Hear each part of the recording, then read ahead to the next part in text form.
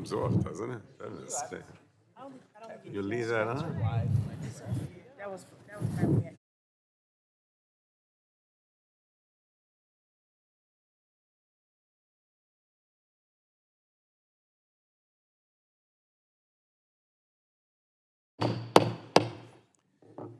Thank you all for being here today. Before we, actually I did gavel the committee to order, but before it's officially called to order, we have to give our digital team some notice. So I'm going to count down from 5 to 1, and then the markup will officially begin. 5, 4, 3, 2, 1. The committee will come to order.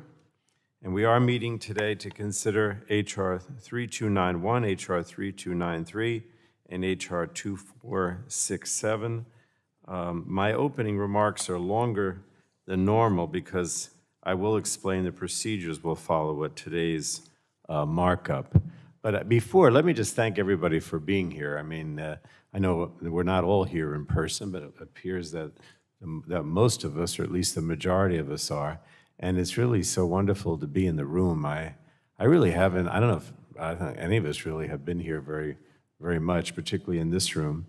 So it's good to be back and good to see everybody in person. But due to the COVID-19 public health emergency, members can participate in today's markup either in person or remotely via online video conferencing. Members who are not vaccinated and participating in person must wear a mask and be socially distanced. Such members may remove their mask when they are under recognition and speaking from a microphone, similar to the floor. Staff and press who are not vaccinated and present in the committee room must wear a mask at all times and be socially distanced. For members participating remotely, your microphones will be set on mute for the purpose of eliminating inadvertent background noise. Members participating remotely will need to unmute your microphone each time you wish to speak.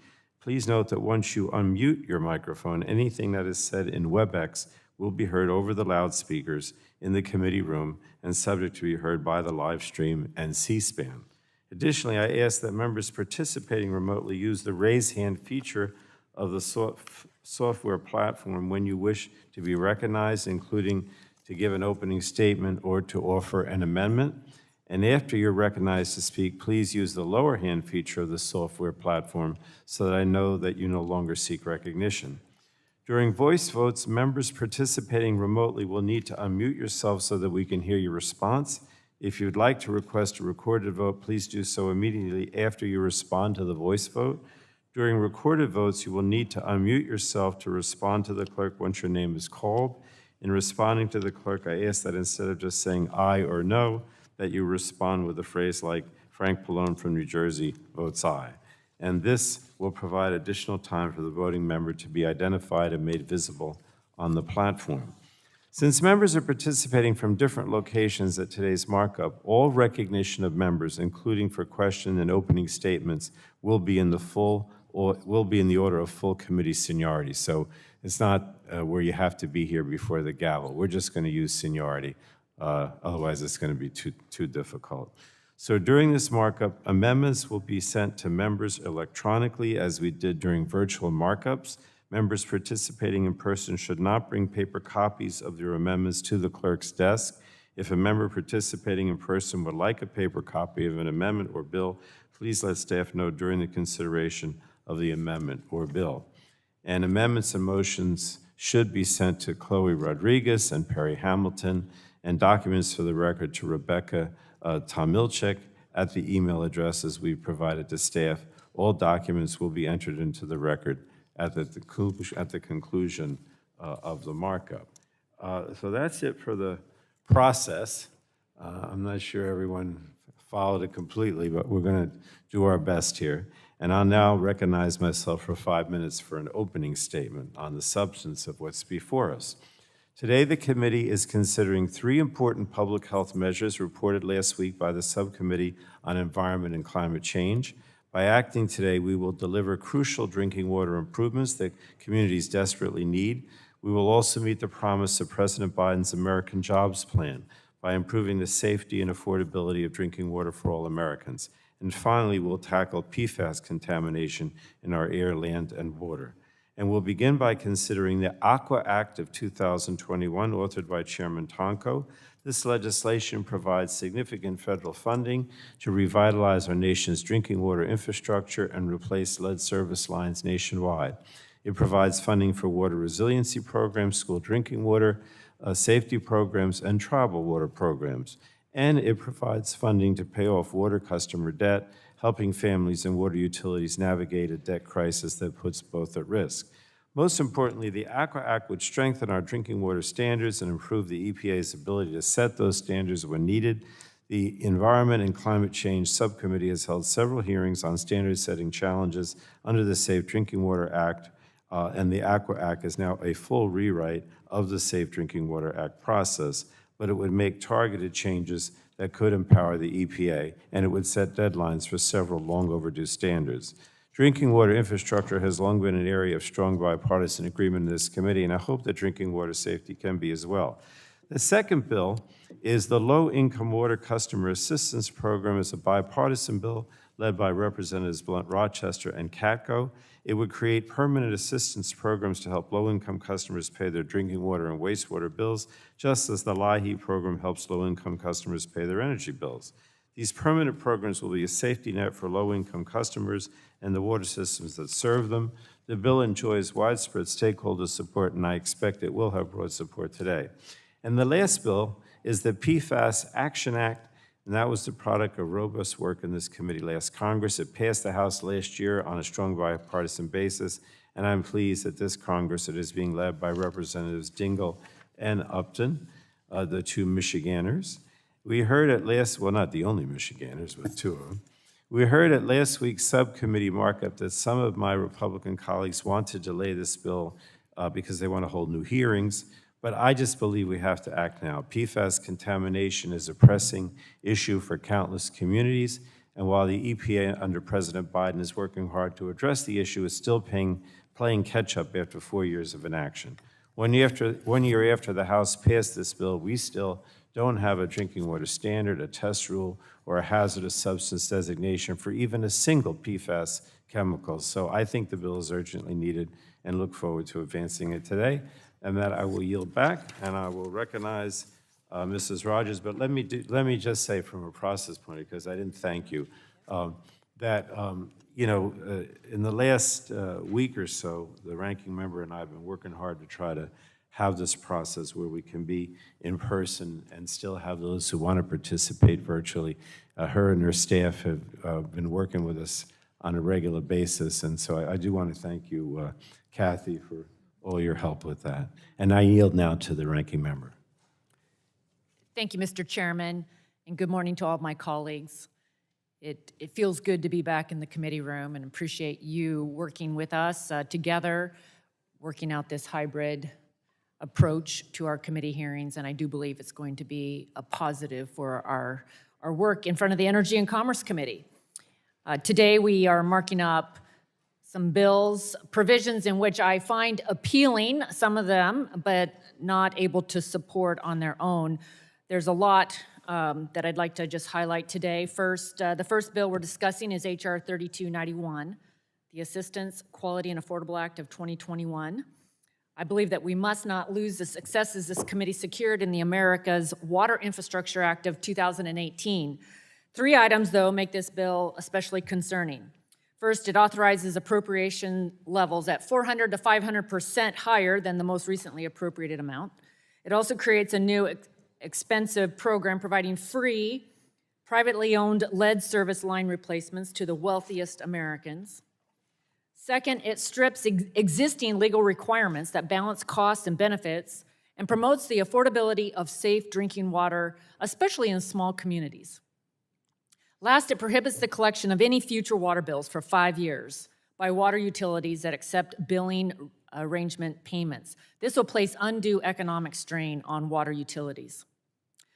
The second bill under consideration is H.R. 3293, which creates the first income support program ever at EPA. 2 items concern me most about this bill. First, low-income, rural communities and privately held water systems are subjected to more burdensome hoops to obtain funding than others, including in urban areas. Second, H.R. 3293 creates a permanent billing assistance program while simultaneously directing EPA to study whether the need exists. We should study it before establishing the program. Finally, there's the PFAS Action Act, H.R. 2467. PFAS are a class of 9,252 separate chemicals according to EPA's master PFAS list. I've become familiar with two of the best-known PFAS, PFOA and PFOS, because they are foam that have contaminated at Fairchild Air Force Base in Airway Heights, Washington. While I support solving PFAS problems, H.R. 2467 isn't workable. It removes the lab coat from EPA scientists to mandate those decisions. It forces EPA to make thousands of regulatory determinations under its major laws. It removes the public from the regulatory process, and it favors harsh limits over science and real safety. Mr. Chairman, I recognize that these bills are well-intended. Unfortunately, being well-intended and well-meaning is not a substitute for poor outcomes. And with that, I yield back.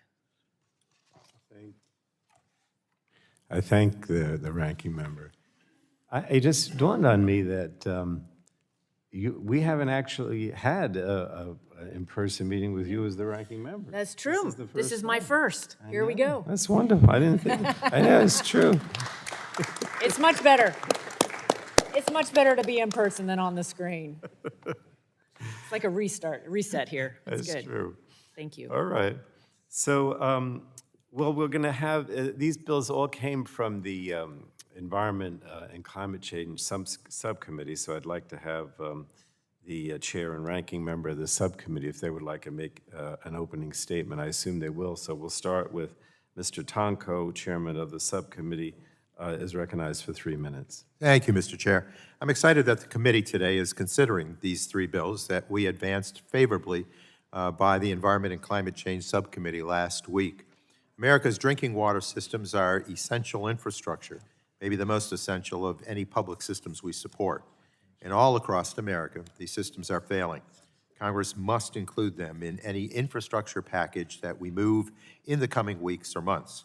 H.R. 3291, the Aqua Act, enhances water infrastructure, quality, safety, and affordability, and delivers a needed lifeline for drinking water repairs and upgrades to state and local governments. This bill authorizes the Drinking Water State Revolving Fund and other essential EPA programs for 10 years. It establishes a $45 billion program to replace lead service lines and reforms the Safe Drinking Water Act to improve EPA's broken standard-setting process. With the next bill, H.R. 3293, the Low-Income Water Customer Assistance Programs Act, introduced by Representatives Blunt, Rochester, and Katko, addresses the growing challenge of water affordability for millions of Americans. And finally, H.R. 2467, the PFAS Action Act, works comprehensively to reduce Americans' exposure to dangerous PFAS chemicals, whether through our air, our water, or our consumer products. Despite promising initial steps from the Biden administration, I fear that the EPA will not adequately address PFAS without clear, comprehensive directions from Congress. My thanks to Representatives Dingell and Upton for their enduring leadership on this bill and commitment to addressing this dangerous class of forever chemicals. I expect there will be several amendments offered today, and I remain interested in working with members to further improve these bills, both today and before they come to the floor. And with that, Mr. Chair, I encourage members to support these bills, and I yield back. Thank you, Chairman Tonko. And next, I'd recognize Mr. McKinley, the ranking member of the subcommittee, for 3 minutes. Thank you, Mr. Chairman, and thank you for bringing us back into committee, back into this room. It changes the complexion. The Aqua Act is indeed well-intended. I understand that, but I still, like the ranking member, still have serious concerns with it. It removes the cost-benefit requirement and small system variances from the Safe Drinking Water Act. I will be offering an amendment to ensure these existing provisions remain in law. The committee also examines the Water Assistance Program of 2021. This bill will create at the EPA, and as the ranking member, I guess chairman in waiting, just said that this is the first time, and it establishes a government-assisted social program. And lastly, the committee will have a markup on bills on PFAS. As I explained last week, nearly a quarter of our members are new to the committee. Yet we haven't had a hearing on PFAS in 2 years, despite all of our requests for one before last week's markup. We need to understand that PFAS is indeed a class of over 9,000 different chemicals with varying properties and characteristics, and the science on PFAS has evolved since this committee last had a hearing. Yet this bill takes a non-scientific, one-size-fits-all approach to address the problem. And curiously, Mr. Chairman, it includes a unique exemption from liability for airports. Now, airports have been one of the biggest users of firefighting foam like PFOA and PFOS. And yes, the FAA requires airports to use it, and others, like water utilities, are also required by the federal government to filter their water containing PFAS. But they didn't get an exemption. So obviously, this bill is trying to do airports a favor, but why not our water systems? Mr. Chairman, at the proper time, I'm curious, I'll be interested to learn your explanation of why this committee is favoring one group over another. And let's not forget that EPA has made significant progress in addressing PFAS since this bill passed the House last year, and Congress has already passed key bipartisan laws to address it. So, Mr. Chairman, let's take the time to address the issue in a more thoughtful manner, all these three bills, before they go to the floor.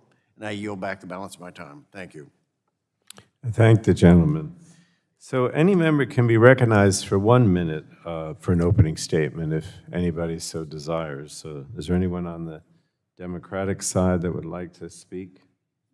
Make an opening statement? Oh, where is she? Oh, I'm sorry. I keep forgetting we got the people virtually. Okay. Ms. Dingell is recognized for 1 minute.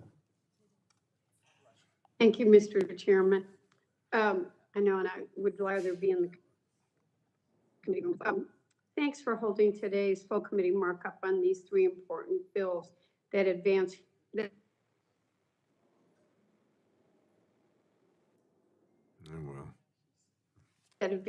work on each of these bills. If enacted, they will ensure Americans nationwide have access to clean, safe, and affordable drinking water, as well as protect the American people from harmful forever chemicals, and finally represent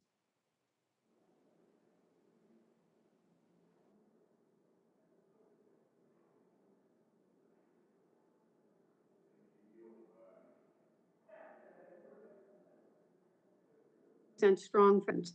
And I urge every member of this committee to send these bills favorably to the floor today, because it will help so many American people. Thank you, Mr. Chairman, and I yield back. Thank you, and we'll submit complete statements for the record. It was a little garbled there, but again, we're experimenting this week. Anyone on the Republican side that would like to make an opening statement for 1 minute?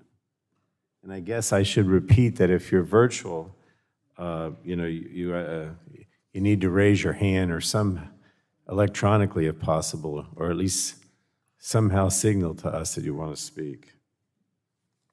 Is there anybody else on the Democratic side that we missed?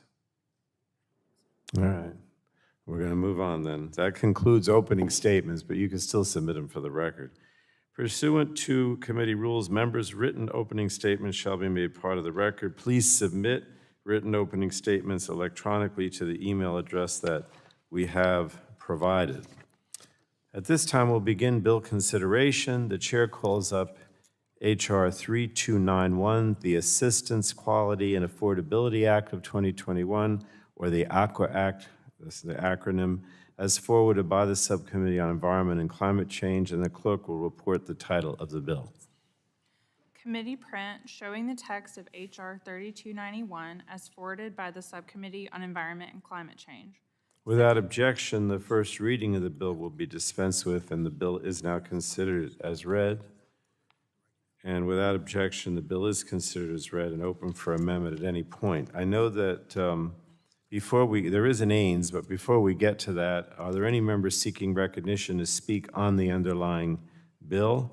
And again, members participating remotely are reminded to use the raise hand feature to seek recognition and to use the lower hand feature after you've been recognized. Is there anyone that wants to speak? Mr. Yes. Chairman. Mr. Doyle is recognized. Strike the last Chairman, I word. move to strike the last word. Gentleman is recognized. Mr. Chairman, I support this legislation because it will improve our drinking water quality, ensure our children's water is healthy, and provide good-paying jobs. Importantly, the bill will help get the lead out of our communities by extending testing in schools and child care facilities, by helping schools replace lead water fountains, and by providing robust funding for lead service line replacement. Lead pipes have been a real problem in Pittsburgh and other cities across the country for too long. This bill makes significant investments in finally making lead in our water a thing of the past. The provisions in this bill will not only make our drinking water safer, they will create thousands of good-paying jobs, both in construction and in manufacturing, through its strong Buy America provisions. We must invest in ensuring all Americans have safe and affordable drinking water, and for that reason, I support this legislation and urge my colleagues to support it as well, and I yield back. I thank the gentleman from Pennsylvania. Now, again, we're going based on seniority back and forth between parties. Anybody on the Republican side in person or virtually? On the Democratic side, we go now to the gentlewoman from Florida. Ms. Castro is recognized for 5 minutes. Well, thank you very much. I move to strike the last word. Gentlewoman is recognized. Thank you, Mr. Chairman. I want to thank you and Chairman Tonko very much for pushing this bill forward, H.R. 3291. This is vitally important because we have really fallen behind in our federal responsibility to shore up our water systems across the country. Local communities like mine in the Tampa Bay area, in the state of Florida, we cannot keep up with the backlog. We have such huge needs to repair, replace, modernize our entire water systems. So thank you very much. This will help our local communities. It also helps address resilience. We know with the rising costs and the impacts of the climate crisis, our water systems are under great stress. And last year, when the Select Committee on the Climate Crisis made a set of recommendations, some of our recommendations included strengthening the nation's drinking water infrastructure against natural hazards and climate impacts. We also recommended that we upgrade wastewater and drinking water systems, provide support especially to frontline communities and working class households, and that we strengthen the resilience for our schools. So this bill, thank you very much for heeding those recommendations. This is very important legislation. I recommend to our colleagues we pass it on to the floor of the House. Thank you. I yield back. I thank the gentlewoman. Anyone on the Republican side, virtually or otherwise? Ms. Eshoo is with us virtually, recognized for 5 minutes. The gentlewoman from California, Ms. Eshoo. Thank you, Mr. Chairman. This is an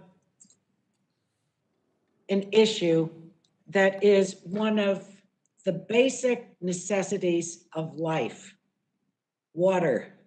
And over the years at our committee, there are so many members that, in representing rural areas in our country, speak up, obviously, on behalf of their rural areas. Believe it or not, in my Silicon Valley district, I have rural areas.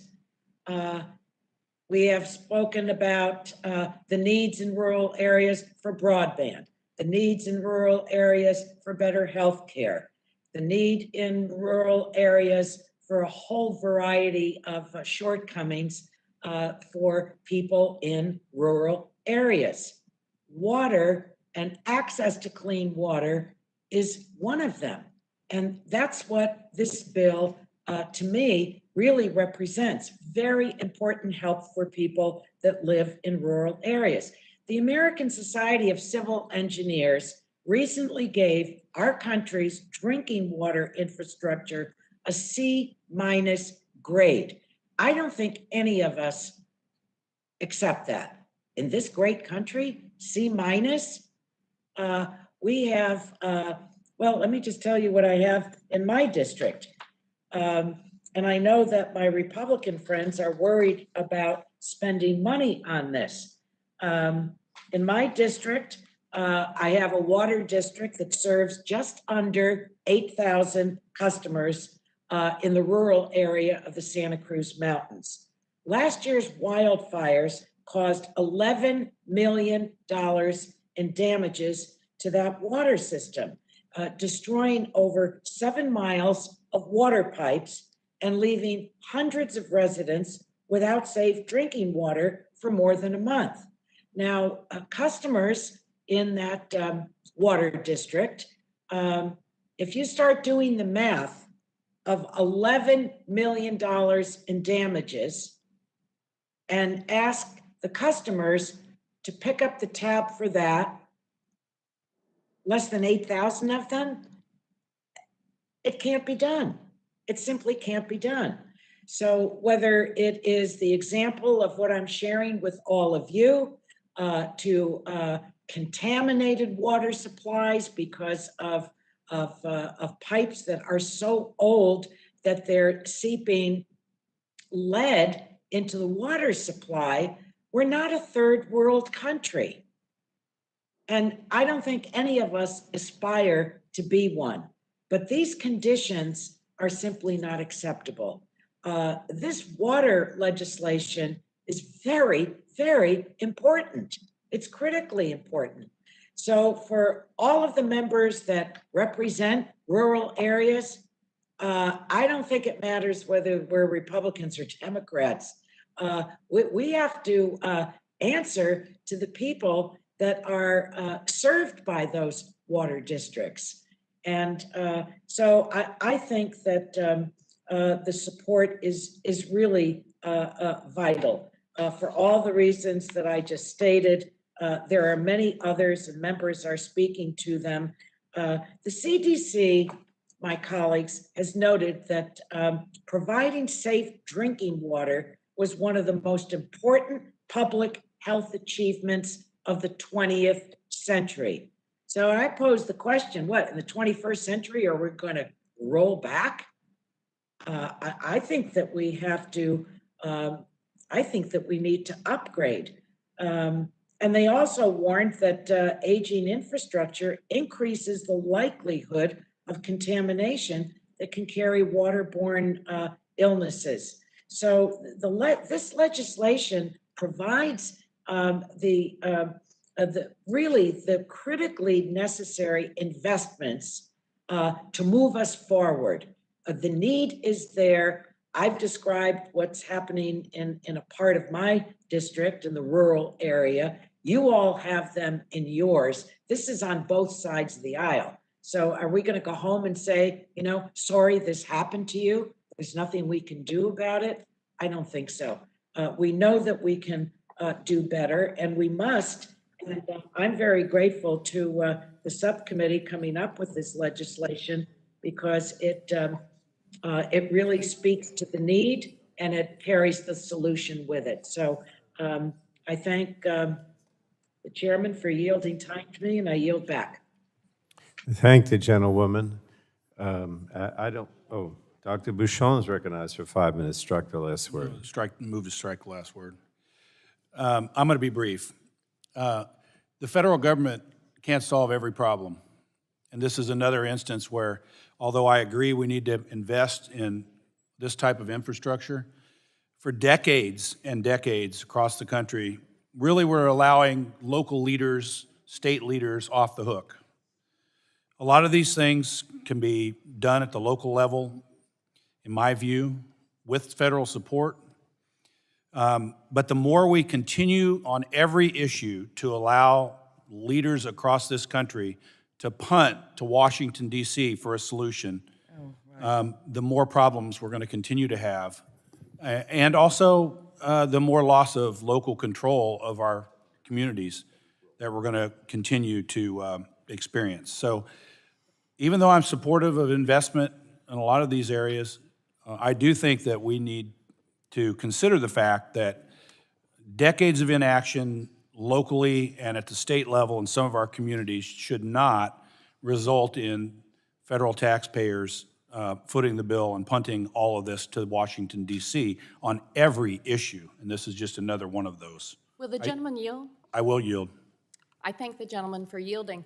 I served as a county commissioner before I was elected to the U.S. Congress, and I absolutely agree that local officials have a huge responsibility when it comes to water and wastewater.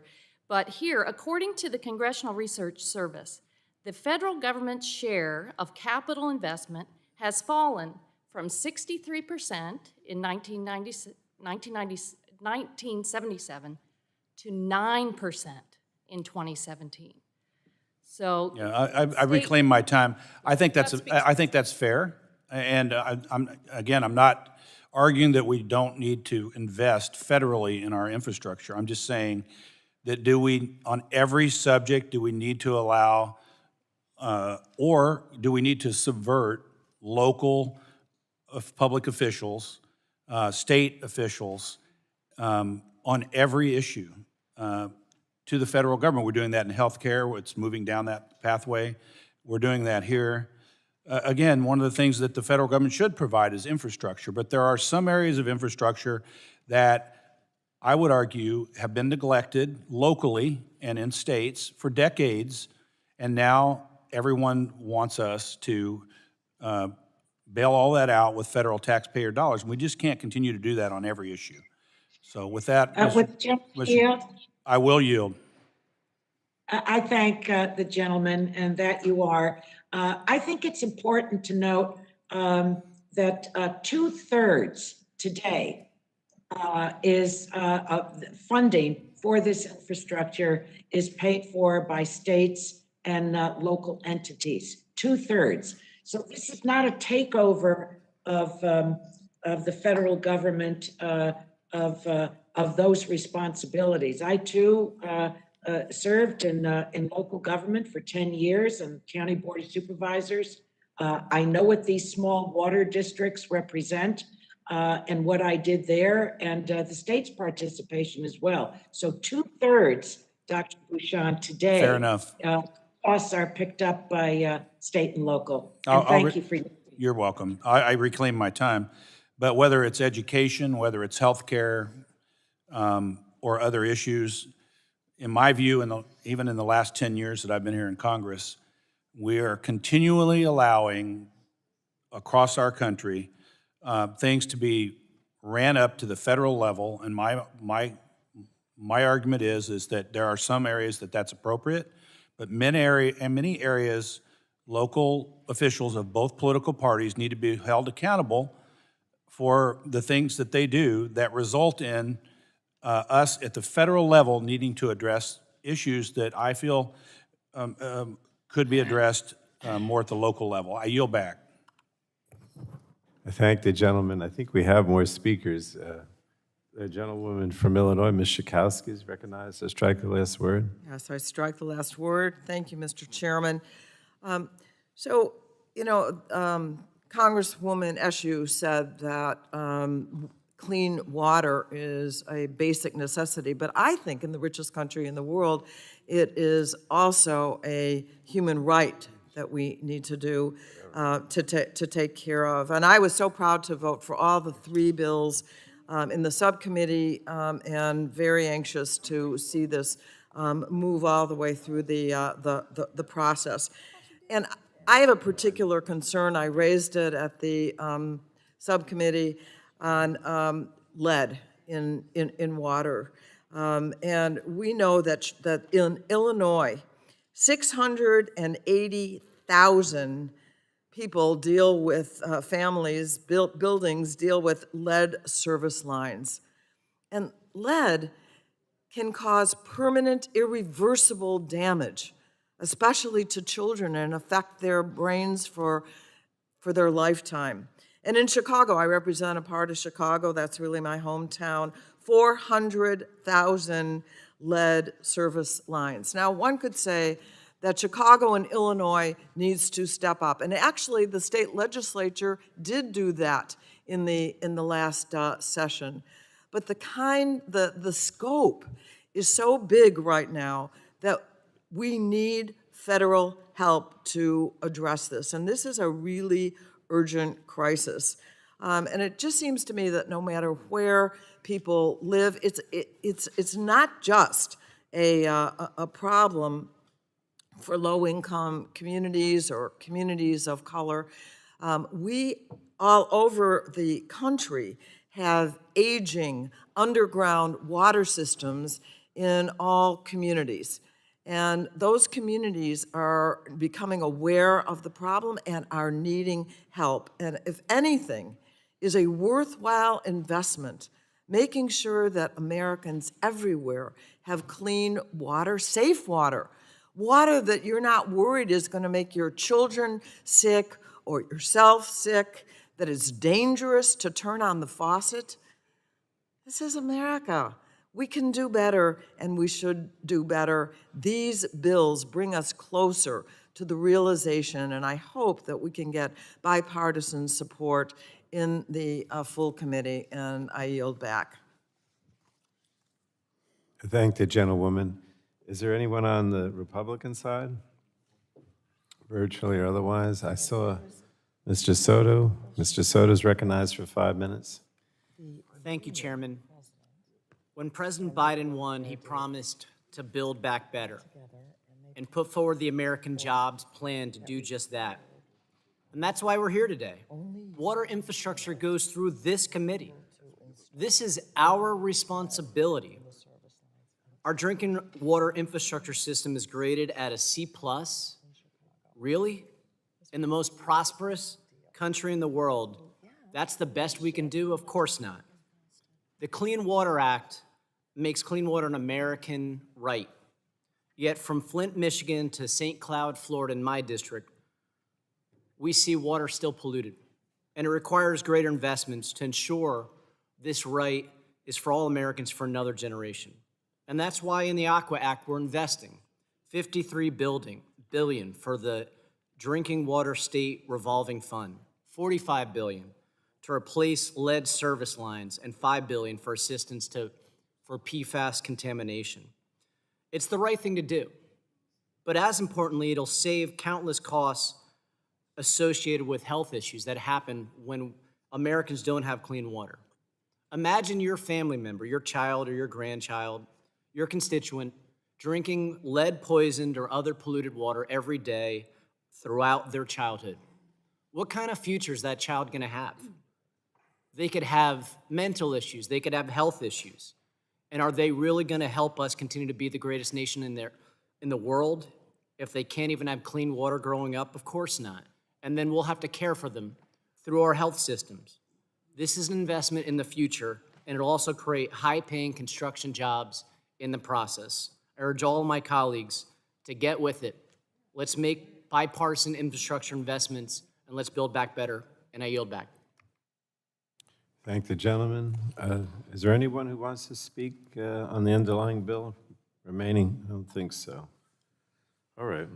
Then we'll move to the Ains. I would recognize Mr. Tonko to offer an amendment in the nature of a substitute, and the clerk will report the amendment. Amendment in the nature of a substitute to the committee print for H.R. 3291, offered by Mr. Tonko of New York.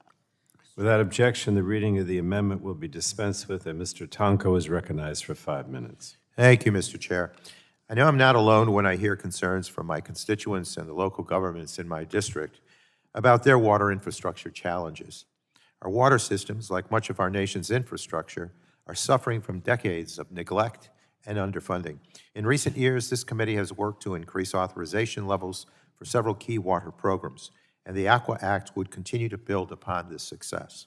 This bill would extend the Drinking Water System Resilience Funding Program, the Indian Reservation Drinking Water Program, the Public Water System Supervision Grants to states, assistance to colonials, grants for school and child care, lead testing, and replacements of school drinking water fountains that may contain lead. It authorizes significant increases in funding for the Drinking Water State Revolving Fund, and it establishes several new programs, including a $45 billion investment to replace lead service lines, Congresswoman Clark's amendment at subcommittee to install and maintain filtration systems at schools, and a grant program to address PFAS contamination. Title II of the bill addresses EPA's broken standard setting program. We now have 25 years of evidence that the approach established in the 1996 amendments has not worked. I know some would rather not discuss standard setting, but we cannot continue to divorce the issues of water systems needing more infrastructure dollars from EPA, needing stronger authorities to protect public health and set minimum safety standards. The Aqua Act directs EPA to set health protective standards for PFAS, 1,4-dioxane, and microcystin toxin for within 2 years. And it prevents EPA from setting standards that are weaker than what is feasible based on cost considerations. Finally, Title III seeks to address the affordability challenges that have occurred since the start of the pandemic. The Aqua Act authorizes $4 billion to reduce or eliminate customer debt incurred since March of 2020 and prohibits water systems receiving this funding from disconnecting the service of eligible residential customers as a result of non-payment for a 5-year period. This language was incorporated from H.R. 3292, the Water Debt Relief Act introduced by Representatives Dingell and Tlaib. The amendment, in the nature of a substitute, makes several changes to the bill advanced by the subcommittee based on feedback received from stakeholders, including water utilities. It clarifies that the limitation on private owner contributions for lead line replacements refers only to projects receiving funding under this program.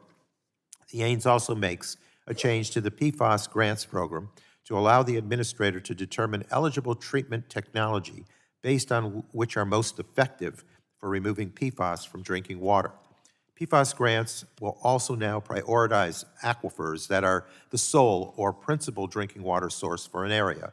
And finally, the AINS requires recipients of lead service line replacement funding to submit a plan to replace all lead lines within their systems within 10 years. This is not too dissimilar from a concept included in Republican-sponsored lead line replacement legislation, which was subject of a legislative hearing in the subcommittee last month. Mr. Chair, I want to thank you for including this bill at today's markup. We know our water systems need these infrastructure dollars, and our constituents deserve to have safe, reliable, and affordable water, free from lead, free from PFAS, and other dangerous contaminants. The Aqua Act can go a long way to making that hope a reality. With that, I encourage members to support the AINS. Mr. Chair, I yield back. Thank you, Chairman Tonko. So we'll have, if anyone wants to make a statement on the AINS, we'll do that first, and then we'll go to amendments, partisan amendments to the AINS. Does anyone on the Republican side want to speak on the AINS? All right, well, I'm going to say something. I'll recognize I move to strike the last word to speak in support of the amendment in the nature of the substitute. The Aqua Act, authored by Chairman Tonka, would provide robust federal investments for drinking water infrastructure, including funding to replace lead service lines, remove PFAS from drinking water, and improve resiliency. And these investments are a critical part of our infrastructure work and can play an important role in building back our economy. They're also a critical part of our pursuit of environmental justice because we need to do much more to ensure equal access to safe water and a healthy environment. And they're just one component of this important bill. The safety title of this bill would set deadlines for needed drinking water standards while ensuring those standards are strong enough to protect vulnerable populations and communities that bear a disproportionate burden of environmental pollution. That title will also strengthen the Safe Drinking Water Act for all contaminants, ensuring that health protection matters more than cost benefit when we decide how to clean our water. And then at last week's subcommittee markup, we heard some misleading claims about this change, so I did want to take a little time to address them. Well, I think they're misleading. Under current law, EPA must set drinking water standards as close to the health protection goal as feasible, taking cost into consideration with two exceptions. The first exception is where setting such a protective standard for one contaminant would undermine protections against other contaminants or undermine other treatment techniques. That exception appears in paragraph 5 of this statutory section and would not be touched by this bill. But the second exception in paragraph 6 is for when the administrator determines at their discretion that the benefits of the standard do not justify the costs. And this is the exception that the bill before us would repeal. And this bill would repeal it for several reasons. First, because cost is already considered when determining whether the standard is feasible. Second, because the public relies on the Safe Drinking Water Act to protect their health. And finally, because cost-benefit analysis is a flawed tool, in my opinion, that undervalues the health and well-being of people generally, but especially low-income communities and communities of color. So we heard last week that this change would have Washington set a one-size-fits-all standard that might not be right for rural systems. But I don't think that's true. The Safe Drinking Water Act sets a national minimum standard of protection because rural Americans deserve health protections as much as anyone else. And that would be true whether this bill is adopted or not. Municipalities that want to go beyond the minimum or states that want to set stricter standards are free to do so. And this bill will simply ensure that the national minimum standard is protected. We also heard last week that this change would increase levels of other contaminants. And I think my colleagues we're conflating the paragraph 5 exception, which would remain unchanged, with the paragraph 6 exception, which would be removed. And the Aqua Act does not touch the provision allowing EPA to change a standard because of concerns about other contaminants. Now, we also heard last week that cost must be the controlling factor for drinking water safety because our cities and towns are facing a zero-sum game, and any spending on water quality will have to come out of the budget for other necessities like, for example, hiring teachers. But I don't think that's all true as well. I think that's a false choice. First, because water systems are supported by ratepayers, and second, because both drinking water bills we're moving today would provide generous and sustained financial support for water systems. So they would provide tens of billions of dollars for infrastructure improvement, billions for the purchase and installation of new treatment technology, billions to pay off outstanding customer debt, and billions to subsidize water rates through permanent low-income customer assistance programs. So, I know that my Republican colleagues are concerned about the cost of delivering safe water across the country, but I would urge them to support these bills rather than relying on cost-benefit to block health protective standards. So again, I urge my colleagues to support the AINS and the bill. I don't know that I'm convincing anybody here, but I wanted to at least set forth my response to some of the arguments that were raised last week. And with that, I yield back. And if anybody else would like to speak on the underlying bill? Oh, Ms. Clark, the vice, oh no, she's not the vice chair, that's Robin now. Ms. Clark from New York is virtual? Yes, she is. Would you like to, I'll yield to you, strike the last word for 5 minutes. Thank you, Mr. Chairman. And let me also thank both you and Chairman Tonko for your combined leadership on this important legislation. H.R. 3291, the Aqua Act, is a major step towards ensuring that our nation's drinking water is safe and affordable for all communities. Among its many provisions, the bill provides crucial funding to address lead contamination in drinking water. This is an issue that has disproportionately impacted communities of color and low-income communities, from Flint, Michigan to Newark, New Jersey, and the legislation takes important steps to ensure that these overburdened communities are prioritized as we seek to remediate issues of lead contamination. Lead contamination in drinking water is particularly dangerous to the health of young children. Even at very low levels, lead can cause irreversible damage to developing brains and nervous systems. All too often, this can result in harmful effects from learning disabilities to impaired growth, and in the most severe cases, coma and even death. Once again, Black children have borne the brunt of this crisis. Across the nation, studies have found that they are almost 3 times more likely to have highly elevated levels of lead in their bloodstream. And unfortunately, Our nation's schools, which ought to be safe havens for children, are frequently the primary pathway by which children are exposed to lead contamination in their drinking water. This is why I proposed an amendment last week during our subcommittee markup that would establish a new program at EPA to support the installation of filtered water fountains and refill stations at schools and childcare programs across the nation. These water stations will take advantage of the most up-to-date filtration technology to almost entirely remove lead from drinking water, no matter where the exact source of lead contamination may be.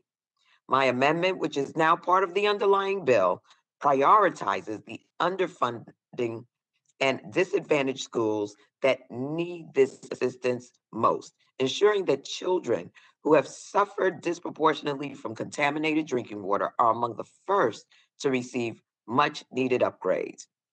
Filtered water stations are a cost-effective solution that will keep our children safe as schools and childcare facilities continue the important but expensive work of updating their plumbing systems. During last week's markup, some of my colleagues from the other side of the aisle noted the cost of this new program as a reason to not vote for my amendment. But let's be clear that what we're talking about here, the cost of this program, $50 million a year over the next 10 years to assist with the purchasing and maintenance of filtration stations, is the equivalent of just $1 million per year for each state. Put it another way, this is less than $1 a year for every child in the United States. One single dollar per child per year to ensure that our children are safe from the harmful health impacts of lead contamination in their drinking water. And so I ask my colleagues again, what does it say about our priorities if we're not willing to provide this funding to keep our children safe? The health and well-being of our children and our communities depend on us taking bold steps right now to eliminate lead contamination in drinking water. I urge my colleagues to support this legislation and demonstrate that Congress is serious about making drinking water affordable and safe for all communities. Let me once again thank Chairman Tonko and Chairman Pallone for their outstanding leadership on the Aqua Act, and I look forward to sending it to the House floor. With that, Mr. Chairman, I yield back the balance of my time. I thank the gentlewoman. Does anyone else want to speak on the Ains before we go to amendments to the Ains? Anyone on either side? Anyone virtually? All right. So now we'll entertain amendments to the Ains. Recognize the ranking member. I have an amendment at the desk. The clerk, will the clerk have the amendment? What's the title? The title is DWFFF Amendment to Aqua Act Ains. Oh, 7? Committee 7? 7, yes. You have it? All right, the clerk will report the Rogers Amendment. Substitute for the amendment in the nature of a substitute to the committee print for H.R. 3291, offered by Mrs. Rogers of Washington. Without objection, the reading of the amendment Mr. will Chair, be I wish to reserve a point of order. Gentleman reserves a point of order, and without objection, the reading of the amendment will be dispensed with, and the gentlewoman, the ranking member, is recognized to speak in favor of her amendment. Thank you, Mr. Chair. Oh, thank you, Mr. Chairman. As I said in my opening statement, there are some parts of this legislation that I agree with. My amendment is focused on the policy that we agree on. It would include most of the drinking water funding for the Future Act that Ranking Member McKinley and I introduced last month. That extends a successful down payment made in the 2018 bipartisan America's Water Infrastructure Act. This amendment promotes drinking water compliance and purchasing power, advances innovation in this sector, and prepares drinking water systems to smartly face terrorism and resilience challenges. This amendment reauthorizes the Drinking Water Revolving Loan Fund at $1.9 billion per year for 5 years. The Drinking Water Revolving Loan Funding is the main federal drinking water funding program. It helps defray the cost of federal mandates, but also provides funding for many other drinking water programs. The authorization in this amendment is $870 million more than Congress provided this program in the last annual appropriations. This amendment extends the grants for assessing risk from terrorism, including cybersecurity, and resilience to natural hazards by community water systems. This amendment authorizes $10 million annually for technical assistance to public water systems for innovative water technologies. It authorizes $125 million annually to fund states implementing and enforcing Safe Drinking Water Act standards. These grants also assist states providing technical assistance to water systems who struggle with compliance. Because I support evidence-based decisions and using objective science, this amendment authorizes $10 million annually for EPA programs to monitor unregulated drinking water contaminants. This monitoring will help EPA understand how widespread these contaminants are in drinking water. It also will inform whether further federal action is needed. To aid economically distressed areas with lead pipes, this amendment authorizes $60 million annually to help communities finance activities to reduce the concentration of lead in their treated drinking water. This program gives priority to drinking water at daycare centers, schools, or other facilities serving children. This amendment uses an existing lead reduction program to address replacing lead service lines. Unlike the amendment in the nature of a substitute, funding would be targeted only towards helping those least able to afford repairs to their private lead service lines.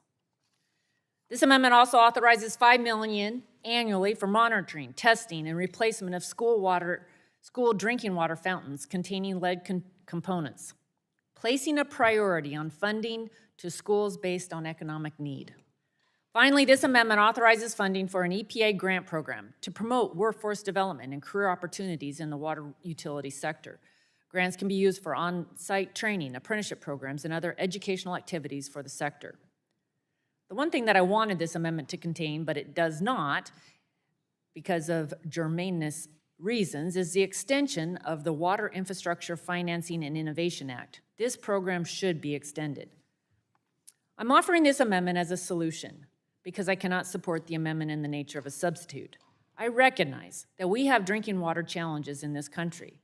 I believe this amendment, like much of what is in Title I, is a reasoned way to address them. The rest of H.R. 3291 is focused on picking fights about how stringent the regulations will be, making rural systems use unaffordable technology, even if affordable alternatives exist, and stopping water utilities from collecting delinquent debts for another 5 years, including from the wealthy. Even though they actually would benefit from higher authorizations, all of the major drinking water utilities oppose the Aqua Act. I think that's a signal that the bill is problematic. I do understand that some of my colleagues want to spend a lot more on these programs, but I feel that we need more information before considering duplicative and expensive new programs that may not drive results. I urge support for this amendment. I thank the gentlewoman, and I'll strike the last word to speak in opposition to the Rogers Amendment. I appreciate that my Republican colleagues are willing to support extending the drinking water infrastructure programs included in the Aqua Act, and that's certainly a start, but it's not enough in my opinion. This amendment won't provide the funding needed to revitalize our crumbling infrastructure and create jobs. It won't replace the lead service lines nationwide. It won't support water treatment to remove PFAS, and it won't address our water debt crisis. And it also won't improve the standard-setting process under the Safe Drinking Water Act to ensure safer water. So I just think we can and should do more, which is why we have the underlying bill. And so I would urge my colleagues to oppose the Rogers Amendment and support the Ains and the underlying bill. Does anyone else want to speak on the Rogers Amendment? On either side, virtually or otherwise? All right, then we will move to a vote. Let's see where we are here.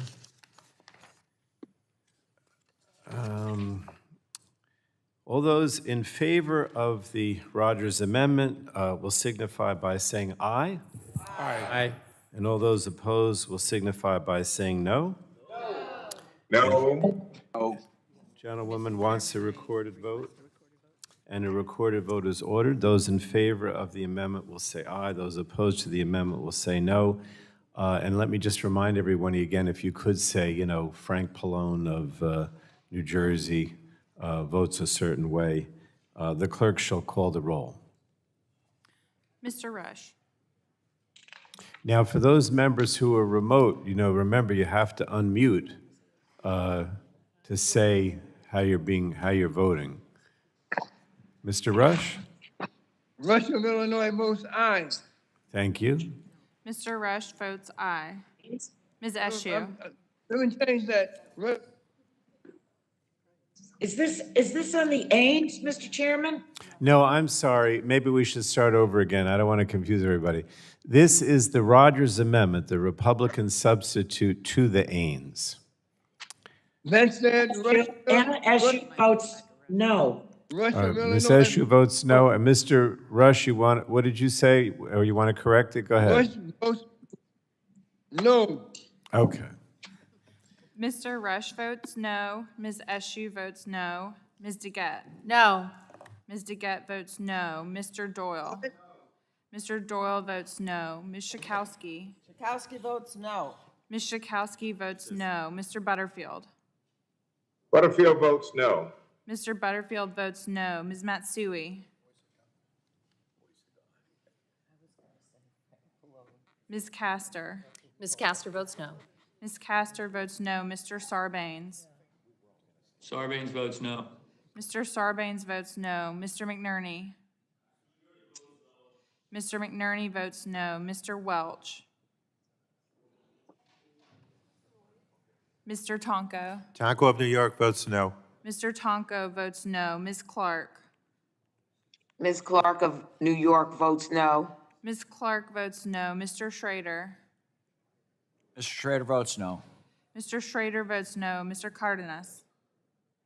Cardenas of California votes no. Mr. Cardenas votes no. Mr. Ruiz. Ruiz from California votes no. Mr. Ruiz votes no. Mr. Peters. Peters votes no. Mr. Peters votes no. Mrs. Dingell.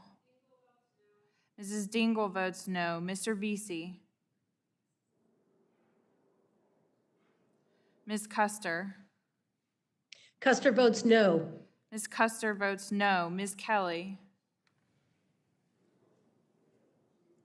Ms. Buttergon votes no. Or Ms. Buttergon. Ms. Baragan votes no. Ms. Buttergon votes no. Mr. McEachin.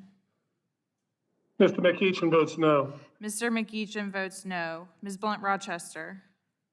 Ms. Blunt Rochester of Delaware votes no. Ms. Blunt Rochester votes no. Mr. Soto. Soto votes no. Mr. Soto votes no. Mr. O'Halloran. O'Halloran votes no. Mr. O'Halloran votes no. Ms. Rice. Rice votes no. Ms. Rice votes no. Ms. Craig. Ms. Craig votes no.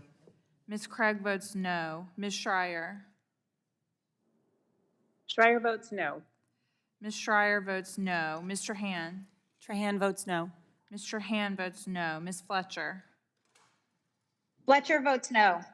Ms. Fletcher votes no. Mrs. Rogers. Mrs. Rogers votes aye. Mrs. Rogers votes aye. Mr. Upton. Mr. Upton votes aye. Mr. Burgess. Mr. Scalise. Mr. Scalise votes aye. Mr. Latta. Votes aye. Mr. Latta votes aye. Mr. Guthrie. Guthrie votes aye. Mr. Guthrie votes aye. Mr. McKinley. McKinley votes aye. Mr. McKinley votes aye. Mr. Kinzinger. Mr. Griffith. Mr. Bilirakis. Bilirakis votes aye. Mr. Bilirakis votes aye. Mr. Johnson. Johnson from Ohio votes aye. Mr. Johnson votes aye. Mr. Long. Aye. Mr. Long votes aye. Mr. Bouchon. Bouchon from Indiana votes aye. Mr. Bouchon votes aye. Mr. Mullen. Mullen votes aye. Mr. Mullen votes aye. Mr. Hudson. Hudson votes aye. Mr. Hudson votes aye. Mr. Wahlberg. Wahlberg votes aye. Mr. Wahlberg votes aye. Mr. Carter. Carter votes aye. Mr. Carter votes aye. Mr. Duncan. Mr. Duncan votes aye. Mr. Palmer. Aye. Mr. Palmer votes aye. Mr. Dunn. Dunn votes aye. Mr. Dunn votes aye. Mr. Curtis. Curtis votes aye. Mr. Curtis votes aye. Ms. Lesko. Lesko votes aye. Ms. Lesko votes aye. Mr. Pence. Pence votes aye. Mr. Pence votes aye. Mr. Crenshaw. Crenshaw votes aye. Mr. Crenshaw votes aye. Mr. Joyce. Joyce votes aye. Mr. Joyce votes aye. Mr. Armstrong. Chairman Pallone. Mr. Pallone from New Jersey votes no. Chairman Pallone votes no. Now, we did have some people that didn't respond. This is Congressman Welch. How am I recorded? Mr. Welch is not recorded. Mr. Welch votes no. Mr. Welch votes no. Anyone else who's either here in person or virtually who didn't vote? I'll just give it a minute or two because I don't want to miss anybody. Even if you don't have your hand raised, well, we can hear you if you unmute.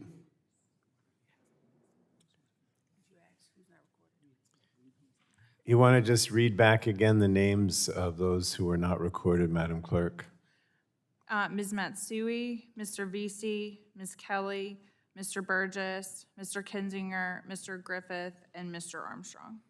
All right. I guess none of those are here.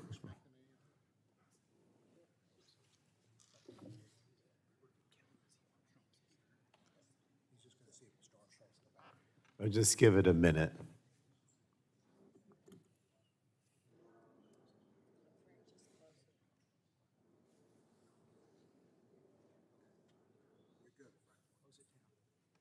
Mr. Chairman, Yes. Mr. Carter? this is Palmer, I have a parliamentary inquiry. Yes. As I understand, the rules require that the members who are remote be visible on the screen for votes. Yes. But Were I they- mean, there are none of the people that are, everybody's on the screen who voted. You're talking about the people who didn't? No, as I understand it, the rules require that the members be visible on the screen when they vote. That's correct. Are they visible only to the clerks or are they visible to the committee? I didn't hear what you said. Want to Are repeat? they visible to the clerks for recording their votes or are visible to the committee? Visible to me, I don't know. They would be visible to anybody who has the computer. I can see them. I don't know if. What are you asking? I'm confused. Oh, you want them to be Yeah. up there? No, they have to be visible in order for their votes to be recorded.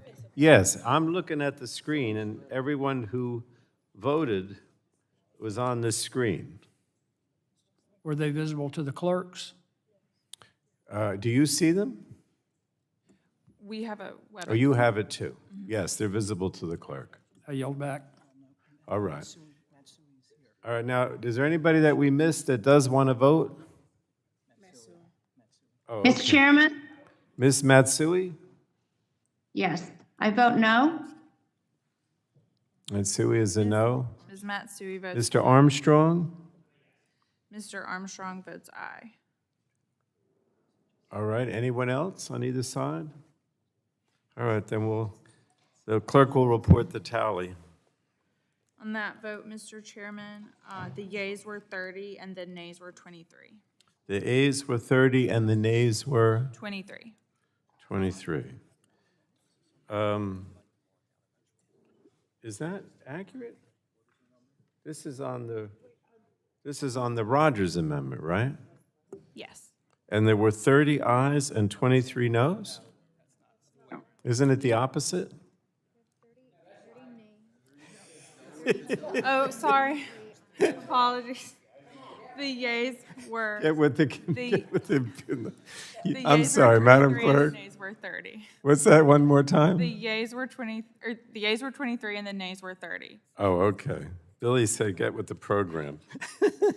The vote on the Rogers Amendment is 23 ayes to 30 noes, and the amendment is not agreed to. Are there further amendments to the amendment? Mr. Chairman, Yes. Mr. Chairman, Who is that? I have an amendment at the Oh, desk. Mr. Ruiz? Yes, Mr. Ruiz, you have an amendment? Yes, sir.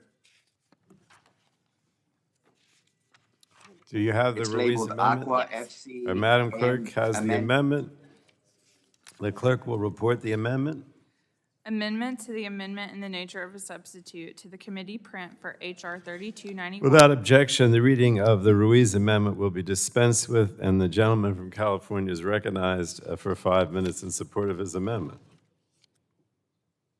Thank you, Mr. Chairman. My amendment makes a very simple change to the Safe Drinking Water Act to give states the flexibility to ensure that additional disadvantaged communities can improve their drinking water systems. This amendment would increase the amount of money that states are able to provide to disadvantaged communities in the form of grants, forgivable loans, or other favorable financing mechanisms from 35% to 40% of their state revolving fund. That's an extra $55 million nationwide. In my district, this could mean that additional small community water systems may receive money to construct upgrades in order to provide access to safe, reliable, and clean drinking water. Under the Safe Drinking Water Act, the federal government funds the state revolving fund, which gives states the ability to provide loans and financing for priority drinking water projects. Current law allows states to use up to 35% of those funds to provide funding in the forms of grants rather than loans. This provision has been critical to helping low-income communities that don't have money to repay a loan, but who still need to increase access to clean water. Clean water is a right and not a privilege for the few. No household should have to worry about the quality of their drinking water because their community is unable to afford necessary upgrades. My amendment today would also bring the Safe Drinking Water Act in line with the Biden administration's Justice 40 initiative, which aims to deliver 40% of the benefits of federal investments to disadvantaged communities. This amendment is about equity and ensuring that every American has the ability to turn on their faucet and access clean, safe drinking water. In my district, the Safe Drinking Water Act has provided funding to critical projects, just such as extending drinking water lines to St. Anthony Mobile Home Park for farm workers and other parks in Mecca and Thermal. In fiscal year 20, with the federal drinking water revolving funds monies, California provided over $45 million in additional subsidies for public water systems serving disadvantaged communities.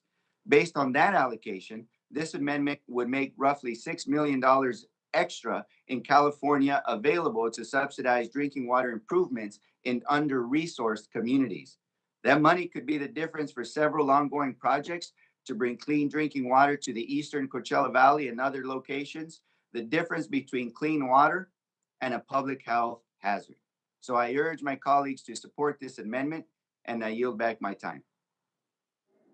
Thank the gentleman. Does anyone else want to speak on the Ruiz amendment to the Ains? All right, well, hearing none, we'll go to a vote on the Ruiz amendment. All those in favor of the Ruiz amendment will signify by saying aye. Aye. Aye. All right, all those opposed will say no. Opinion of the chair, the ayes have it, and the amendment is agreed to. Are there, well, we kind of see if there's a Republican amendment, if there is first. Is there any Republican amendment? Mr. McKinley? Mr. McKinley, does the clerk have the McKinley amendment to the Ains? What's the title? Number 8.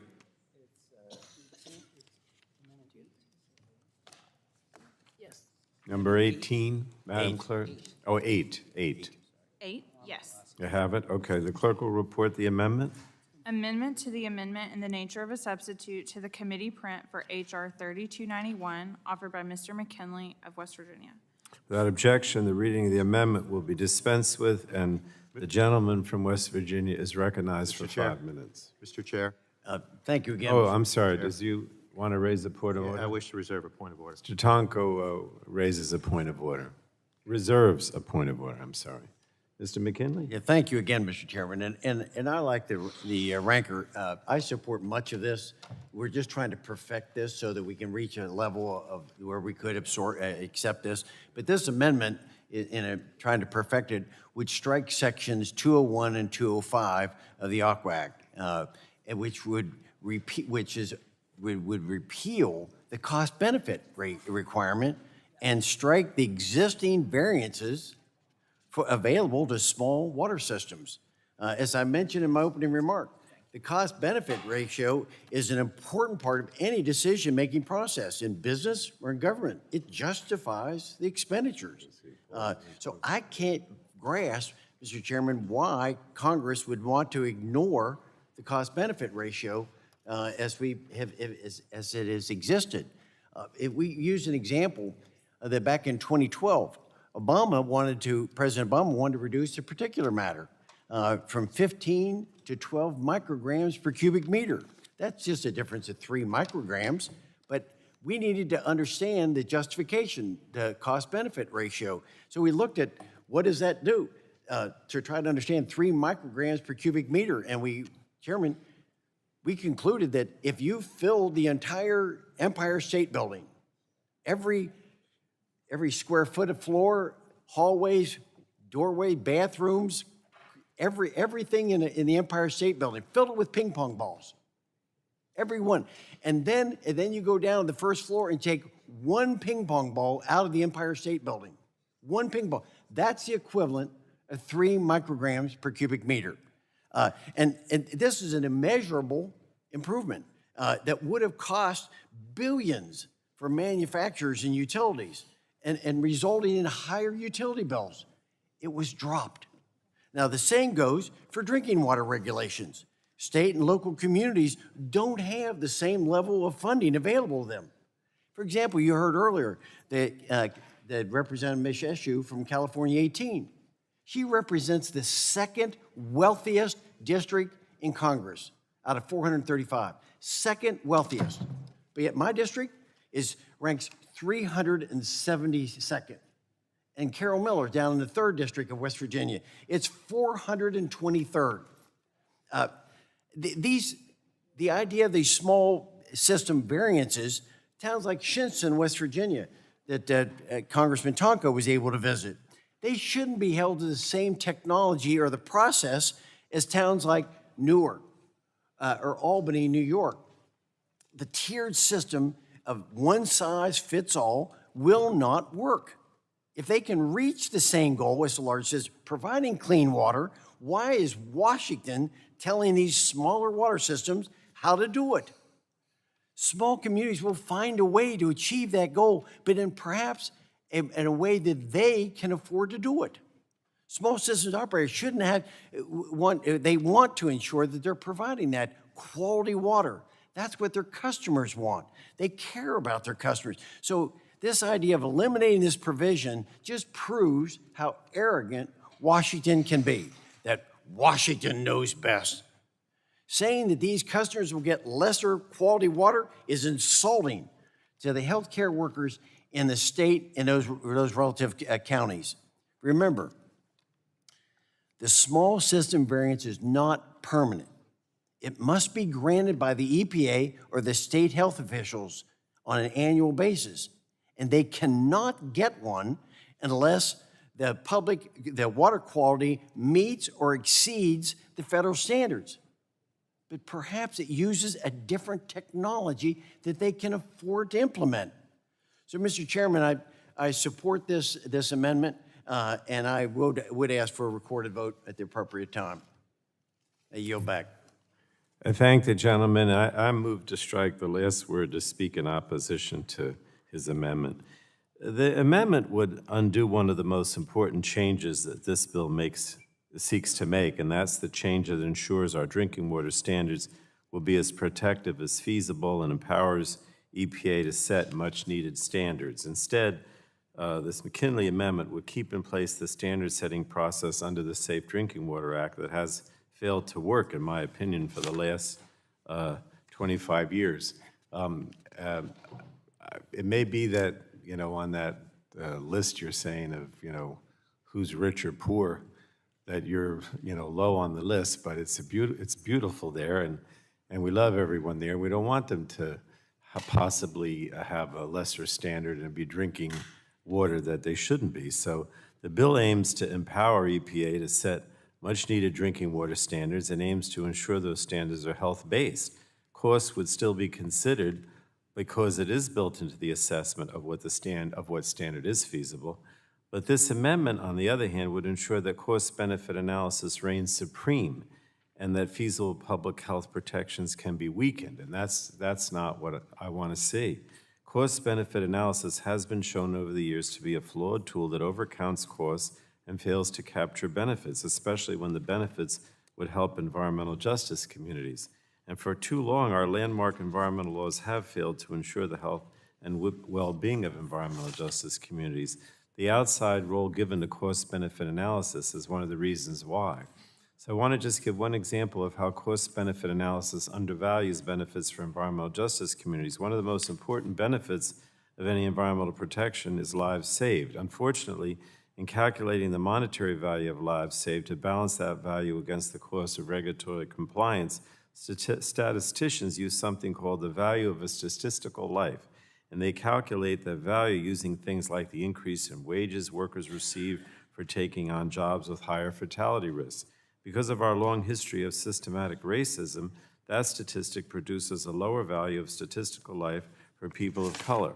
So I don't, again, the concern here is not to put too much emphasis on the cost-benefit analysis, because we have to ensure that our drinking water standards protect the public health, and it doesn't matter, whether you're in West Virginia or you're in Newark or wherever you are. We want to make sure that the health of people when they drink water is safe, and for that reason, I would ask members to reject this amendment and pass the bill to ensure that the Safe Drinking Water Act is primarily about safety. And I yield back. Does anyone else want to speak on the McKinley amendment? Dr. Ruiz, you have your hand up, or that's from the last one? I think it must be from the last one. All right. All right, then we're going to go, but you asked for, Mr. McKinley asked for a recorded vote, so we'll just go to the recorded vote. Recorded vote is ordered. Those in favor of the McKinley amendment will say aye. Those opposed to the amendment will say no, and the clerk shall call the roll again. Unmute yourself so we can hear you, and give your state as you repeat your name. Madam Clerk? Mr. Rush. Rush of Illinois votes Am I unmuted? no. Mr. Rush votes no. Ms. Eshoo. Eshoo of California votes no. Ms. Eshoo votes no. Ms. DeGette. No. Ms. DeGette votes no. Mr. Doyle. Mr. Doyle votes no. Ms. Schakowsky. No. Ms. Schakowsky votes no. Mr. Butterfield. Butterfield, no. Mr. Butterfield votes no. Ms. Matsui. Was he eating? Matsui votes no. Ms. Matsui votes no. Ms. Castor. No. Ms. Castor votes no. Mr. Sarbanes. Sarbanes votes no. Mr. Sarbanes votes no. Mr. McNerney. Mr. McNerney votes no. Mr. Welch. Mr. Tonko. Tonko of New York votes no. Mr. Tonko votes no. Ms. Clark. There goes Mark. Ms. Clark of New York votes no. Ms. Clark votes no. Mr. Schrader. Schrader votes yes. Mr. Schrader votes aye. Mr. Cardenas. Cardenas.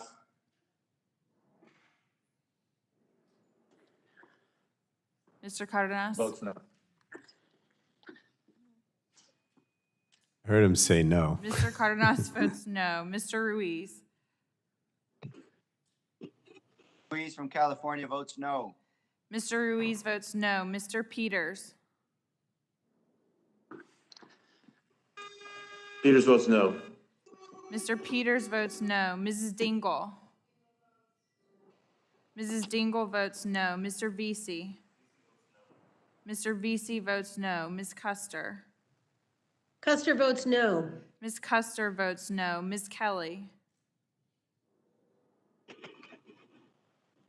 Ms. Barragan? Barragan votes no. Ms. Barragan votes no. Mr. McEachin? Mr. McEachin votes no. Mr. McEachin votes no. Ms. Blunt Rochester?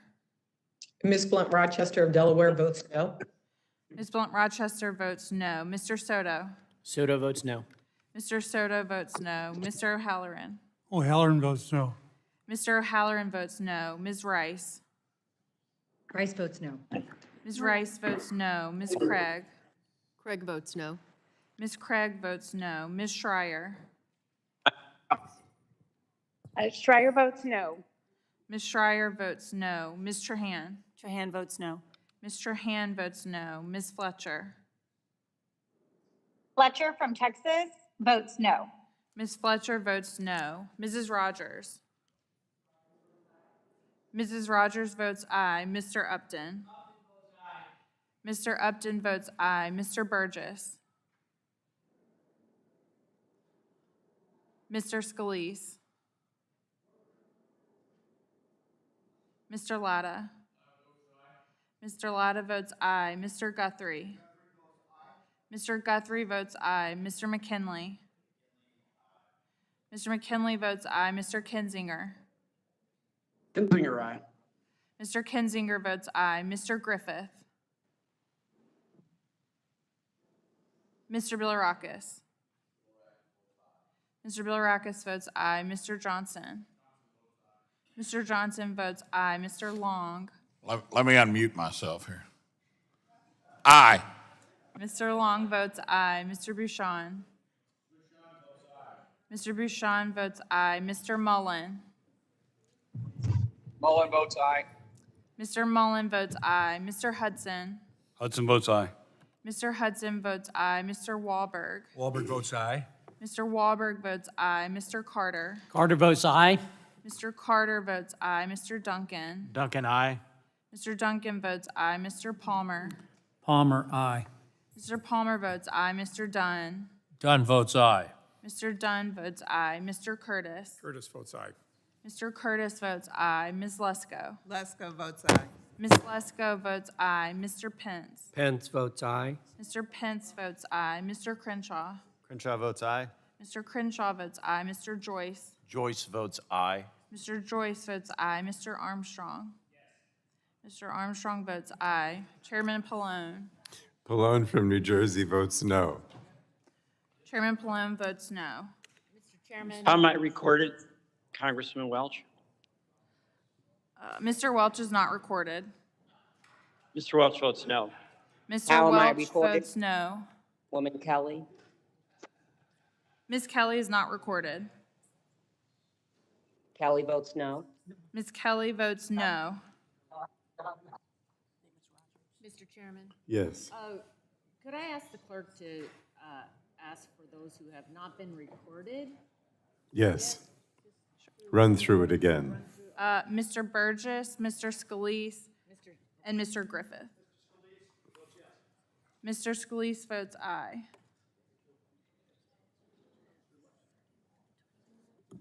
Is there anyone else who hasn't been recorded in person or virtually who would like to vote on the McKinley Amendment?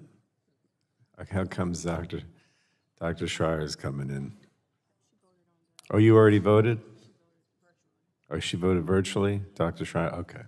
All right, so if that's it, the clerk will report the tally. On that vote, Mr. Chairman, the yeas were 25 and the nays were 31. The vote is 25 ayes to 30 noes, and the amendment is not agreed to. 31. 31 noes. 31? Okay, let me start again. So the vote is 25 ayes to 31 noes, and that's the McKinley Amendment, is not agreed to. Are there further amendments? We'll go back to the Democrats. Gentlewoman from Michigan, Ms. Dingell.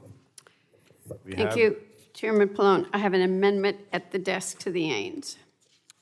The clerk have that amendment? Yes. Okay, the clerk will report the Dingell Amendment.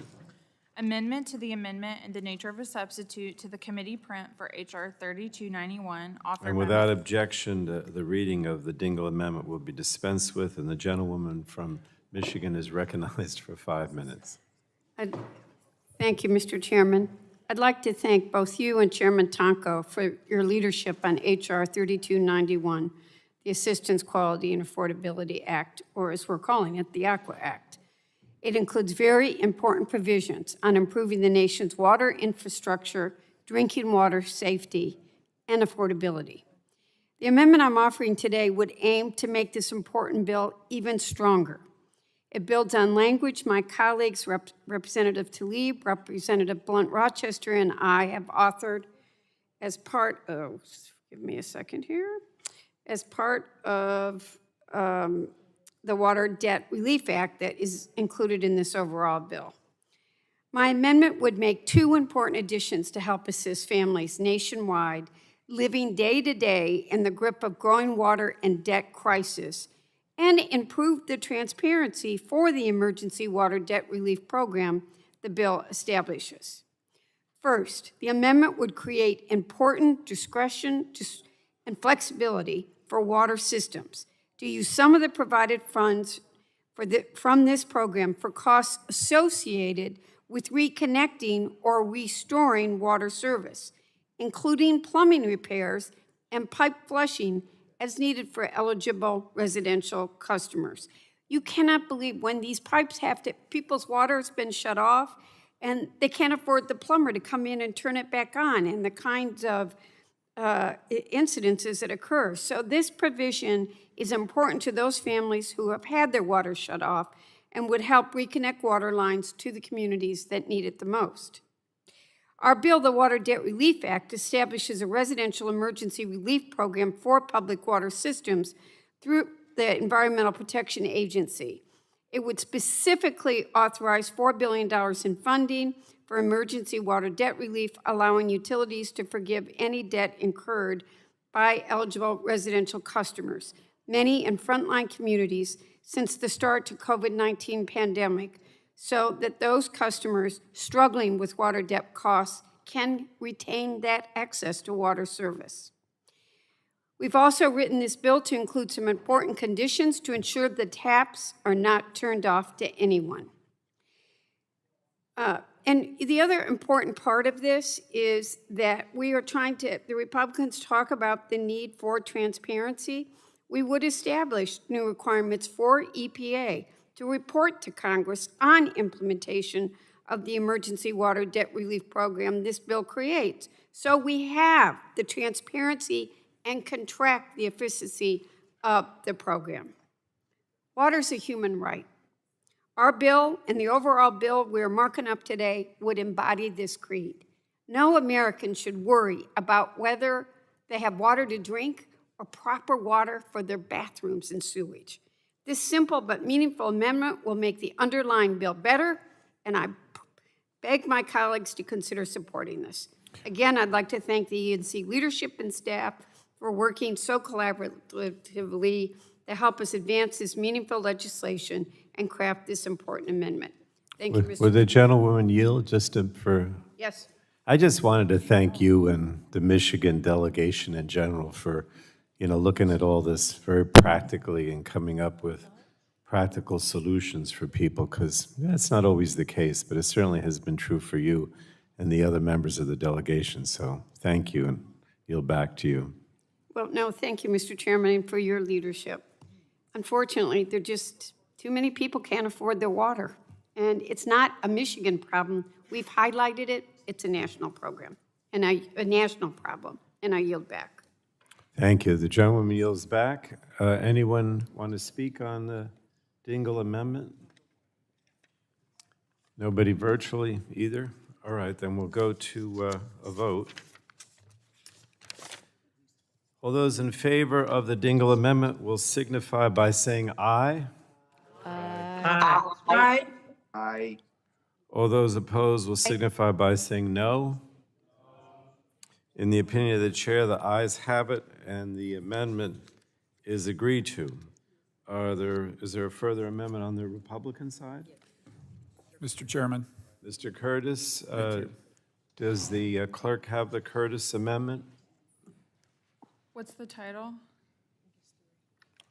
The title or the label or the number? FC Amendment. Number, Amendment 3. it's Yes. yeah, 3. I have it. You have it? Thanks. All right, the clerk will report the amendment. Amendment to the amendment in the nature of a substitute to the committee print for H.R. 3291 offered. Without objection, Madam Clerk, the reading of the amendment will be dispensed with. Oh, is there a point of order? Yes, Mr. Chair. Gentleman reserves, I wish to reserve a point of order. reserves a point of order, and Mr. Curtis is recognized for 5 minutes in support of his amendment. Thank you, Mr. Chairman. May I begin by thanking you for bringing us to this room for the hearing today. I've been on the committee almost 7 months, and this is my first time in the room.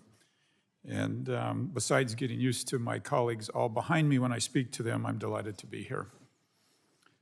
H.R. 3291 creates a new federal program authorized at $4 billion to pay late dues to water utilities dating back to March of 2020 and bars efforts to encourage payment of bills for 5 years. My amendment would strike both of these provisions. In Utah, right now, we are experiencing what some have called the largest drought in our state's history. It's certainly a significant drought. To conserve water, utilities implement various tools to incentivize or disincentivize water use. I remember as mayor, a local entity was given free water. When we restricted their water use and started charging them, miraculously, they started using less water. If people aren't financially liable for their water bills, they have no reason to help conserve water, undermining any efforts by local utilities or government to combat drought. Clearly, I would like to associate myself with my colleagues who have expressed interest and desire to help those who are unable to pay their water bills. But this bill prevents any water utility from taking steps to incentivize individuals to pay their water bills for 5 years. While this bill seeks to solve the issues of paying water bills, it creates another by incentivizing water use without limits. The ban on water bill collection makes no distinction between those who are low income, unemployed, or wealthy. We're currently experiencing a 2.7 unemployment rate in Utah right now. I am all for targeted relief for those who need it most, but if this bill were signed into law, there would be no reason for anybody to pay their water bill for 5 years. Further, and I hope my colleagues will please listen to this unintended consequences, local municipalities pay for water infrastructure through fees. By disallowing them or making them unable to collect these fees, we severely undermine their ability to build the infrastructure that we've talked about so much today. Those that are familiar with municipal bonding will understand that you cannot get a bond with an unreliable stream of income. This bill's unintentional consequence makes it near impossible for municipalities to bond for water infrastructure because they can't count on a reliable stream of income. Additionally, over the last year, Congress spent $4 billion on drinking water rate assistance, $500 million in the omnibus, and $3.5 billion in the American Rescue Plan. This bill doubles the amount of funds for water bill subsidies from $4 billion to $8 billion. I think it's worth noting that there are also countless state, local, and privately run programs to help individuals with their water bills who need it throughout the country. Ranking Member Rogers sent a letter to the administration asking how this $4 billion was spent and prioritized. She still has not received an explanation. Yet today we're ready to spend another $4 billion without knowing how that first $4 billion was spent. My amendment strikes both of these provisions from the bill.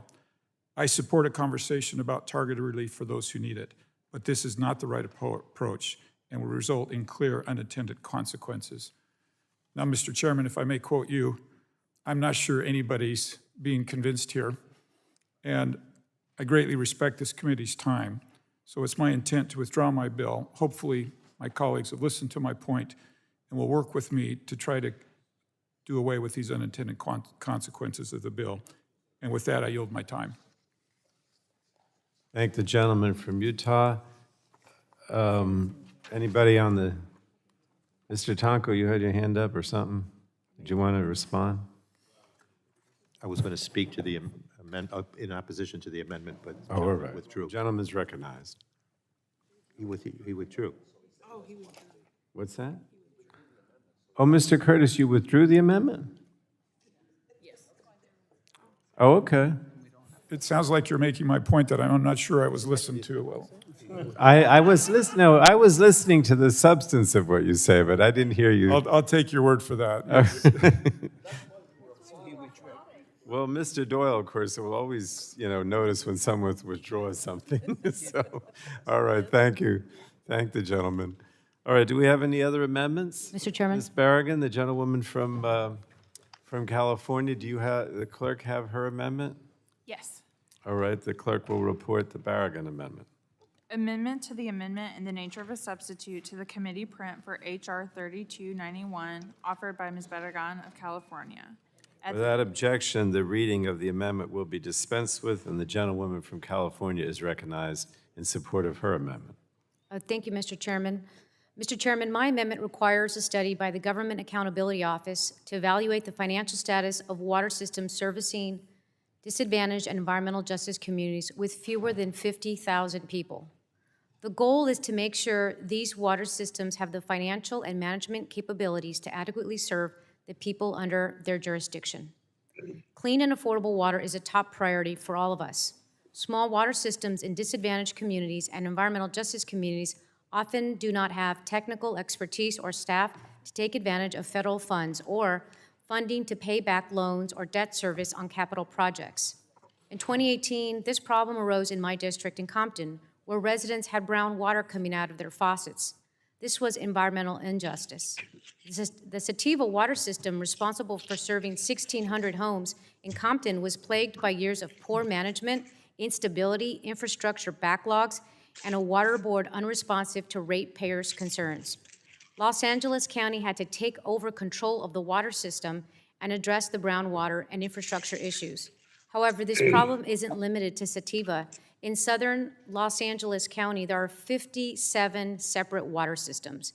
Of those, 29 are water systems serving disadvantaged communities of anywhere from 350 to 50,000 people. These systems have severe needs for infrastructure improvements, water treatment, and technical assistance. Many small and disadvantaged urban communities around the country face these similar concerns. We need better information about the financial health of these water systems to identify which systems are so distressed that they are failing to provide consumers with clean or affordable water. By studying a representative sample of these systems across the country and identifying the challenges they face, this GAO report can provide our committee, as well as EPA, with information on the struggles disadvantaged systems are facing. The report will also provide policy recommendations, best practices, and guidelines on encouraging the consolidation of small water systems when appropriate. It was a necessary step for Sativa in my district.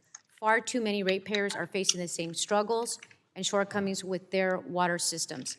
It's a major obstacle to providing clean and affordable water for all. This study will help us more fully understand the scale of the problem and how consolidation can help to address those issues. And with that, Mr. Chairman, I yield back.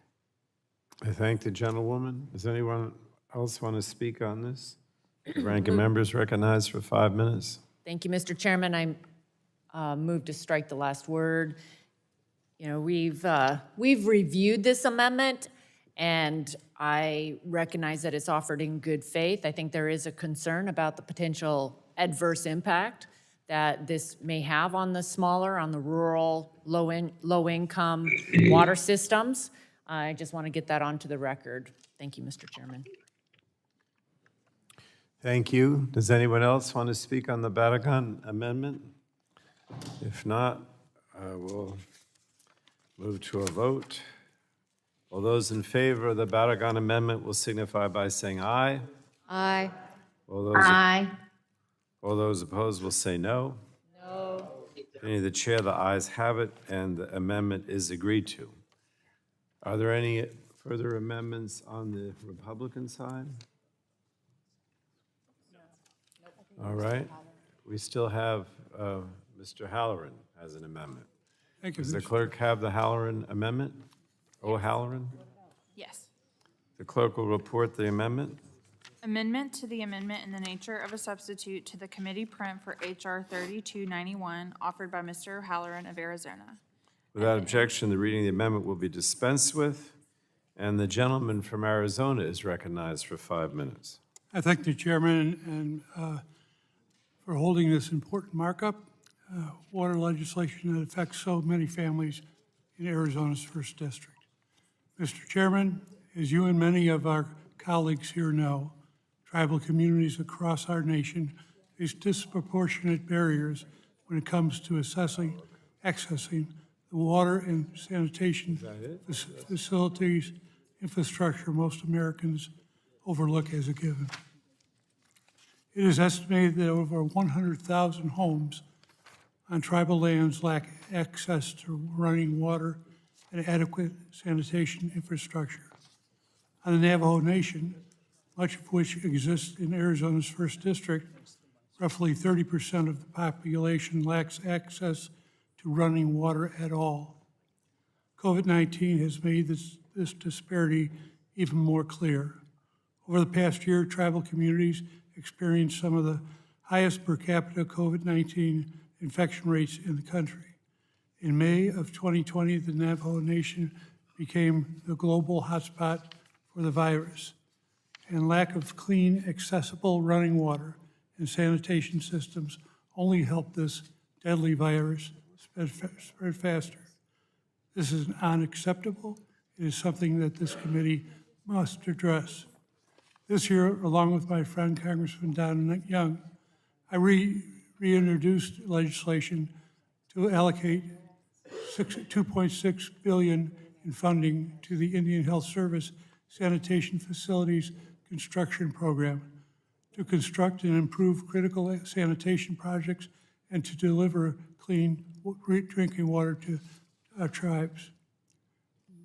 Deemed non-germane, I am very disappointed that this important legislation was ineligible for inclusion in today's markup. I know how much the chairman cares about the needs of the Indian country. Mr. Chairman, I hope you will assist me in making this amendment germane in the final package. Thank you. I will withdraw my amendment. Together, we will ensure that water and sanitation needs a long overlooked tribal communities are not left to the back burner. Thank you. I thank the gentleman. I know you've withdrawn the amendment because of germaneness, but perhaps as we move to the floor, we can address it since it's in another committee. So I think that's it for. Oh, does someone want to speak? Mr. Crenshaw, the gentleman from Texas, is recognized. Strike the last word. Thank you, Mr. Chairman. I move to strike the last word and just speak on the underlying bill, and I appreciate your recognition. I just want to disabuse ourselves of the assumption that Republicans don't want to protect the public from high lead concentrations. We want to work together on that. It becomes difficult because the Biden administration has rolled back the lead and copper rule, saying it didn't go far enough. And I want to correct the record on this and get something straight. The Trump administration eliminated the off-ramps. Previously, if an entity found themselves subject to the lead and copper rule, there was virtually no requirement for it to be enforced because there were plenty of loopholes to slip through. The Trump administration ended this practice, and I'm surprised the Biden administration has rolled this back. And I'm also surprised that we haven't seen any changes to this legislation since the EPA came to testify. I thought there were some good lessons learned from the last hearing. For instance, there's still no requirements for reporting of costs under this fund. So if the majority of the money ends up going to surveying of lead service line locations or administrative costs, it doesn't matter. There's still no flexibility included in remediation either. It's either full replacement and nothing else. And there's no prioritization of communities that are at the greatest risk. So again, I believe this is irresponsible policymaking. Instead of building a targeted program that would replace the service lines, we're going to cross our fingers and hope the money gets where it needs to go, and I think we can just do a lot better. I yield back. Thank the gentleman. Anyone else want to speak on the Ains? Otherwise, we're going to proceed to a vote on the amendment in the nature of a substitute. All those in favor of the amendment in the nature of a substitute to H.R. 3291 as amended will signify by saying aye. Aye. All those opposed will say no. In the opinion of the chair, the ayes have it. Did somebody Nobody is. Oh, yes, I request, on the non-final passage. Okay, then we're gonna, all right, so in the opinion of the chair, the ayes have it, the ayes have it. And and the amendment in the nature of a substitute as amended is agreed to. So now the question occurs, unfavorably reporting H.R. 3291 as amended to the full House. All those in favor of reporting H.R. 3291 as amended to the House will signify by saying aye. Aye. Aye. And all those opposed will say no. Mr. Chair. You want a recorded vote? Please. On this one? Okay. A recorded vote is ordered. Those in favor of reporting H.R. 3291 as amended to the House will say aye. Those opposed will say no. And again, if you're virtual, please use your state as the clerk calls your name. And yeah, this is on final passage. Everyone understands that? Okay. Clerk shall call the roll. Mr. Rush. Rush of Illinois votes aye. Mr. Rush votes aye. Ms. Eshoo. Eshoo of California votes aye. Ms. Eshoo votes aye. Ms. DeGette. Aye. Ms. DeGette votes aye. Mr. Doyle. Mr. Doyle votes aye. Ms. Schakowsky. Ms. Schakowsky votes aye. Mr. Butterfield. Butterfield votes aye. Mr. Butterfield votes aye. Ms. Matsui. Matsui votes aye. Ms. Matsui votes aye. Ms. Castor. Aye. Ms. Castor votes aye. Mr. Sarbanes. Sarbanes votes aye. Mr. Sarbanes votes aye. Mr. McNerney. Mr. McNerney votes aye. Mr. Welch. Welch of Vermont votes aye. Mr. Welch votes aye. Mr. Tonko. Tonko votes aye. Mr. Tonko votes aye. Ms. Clark. Mr. Schrader. Schrader votes aye. Ms. Clark of New York votes aye. Ms. Clark votes aye. Mr. Schrader votes aye. Mr. Cardenas. Aye, from California. Cardenas, would you repeat that? Cardenas from California, aye. Mr. Cardenas votes aye. Mr. Ruiz. Ruiz from California votes aye. Mr. Ruiz votes aye. Mr. Peters. Peters votes aye. Mr. Peters votes aye. Mrs. Dingell. Mrs. Dingell votes aye. Mr. Vesey. Mr. Vesey votes aye. Ms. Custer. Custer votes aye. Ms. Custer votes aye. Ms. Kelly. Kelly votes aye. Ms. Kelly votes aye. Ms. Bedegan. Bedegan votes aye. Ms. Bedegan votes aye. Mr. McEachin. Ms. Blunt Rochester. Ms. Blunt Rochester votes aye. Ms. Blunt Rochester votes aye. Mr. Soto. Soto votes aye. Mr. Soto votes aye. Mr. O'Halloran. O'Halloran votes aye. Mr. O'Halloran votes aye. Ms. Rice. Rice votes aye. Ms. Rice votes aye. Ms. Craig. Craig votes aye. Ms. Craig votes aye. Ms. Schreier. Schreier votes aye. Ms. Schreier votes aye. Ms. Trahan. Trahan votes aye. Ms. Trahan votes aye. Ms. Fletcher. Fletcher votes aye. Ms. Fletcher votes aye. Mrs. Rogers. Mrs. Rogers votes no. Mr. Upton. Mr. Upton votes no. Mr. Burgess. Mr. Scalise. Mr. Latta. Mr. Latta votes no. Mr. Guthrie. Mr. Guthrie votes no. Mr. McKinley. Mr. McKinley votes no. Mr. Kinzinger. Kinzinger, no. Mr. Kinzinger votes no. Mr. Griffith. Mr. Bilirakis.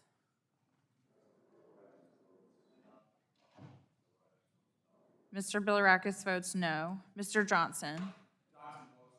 Mr. Johnson votes no. Mr. Long? No. Mr. Long votes no. Mr. Bouchon? Bouchon votes no. Mr. Bouchon votes no. Mr. Mullen? Mr. Hudson? Hudson votes no.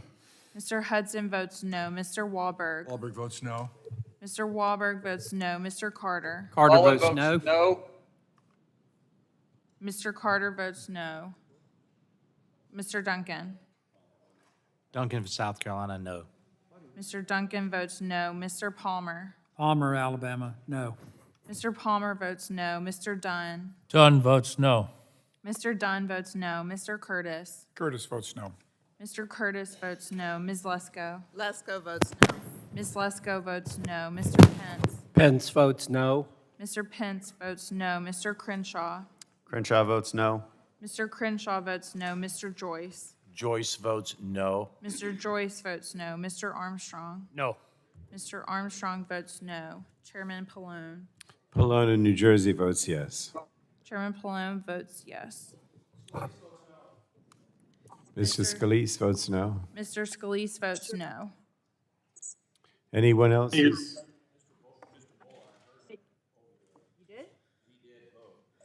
What? Well, we can ask him again. You want to, we see him on the screen. He's on the screen. Mr. Mullen's not recorded. Mr. Chairman, Mr. Chairman, this is Makeishan of, Mr. Chairman, this is Makeishan of Virginia. How am I recorded? Well, let's go to Mr. Mullen, because I can see him. Mark Wayne, how do you want to vote? There's a hearers, huh? Mr. Mullen, you didn't hear how he voted? Nobody did? His voice, I didn't hear his vote. Oh, he's back, he's back. Mr. Mullen, how do you want to vote? While you comment about the existing. Mullen votes no. Mullen votes no.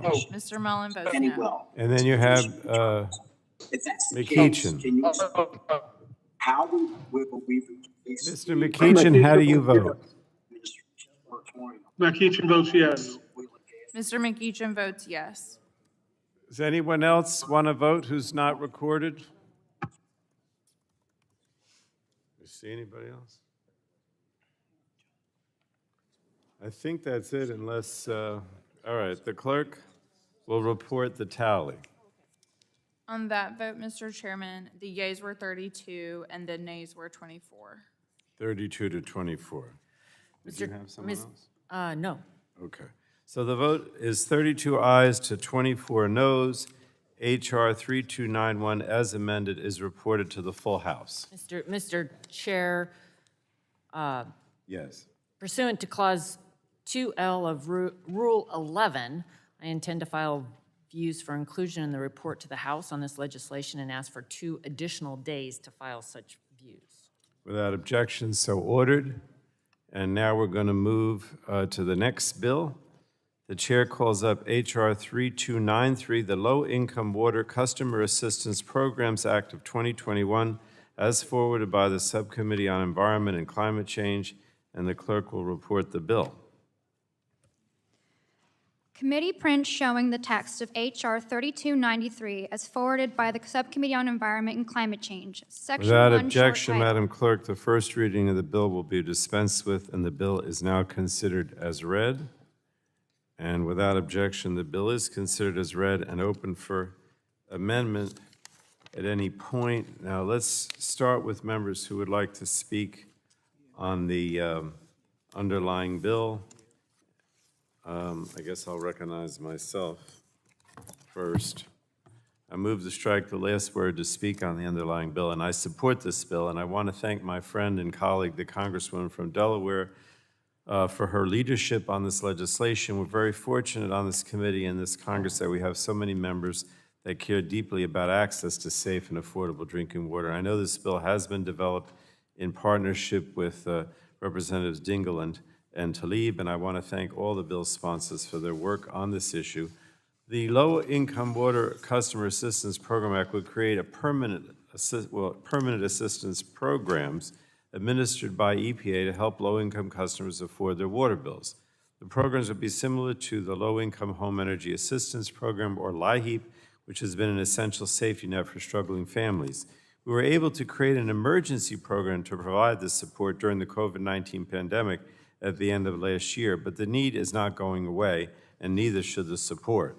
As the regulatory agency with expertise in drinking water and wastewater, including the affordability of water standards, EPA has the knowledge and relationships to implement this program to ensure that all Americans have access to safe and affordable drinking water.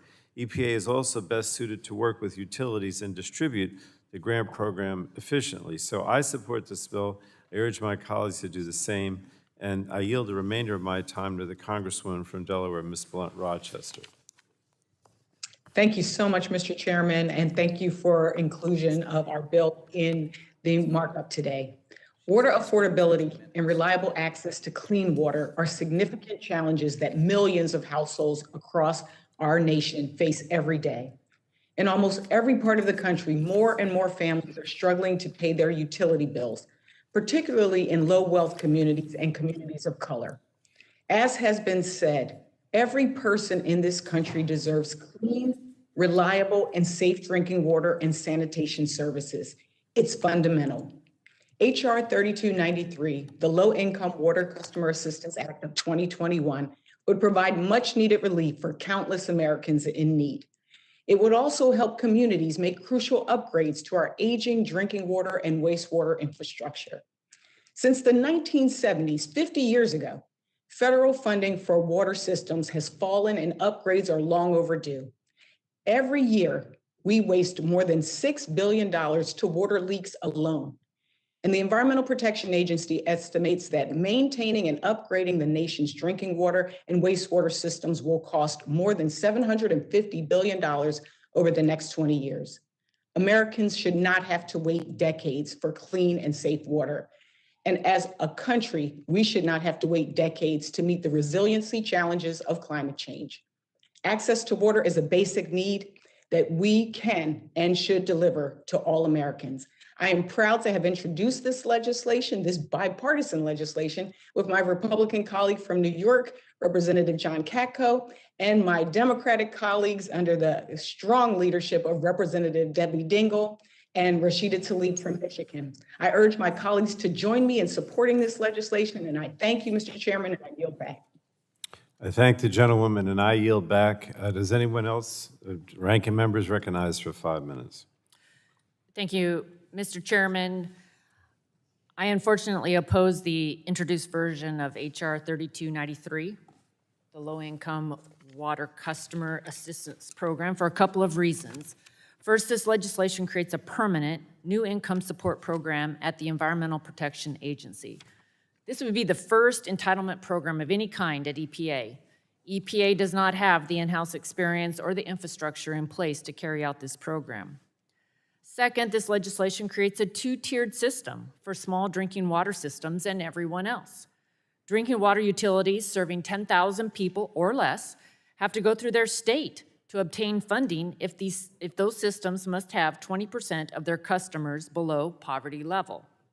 Any drinking or wastewater system larger than that gets money directly from the EPA, and there's no community poverty level requirement that governs eligibility.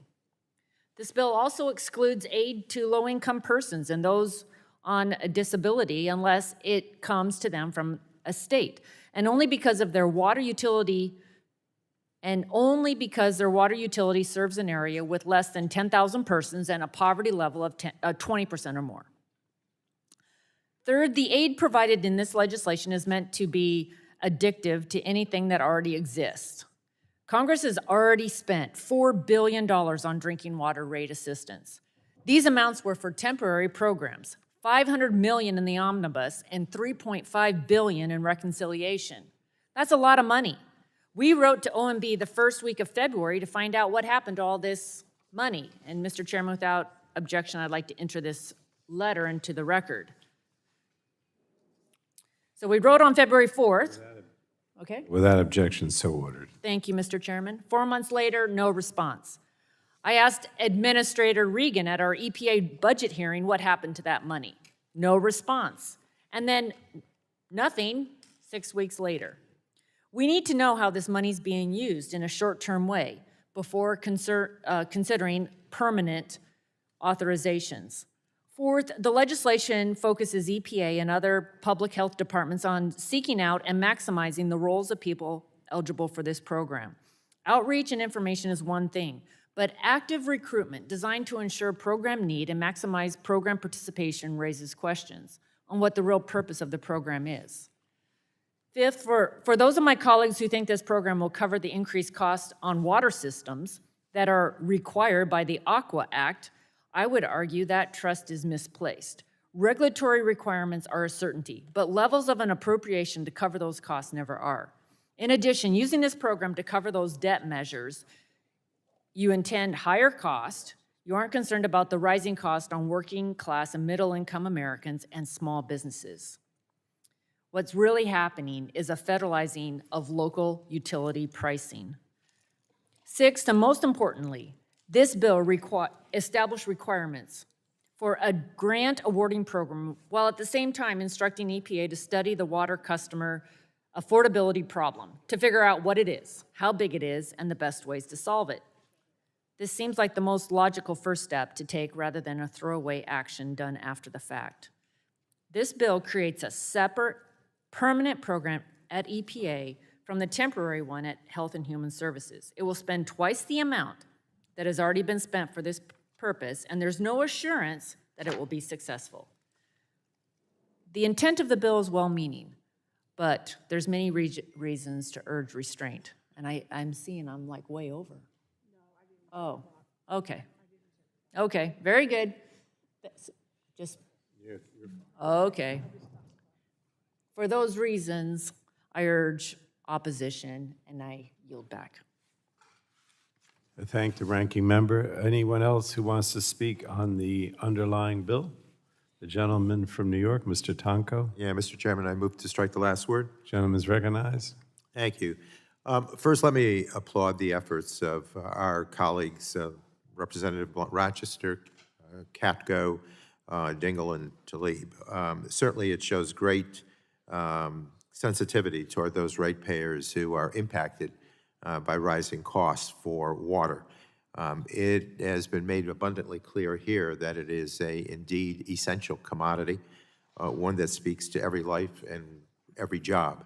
Water is part of every life and every job. And I believe the Low-Income Water Customer Assistance Program Act will reflect the great success of the Low-Income Home Energy Assistance Program, which has been very beneficial to households that, again, struggle to make payment for that essential commodity.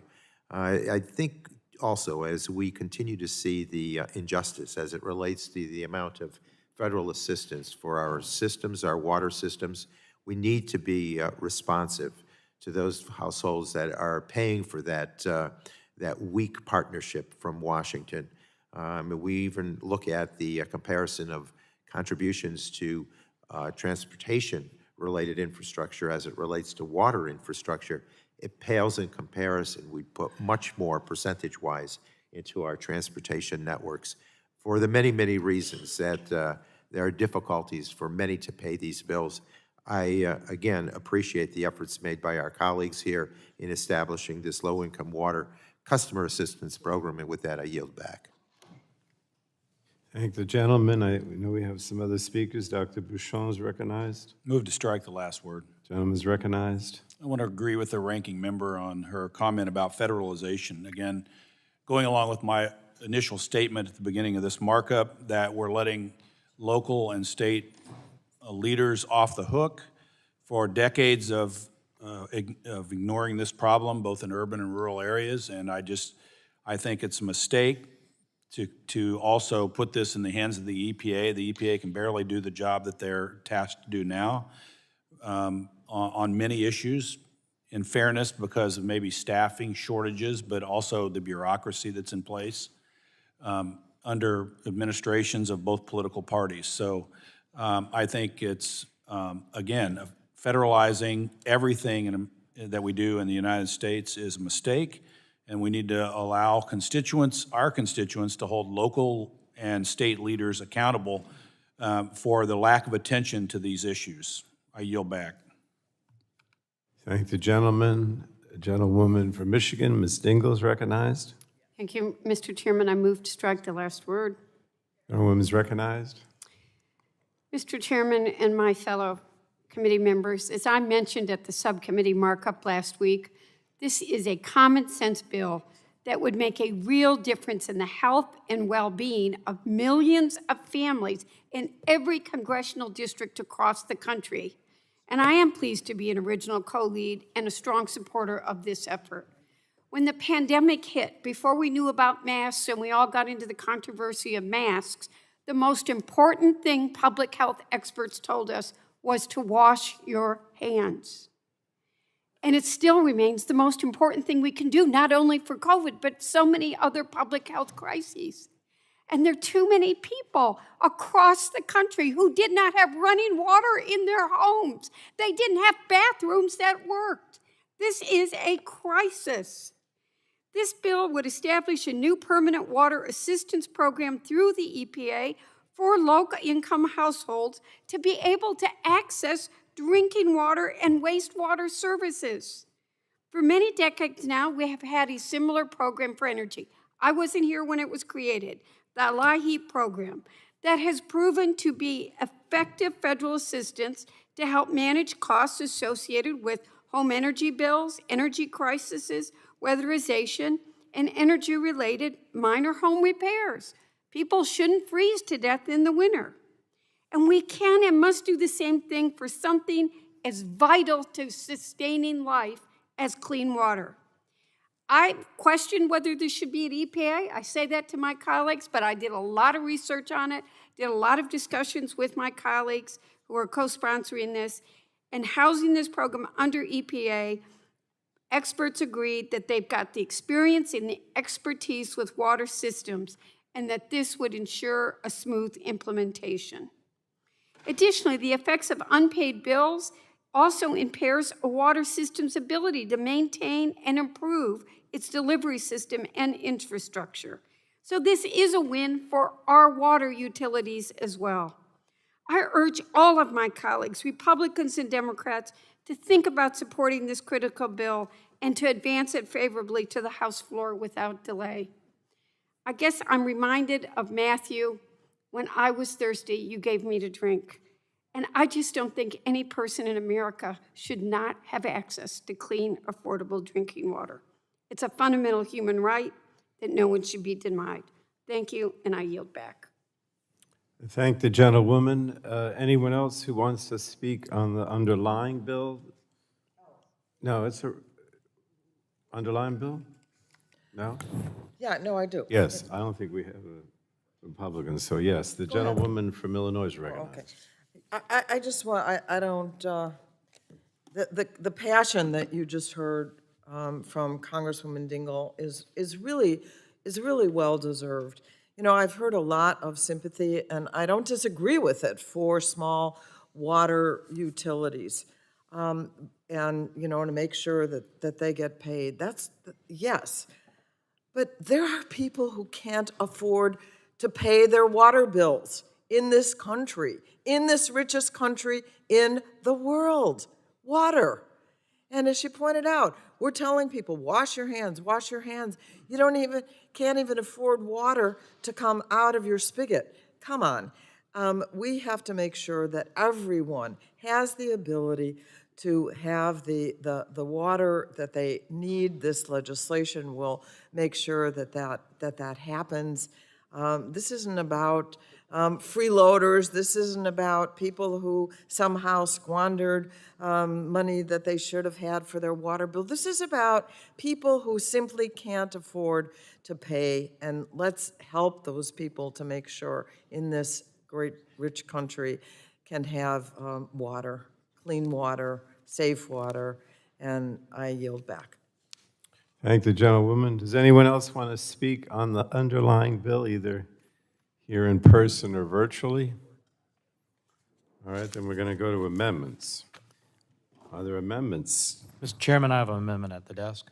Yes, the gentleman, do we have the gentleman's amendment? It's number 3293 FC -01. Yes, sir, I have the amendment. The clerk will report the amendment. Amendment to the committee print for H.R. 3293, offered by Mr. Duncan of South Carolina. Strike sections 2 and 3, page 24, strike lines 8 through 10, and section 4B. Without strike objection, administrator. Madam Clerk, the reading of the Duncan amendment will be Chairman, I reserve a point dispensed of with. The order. gentlewoman from Colorado reserves a point of order. Mr. Duncan is recognized for 5 minutes. Thank you, Mr. Chairman. You know, I oppose the introduced version of H.R. 3293, the Low-Income Water Customer Assistance Program, for several reasons. I think our minds are already made up in this room, but what I would urge my colleagues to do is listen to some details about this particular program.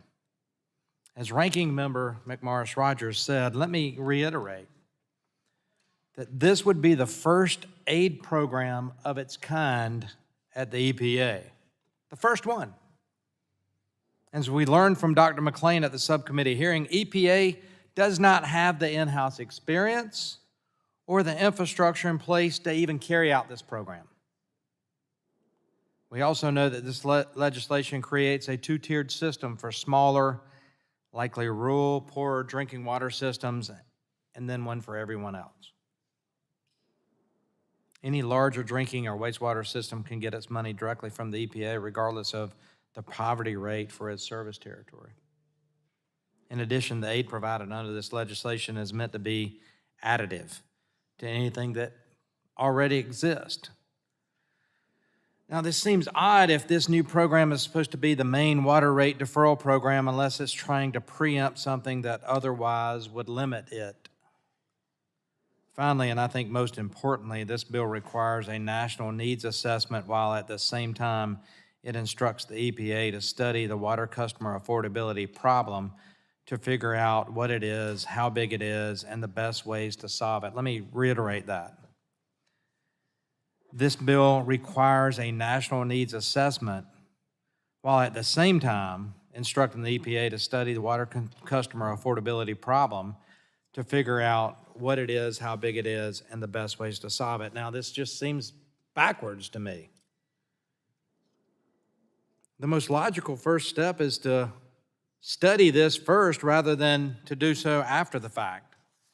We don't even know how big the problem is. We all acknowledge there might be a problem, but we don't know how big it is. We don't know how widespread it is, and we're creating a new program at the EPA to do this.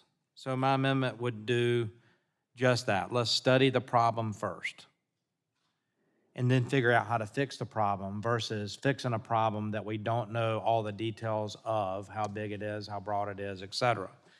So it strikes the billing offset programs for drinking water and wastewater and puts the focus on figuring out the size and scope of the problem as well as the best way to attack it. Let's come up with a plan with information first before authorizing an $8 billion program and funding it. So, in addition, I have the GAO, the Government Accountability Office, carry out this study to ensure an experienced neutral party is both investigating as well as making recommendations. I know the underlying bill has EPA doing this, but I believe we cannot forget the EPA would not be just building this program from scratch, but also operating on its own for the first time without the personnel or logistics to do it, because they said so. They said so. I didn't say so. They said so. So I recognize the intent of the bill is well-meaning, and I might get to a point where I could support something like this, but I question whether this is the best way to handle this matter at this time. So billions of dollars in this kind of aid have already been handed out by someone other than the EPA. If EPA is going to be given a program like this, there needs to be a greater consideration of what its execution looks like. I believe that is the right way. This amendment is the right way to approach this subject. Study the problem, figure out how big it is, figure out how broad it is, what the scope is, maybe work with EPA during that time frame on their logistics, their needs, so they can manage the program. A vote for this amendment is a vote for the taxpayers and for responsible government. I'm not saying that we don't do this program down the road. That might be the responsible thing to do, but we don't even know. We're operating based on our passion and our understanding, and maybe we could change our mind if we knew how broadly the need was. So I urge my colleagues to support my amendment. Let's study the issue before we fund the issue and create a brand-new program, the EPA, that they say they can't handle right now. And with that, I'll yield back the balance of my time. And Mr. Chairman, I will request a recorded vote at the appropriate time. All right, thank the gentleman. Mr. Tonko is recognized. Yes, Mr. Chair, I move to strike the last word to speak in opposition to the amendment. Gentleman's recognized for 5 minutes. Thank you. As we gather here, there are families that are struggling to pay those water bills. This substitute amendment would replace a much-needed rate assistance program with a study. A study will not help those struggling families pay their bills. The assistance programs are the point of the legislation and the reason it enjoys so much stakeholder support. You know, the Association of Metropolitan Water Agencies, the National Association of Clean Water Agencies, even the U.S. Chamber of Commerce support this bill because it will provide much-needed funds for families and water systems. This amendment would leave nothing but a study. A GAO study could be requested by a letter. We don't need to pass a bill, but while I support doing this study so that we can perhaps ensure we are providing the most effective support as this permanent program moves forward, it is indeed no substitute for the actual support. So this amendment suggests that my Republican colleagues don't understand the struggles of the families across the country who have a hard time paying their bills.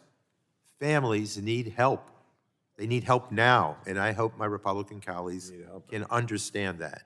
I urge my colleagues to oppose this amendment so that we can get families the help they need with the passage of. Will the gentleman yield? Yes, sir. Thank you. I think Republicans are sympathetic to the need of help for people paying their bills.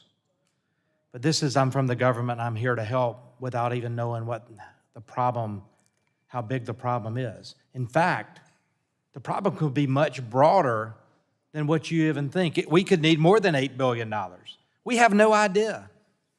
All I'm saying is let's study the issue. Let's allow the Government Accountability Office to actually give us the information, the details, before we have some sort of snap, knee-jerk reaction to this need. And I'm not saying the need's not there. I'm not saying the need's not great. I'm saying we don't know. Yeah. And that's all I'm asking is let's do the study first, and then let's come back and have this conversation with the information and the knowledge, because it might be broader, it might need more money. We have no idea at this point. And with that, I'll yield back. Well, to my friend from South Carolina, I only respond, let's start the program. If we need to further amend up, we will get there. But with that, I yield back. Thank you. All right, we're on the Duncan Amendment, and oh yes, a Republican, anyone on the Republican side want to speak on the Duncan Amendment? If not, is there any, we do have virtually Ms. Blunt Rochester. The gentlewoman from Delaware is recognized. Thank you, Mr. Chairman. I move to strike the last word to speak in opposition. Gentlewoman's recognized. Thank you, Mr. Chairman. You know, I actually have a statement that's typed up and written up and beautiful, but I want to really just respond to some of the comments, the amendment, as well as some of the comments that have been stated. First of all, I'm very grateful to Ms. Dingell for her sharing what she shared about the intention of this bill, and that it really is to serve all of our constituents, regardless of zip code, income, community, where you come from. We all know you deserve the right to clean and reliable, safe drinking water and sanitation services. For me, this bill is personal because it goes back to years ago, over 20 years ago, seeing Delawareans in rural parts of my state that did not have access to clean drinking water. And I never forgot that.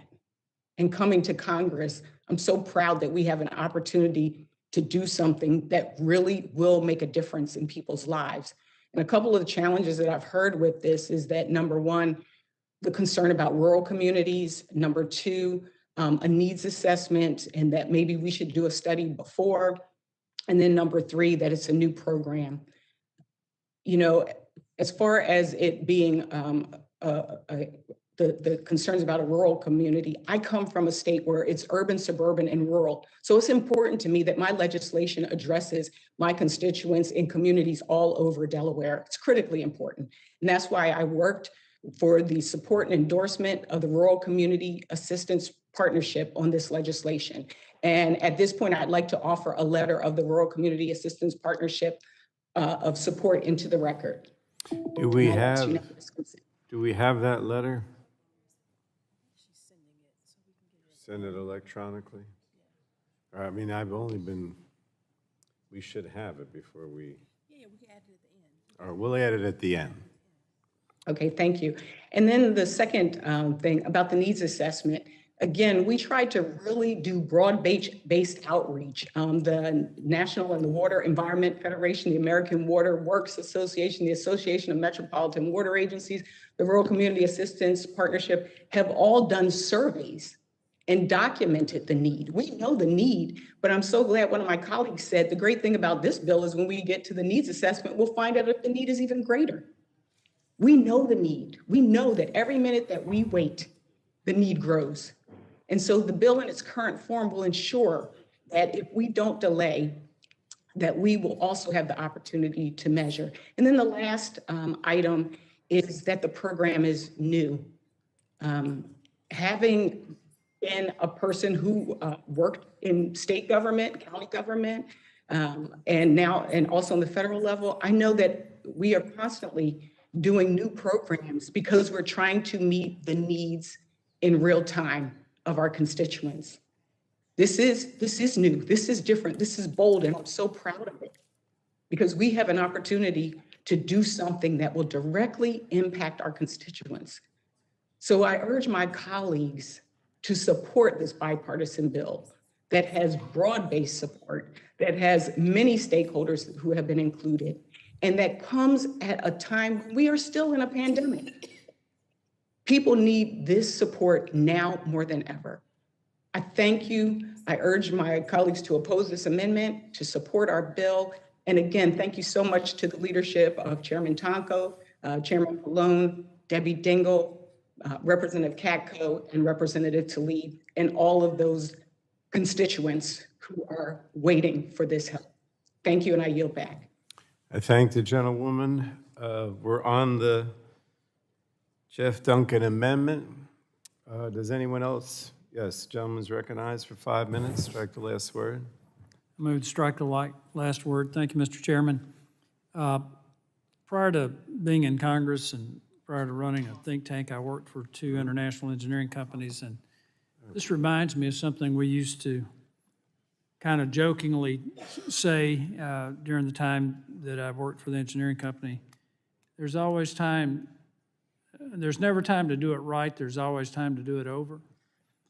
And this is so typical of what Congress and the federal government does. We create a program, we don't take the time to evaluate the need, we don't take time to make sure that we design the program to meet the need. We just create a program and we throw money at it. And then when they screw things up, we throw more money at it. You know, there's a lot of talk about the lack of bipartisanship. Mr. Duncan has introduced a sensible amendment to do a study and in an engineering perspective, make sure that we design an effective and efficient program to meet the needs. I grew up dirt poor. My grandparents cooked with a wood stove. We got water out of a well. I understand that. Are you listening, Mr. Chairman? I'd appreciate the chairman's attention. Mr. Chairman. Yes, Mr. I Palmer. know that was an engaging conversation, but I would appreciate your attention to this. I'm sorry. These are serious matters. And my point is, the points made by my colleagues on the Democrat side of the aisle are important points. But Mr. Duncan's amendment is a reasonable amendment. All that we're asking is before we create another federal program for an agency that's admitted they don't have the capacity to do the program, is to take the time to do a serious, comprehensive analysis and make sure that we design an effective and efficient program, and not do what we do so often in Congress, is create a program, throw money at it, and if it screws up, throw more money at it. So with that, Would the I gentleman support the yield to me gentleman's a minute? I yield. I mean, look, I understand where you're coming from, but I want you to know that we have spent a lot of time analyzing this, and we do feel that there is a great need. And believe me, whether it's Ms. Dingell or it's Ms. Tlaib or it's the other, members from Michigan, they just constantly, talk to us about this and provide us with information about the problem nationwide. So, I mean, I'm sure whatever we've done is not going to satisfy you that we've done enough to show the need, but I didn't want you to think that we haven't spent a tremendous amount of time trying to figure this out, because we have. But I'll yield back to the gentleman. I thank the gentleman. I yield to Mr. Duncan. I thank the gentleman for that. And look, I'm not trying to derail this effort. Ronald Reagan once said that the closest thing to everlasting life here on earth, I think, was a government program. And we're creating a new one for an agency that says they don't have the ability to administer this program at this time. And Mr. Chairman, it's not just Michigan. You may have heard from the Michigan delegation, but affordability of water probably is nationwide. I know I'm from South Carolina, but we're a rural state. I represent a lot of poverty in South Carolina. People that probably need some assistance with their water. But we pass legislation like we just did a few minutes ago out of this committee, and we pass it out of Congress that requires and puts requirements on water systems to do certain things that cost them money. The federal government doesn't always provide that money for those water systems or the municipalities to do that. So we pass legislation requiring them to do things that drive their cost up. They have to pass those costs on to somebody that ends up being the consumer. So we're creating a problem with that legislation, and then we're funding the problem with this legislation. That is not what government is supposed to do, create a problem and then throw money at it and subsidize it. We are acknowledging that there may be an issue, broad issue across the nation where people need more affordable water or maybe government subsistence to help. We're not poo-pooing this program. What we're saying is let's study it. Let's see how broad it may be. It may be much broader than the authors of this legislation even know. And that's the thing, we don't know, because we're not taking the necessary time before we spend $8 billion of our taxpayer money. People work hard for their money, and we're taking it, $8 billion, and we're giving a program the agency said they can't even run, and we don't even know how broad the program is. That is the issue that I'm trying to address, and that's why we need a study before we pass another bill that creates another government program and funds it at $8 billion. And with that, I'll yield back to the gentleman. I thank the gentleman, and I'm going to just strike the last word and yield myself 5 minutes. Yeah. Look, I'm not looking to belabor this, but we all know for the last 3 or 4 months around here, there's been efforts on behalf of the president, the vice president, Senate, House, to come to a bipartisan agreement on an infrastructure bill. I don't know whether we're going to get there or not. Media keeps talking about it every day. I think the president is really going out of his way to try to achieve a bipartisan bill on infrastructure, and that includes not only surface transportation, but the things within our jurisdiction. We have the Lift America Act. We had the Moving Forward Act that passed in the last Congress that includes not only transportation issues, but water issues, both in the Transportation Committee and in this committee, brownfields, electricity, grid upgrade, broadband, a number of things. I don't know, and it's not just bricks and mortar, it's also assistance programs. So when we talk about broadband, I was at the White House with Ms. Rogers and our Senate equivalents, Mr. Doyle was there, we were not just talking about broadband build-out, we were talking about helping people connect with the build-out, or buy a computer, or be trained to use the computer. So all these things are necessary, whether it's water, whether it's broadband, whatever, whether it's hazardous waste, whatever, that are within this committee's jurisdiction. Bottom line is that if we want to move on this jobs infrastructure agenda, which I know everybody does to some extent, some don't want to spend as much as others, we have to have an authorizing bill, which is what this committee is doing. But at the same time, we have to have money. And, you know, I don't know how much money ultimately is going to be part of this, you know, jobs infrastructure package. It may be that we come to an agreement, bipartisan, bicameral. It may be that we have to go the reconciliation route. Who knows, right? All these things are happening at the same time. But the bottom line is that this bill is an effort to try to address the affordability issue for water, drinking water, in the same way the previous bill, the Aqua Act, was an effort to achieve the bricks and mortar part. And, you know, we're going to try to get this out of committee, send it to the floor.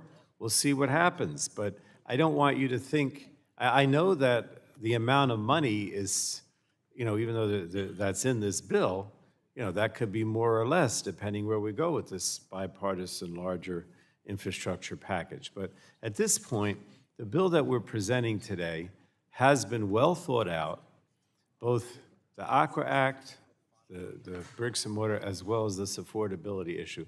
It's been well thought out. We think the EPA can handle it.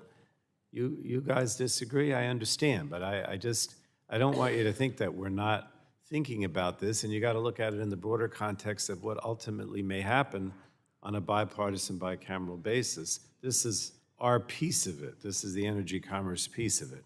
So with that, I'll yield back. Does anyone else want to speak? We're on the Duncan amendment. All right, then. I'll withdraw my reservation. You withdraw your reservation. Gentlewoman withdraws her point of order.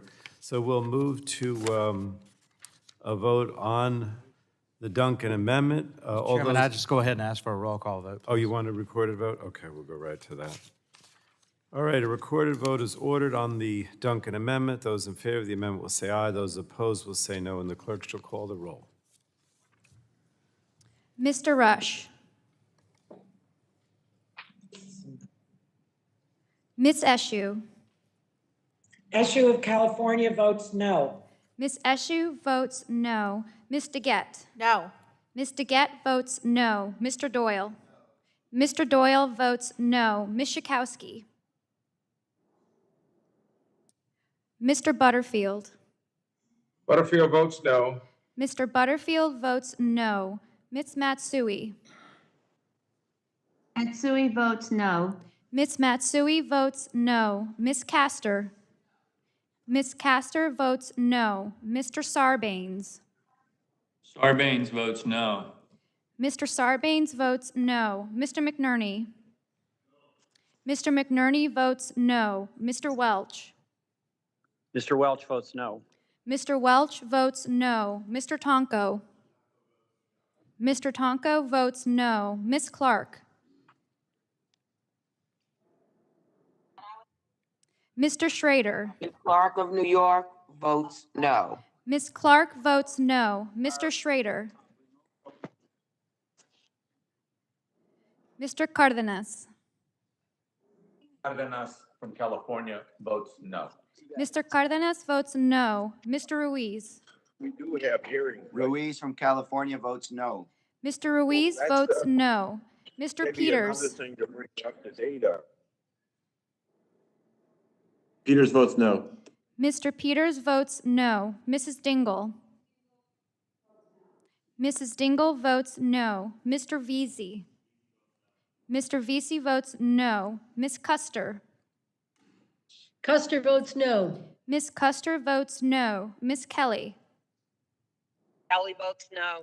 Ms. Kelly votes no. Ms. Barragan. Barragan votes no. Ms. Barragan votes no. Mr. McEachin. Ms. Blunt Rochester. Blunt Rochester votes no. Ms. Blunt Rochester votes no. Mr. Soto? Soto votes no. Mr. Soto votes no. Mr. O'Halloran? O'Halloran votes no. Mr. O'Halloran votes no. Ms. Rice? Rice votes no. Ms. Rice votes no. Ms. Craig? Craig for Minnesota votes no. Ms. Craig votes no. Ms. Schreier? Schreier votes no. Ms. Schreier votes no. Ms. Trahan? Trahan votes no. Ms. Trahan votes no. Ms. Fletcher? Fletcher votes no. Ms. Fletcher votes no. Schakowsky votes no. Ms. Schakowsky votes no. Mrs. Rogers? Mr. Upton? Mr. Upton votes aye. Mr. Burgess? Mr. Scalise? Mr. Scalise votes aye. Mr. Latta? Mr. Latta votes aye. Mr. Guthrie? Mr. Guthrie votes aye. Mr. McKinley? Mr. McKinley votes aye. Mr. Kinzinger? Kinzinger's aye. Mr. Kinzinger votes aye. Mr. Griffith? Mr. Bilirakis? Bilirakis votes aye. Mr. Bilirakis votes aye. Mr. Johnson? Johnson votes aye. Mr. Johnson votes aye. Mr. Long? Aye. Mr. Long votes aye. Mr. Bouchon? Bouchon votes aye. Mr. Bouchon votes aye. Mr. Mullen? Mullen votes aye. Mr. Mullen votes aye. Mr. Hudson? Hudson votes aye. Mr. Hudson votes aye. Mr. Wahlberg? Wahlberg votes aye. Mr. Wahlberg votes aye. Mr. Carter? Carter votes aye. Mr. Carter votes aye. Mr. Duncan? Mr. Duncan votes yes. Mr. Duncan votes aye. Mr. Palmer? Palmer, Alabama, aye. Mr. Palmer votes aye. Mr. Dunn? Dunn votes aye. Mr. Dunn votes aye. Mr. Curtis? Curtis votes aye. Mr. Curtis votes aye. Ms. Lesko? Lesko votes aye. Ms. Lesko votes aye. Mr. Pence? Pence votes aye. Mr. Pence votes aye. Mr. Crenshaw? Crenshaw votes aye. Mr. Crenshaw votes aye. Mr. Joyce? Joyce votes aye. Mr. Joyce votes aye. Mr. Armstrong? Yes. Mr. Armstrong votes aye. Chairman Pallone? Kelowna, New Jersey votes no. Chairman Pallone votes no. Mr. Chairman, this is Darrell McEachin of Virginia. How am I recorded? How is the gentleman recorded? Mr. McEachin is not recorded. How do you wish to vote? McEachin votes no, Mr. Chairman. Thank Mr. you. McEachin votes no. The ranking member, Mr. Chairman, Ms. Rogers. Votes aye. Mr. Chairman, Mrs. Rogers votes aye. Who is that, Mr. Rush? Mr. Chairman, this is Rush of Illinois. How am I recorded? You're not. How do you want to vote? Well, I don't like those little Chairman, baby, give you Rush half votes the amount no. for twice the price. Mr. Rush votes no. I think it's Mr. Schrader of Oregon? Mr. Schrader votes yes. No, excuse me. No. Mr. Schrader votes no. Mr. Schrader votes no. Does anyone else wish to be recorded? This is the Duncan Amendment. Anyone else, virtually or otherwise? Ms. Clark is trying to vote. Is she recorded? Is Ms. Clark of New York recorded? I have Ms. Clark as voting aye. Ms. Clark, you're recorded as voting aye, meaning you're supporting the Duncan Amendment. Oh, please, Mr. Chairman, I spoke incorrectly. Ms. Clark of New York votes no. Okay. Ms. Clark votes no. Anyone else? Thank you, Mr. Chairman. I yield back. Thank you. Anyone else want to be recorded or change their vote?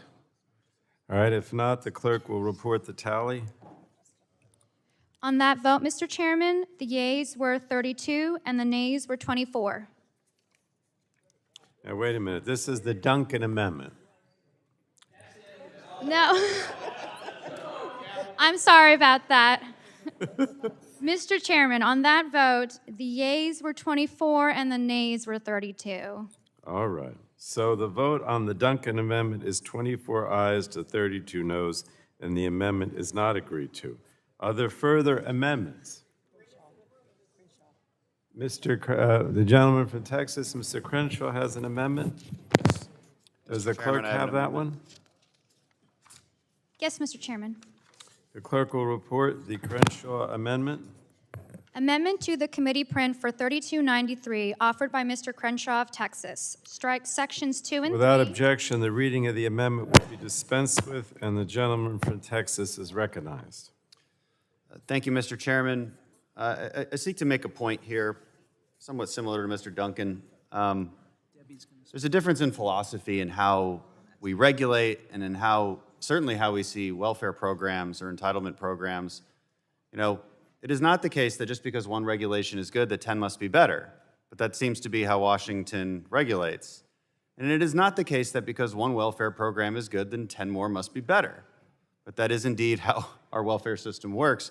Our goal should be to simplify entitlement programs for the poor, not make them apply to yet another agency for yet another program. And then on top of that, be in a state of dependence, wherein making more money puts you out of eligibility for that program. But I want to draw attention to a deeper problem. We can't even talk about affordability unless we have water infrastructure. And I want to talk about unincorporated communities, which would be left out of this program and left out of a lot of federal funding that has created water infrastructure in the past. So Tamina, this is a historically black community in Montgomery County, Texas. It's about 10 miles outside my district, has had ongoing issues with ever getting any new water infrastructure built. Majority of homes don't have running water. Mr. Chairman, we are not in order. The room is not in order.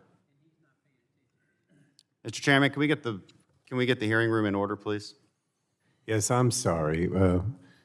The gentleman has the floor. Please proceed. A majority of homes in Tamina don't have running water. The majority of homes don't have sewage. Few do have septic tanks. There's no storm sewers, and the historic cemetery often floods as a result. Unfortunately, it's not uncommon for sewage to be seen in the streets. My colleague, Congressman Kevin Brady, has been tirelessly working on getting water access to this community for years, but the federal programs that are intended to help these communities don't. The major problem is that federal funding is prioritized to urban areas while unincorporated areas get left out.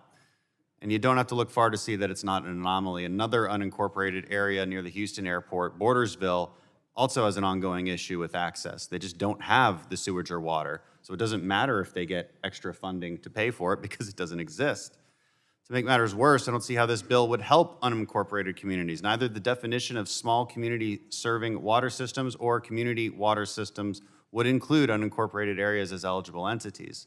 So even if Tamina or Bordersville had their infrastructure solved tomorrow, Mr. Chairman, we are still not in order. I think the staff are the ones that are talking. Can I ask the staff to... Maybe the staff could go somewhere else. Yeah, please, guys, either don't speak or go, back to the cloakroom.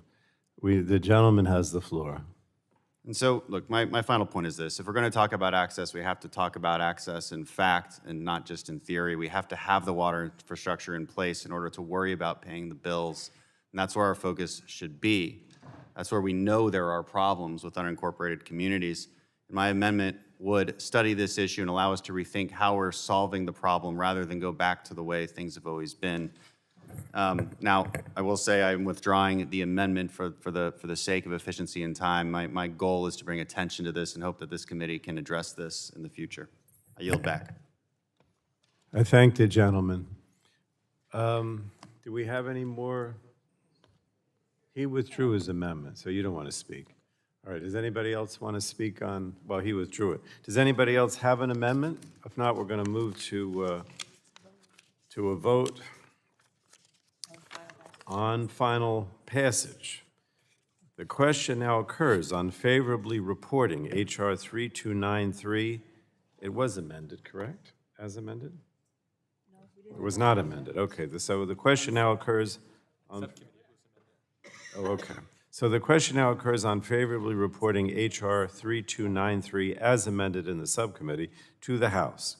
All those in favor? I just call for a recorded vote. You want a recorded vote? Yes. Okay, we'll go to recorded vote. A recorded vote is ordered. Those in favor of reporting H.R. 3293 as amended to the House will say aye. Those opposed will say no, and the clerk shall call the roll. Mr. Rush. Rush of Illinois votes aye. Mr. Rush votes aye. Ms. Eshoo. Eshoo of California votes aye. Ms. Eshoo votes aye. Ms. DeGette. Aye. Ms. DeGette votes aye. Mr. Doyle. Mr. Doyle votes aye. Ms. Schakowsky. Ms. Schakowsky votes aye. Mr. Butterfield. Butterfield votes aye. Mr. Butterfield votes aye. Ms. Matsui.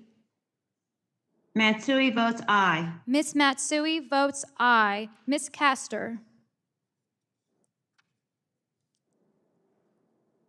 Mr. Sarbanes. Sarbanes votes aye.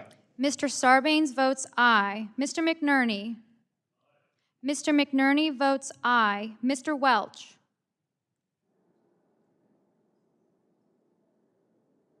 Mr. Tonko. Tonko votes aye. Mr. Tonko votes aye. Ms. Clark. Ms. Clark of New York votes aye. Ms. Clark votes aye. Mr. Schrader. Schrader votes aye. Mr. Schrader votes aye. Mr. Cardenas. Cardenas from California votes aye.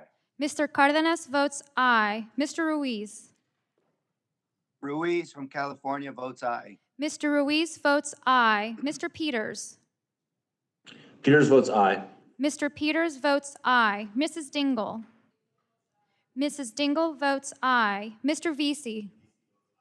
Mr. Vesey votes aye. Ms. Custer. Custer votes aye. Ms. Custer votes aye. Ms. Kelly. Kelly votes aye. Ms. Kelly votes aye. Ms. Barragan. Barragan votes aye. Ms. Barragan votes aye. Mr. McEachin.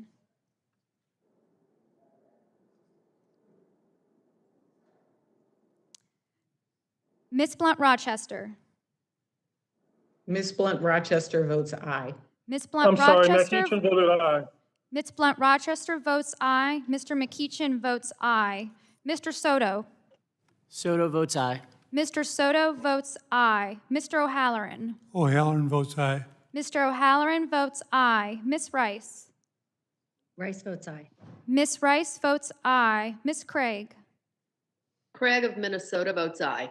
Ms. Craig votes aye. Ms. Schreier.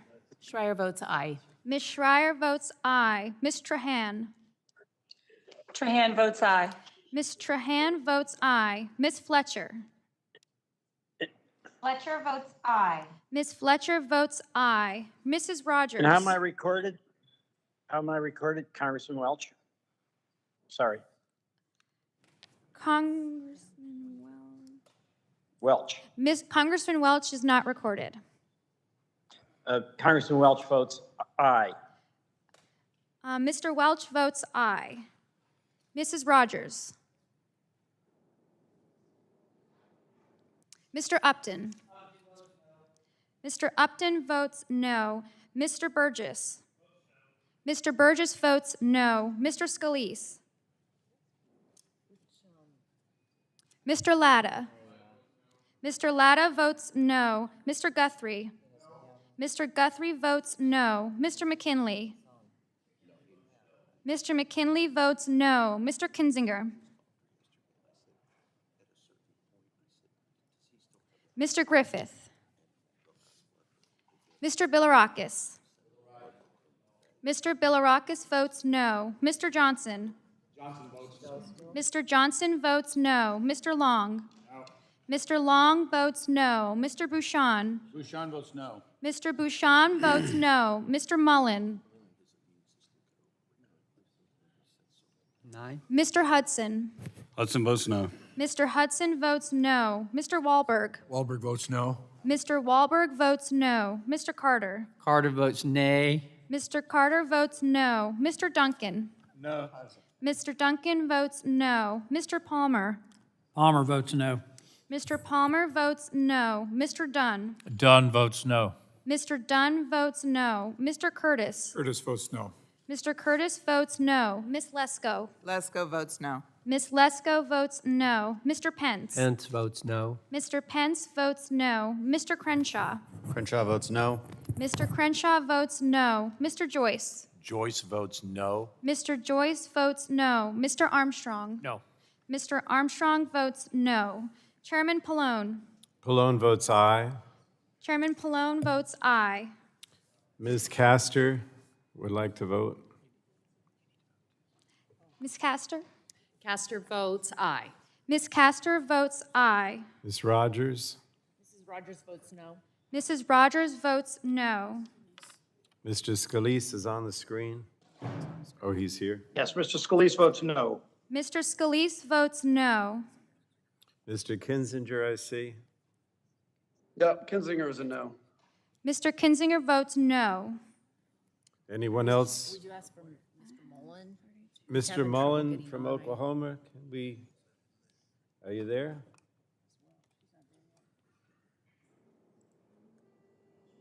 Welch voted, didn't he? Welch voted. Is there, who else is not recorded? You can go through it again. Mr. Griffith and Mr. Mullen are not recorded.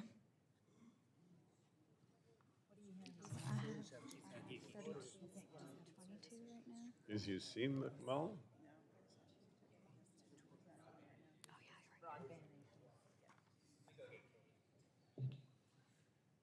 So we gotta.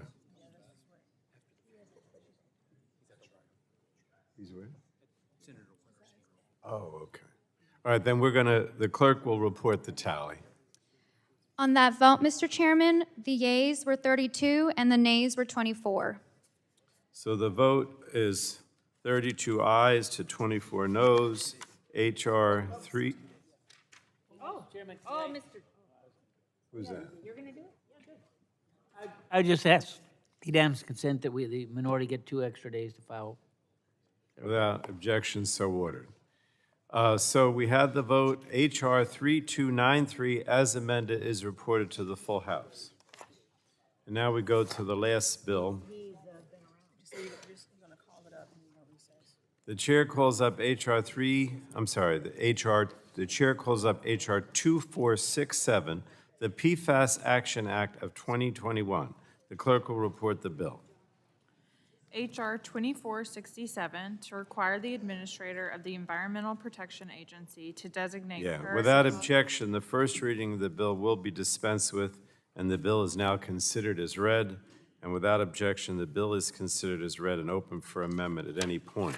Now, my understanding is that they have called a vote? Yes. They have or have not? They have. So the vote hasn't been called yet. All right, so Yes, we're. it has. It has?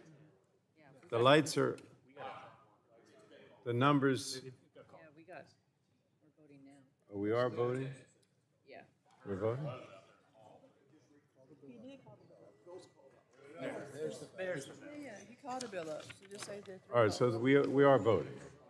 Okay. All right, then we'll take a recess.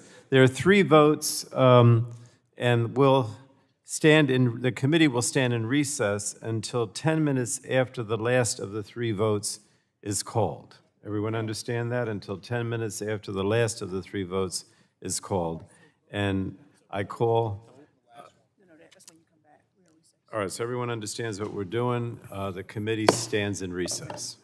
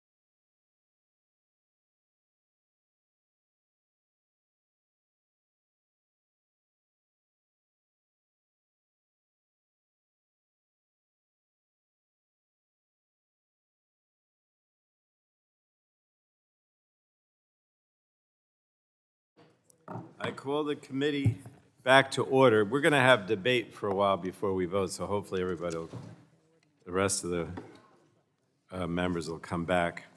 And I guess I'll start by myself moving to strike the last word to speak on the underlying PFAS bill. I'm proud to support this bipartisan bill, which would address PFAS contamination using all of the tools available under our landmark environmental laws. PFAS, as most of you know, are an urgent threat to public health. They're toxic, persistent, and being found in the environment across the country. These forever chemicals have long been linked with adverse health effects, including cancer, immune system effects, infertility, impaired child development, high cholesterol, and thyroid disease. And as I mentioned at last week's subcommittee markup, in my home state of New Jersey, there have been over 500 detections of PFAS in drinking water and groundwater sources. I don't think this is acceptable. New Jersey has been a leader in setting state standards for PFAS, but national standards are needed. The EPA is hard at work trying to address the threat of PFAS chemicals under several of our landmark environmental laws, but the agency is playing catch-up after years of inaction under the last administration. Congress can help by providing clear instructions and needed resources, and that's just what this bill does. The bill requires EPA to immediately designate 2 PFAS chemicals, PFOA and PFOS, as hazardous substances under Superfund, the 2 most studied of the PFAS chemicals. And EPA committed to make this designation in their action plan last year, but has failed to fulfill this promise. The legislation requires that over a 5-year period, EPA review all other PFAS chemicals and decide whether to list them under Superfund. During these 5 years, the bill will require comprehensive health testing of all PFAS chemicals. This is an important point. You may hear my colleagues talk today about the need to base decisions on science, and this bill will generate that science. PFOA and PFOS will be regulated up front because we already have the science in them, and other PFAS will be regulated if over the next 5 years the science concludes that they are hazardous. So HR 2467 also requires a drinking water standard that will cover at least PFOA and PFOS and other chemicals at EPA's discretion. Importantly, the drinking water standard will have to protect public health, including the health of vulnerable populations such as pregnant women, infants, and children. And because treating drinking water to remove PFAS is expensive, the bill includes grants for water utilities. The bill also includes a voluntary PFAS-free label for cookware. This label will empower consumers to take steps to protect themselves from exposure to PFAS, and the bill requires guidance for first responders to help them minimize their exposure to PFAS chemicals. And this is important because PFAS is commonly found in firefighting foams as well.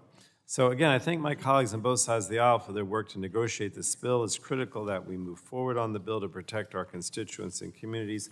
I urge everyone to support the bill. I yield back, and I would now yield to Ranking Member 5 minutes on this for her remarks on the underlying bill. Thank you, Mr. Chairman. I'm going to be opposing this legislation today, and I don't do that lightly. My congressional district is addressing POEM-related contamination. I want PFAS to be smartly and scientifically addressed. On this bill, though, I find myself in the same place where we were 10 years ago, Mr. Chairman. Your dissenting views about coal ash legislation stated, quote, "The committee has still not heard from the EPA on the legislation," and concluded, quote, "It is clear that this legislation must be subject to additional scrutiny, and the legislative record is not yet sufficient to inform a floor vote on this legislation." I believe that these words apply to this bill. This bill creates extremely aggressive regulatory responses on chemicals for which we know a bunch about only a small percentage of them. At least 9,250 are before the EPA. And I want us to proceed based on science, not fear.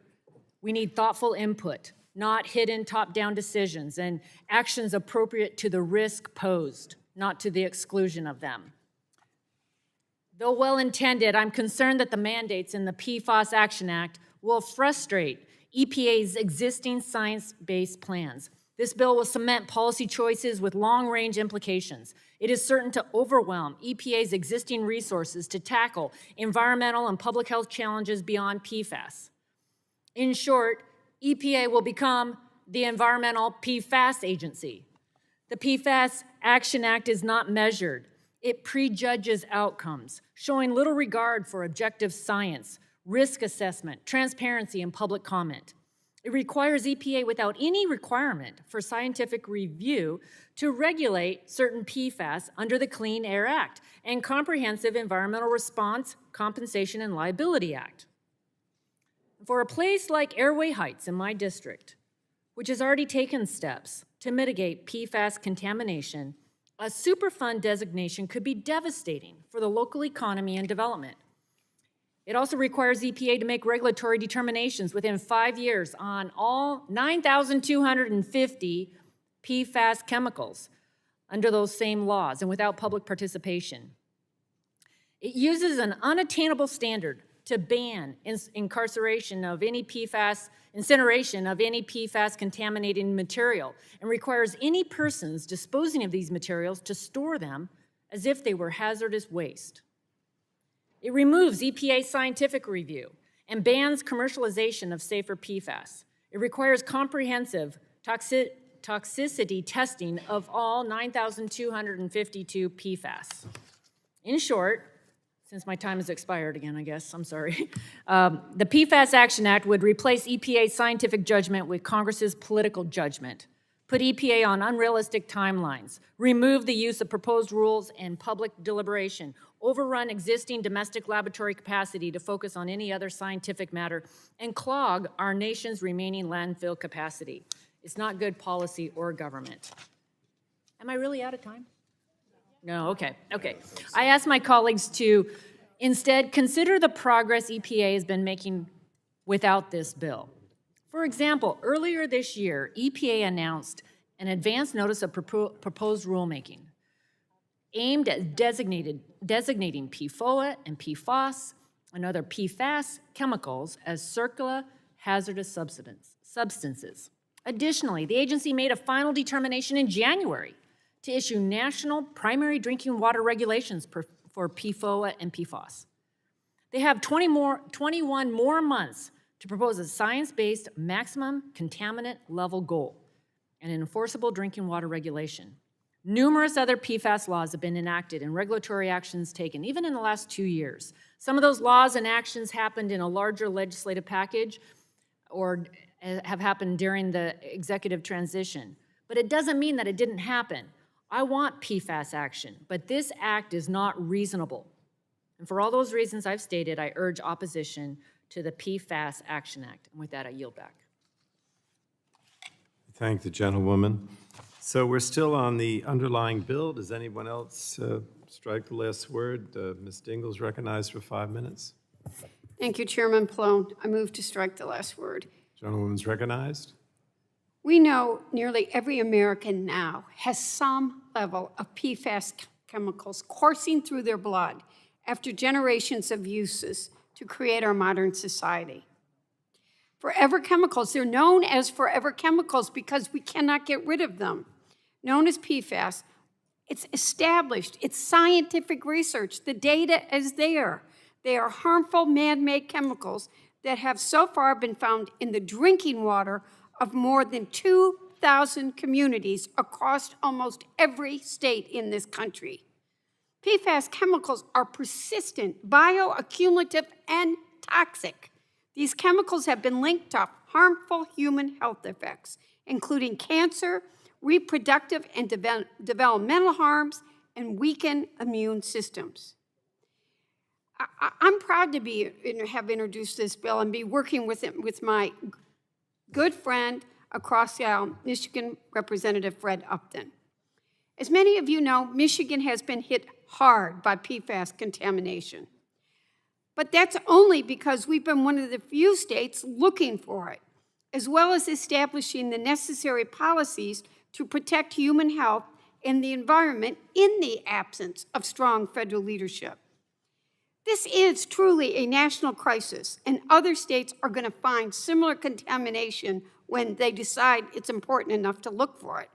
Because when you are dealing with forever lasting substances, it's only a matter of time. According to the Environmental Working Group, over 200 million Americans are drinking contaminated water, and 328 military sites across the United States have been identified as having PFAS contamination. So I respect you all, and I know this, but you ask, why is this package necessary? So I want to ask these questions. Has the EPA established a national drinking water standard for the most notorious chemicals, P4, PFO, and PFAS, that includes protections for vulnerable subpopulations? Has the EPA designated PFO or PFAS chemicals as hazardous substances under the Superfund or determined whether to list other PFAS? Has the EPA designated PFO and PFAS as hazardous air pollutants under the Clean Air Act? Has the federal government prohibited unsafe incarceration of PFAS waste and placed a moratorium on the introduction of new PFAS into commerce? No. The answers to all of these questions is no. The PFAS Action Act would protect our land, our air, our water, and human health from harmful PFAS contamination by requiring all these actions in the face of continued federal inaction, as well as many more. EPA has consistently failed to act. Clear and swift action from Congress is needed to address the PFAS crisis, and this starts with enacting this bill. It would be the first major comprehensive and consequential action we can and must take. The legislation before us today is a meaningful bill that will represent a strong federal response and is a product of good bipartisan work of the Energy and Commerce Committee.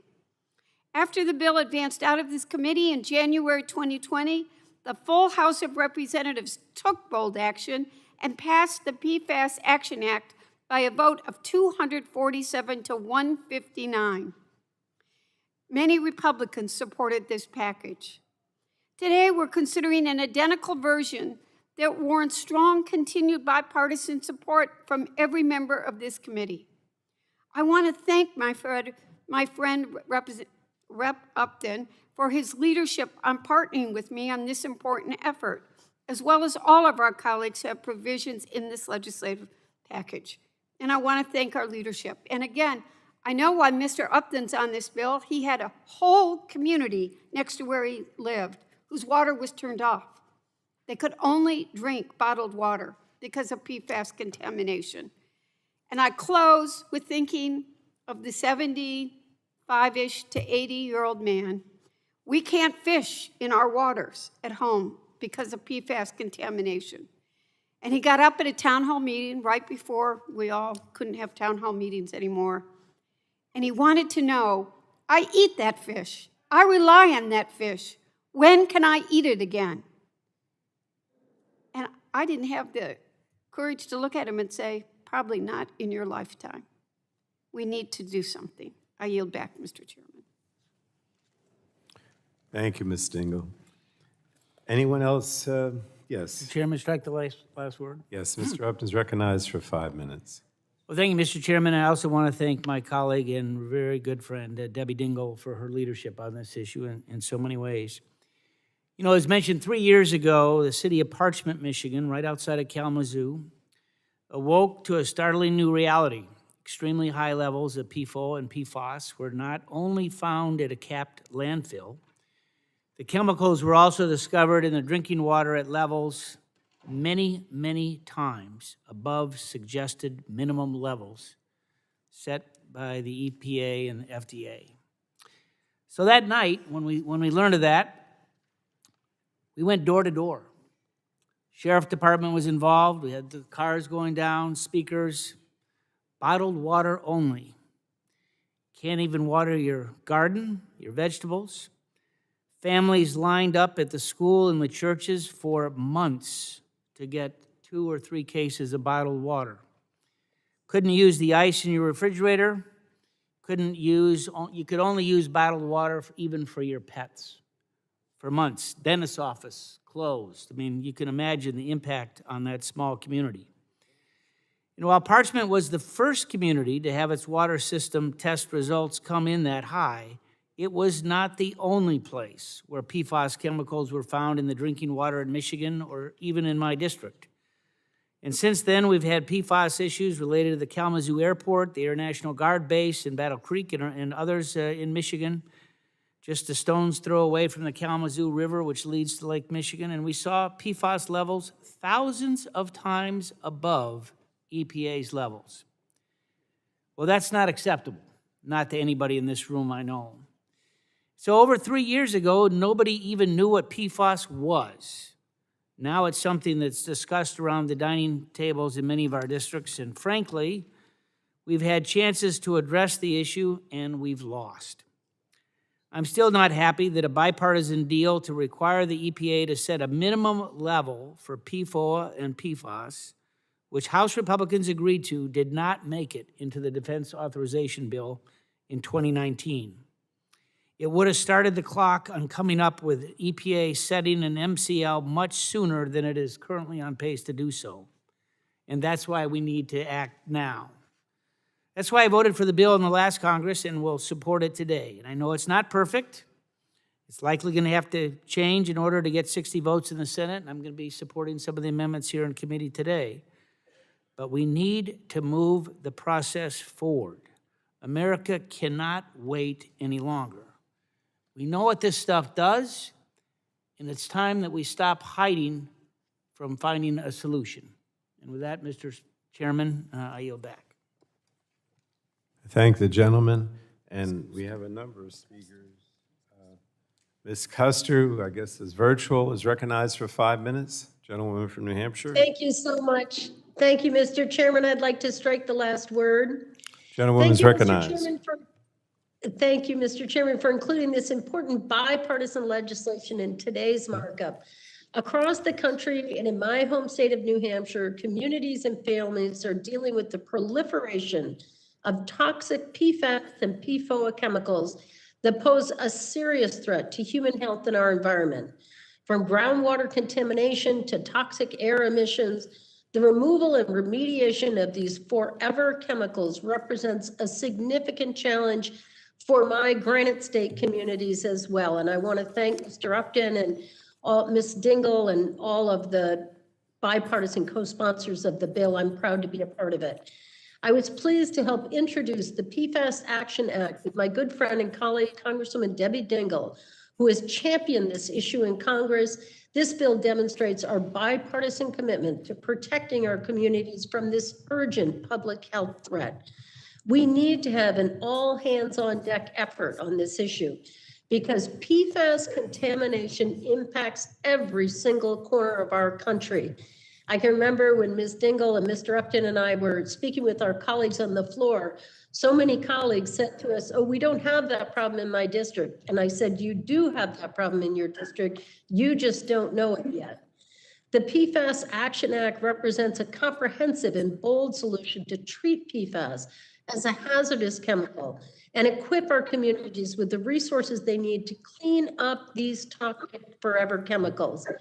This bipartisan legislation will require the EPA to establish a national drinking water standard for PFAS and PFOA, set discharge limits on industrial releases, and provide $200 million annually toward wastewater treatment facilities that are integral to our remediation efforts.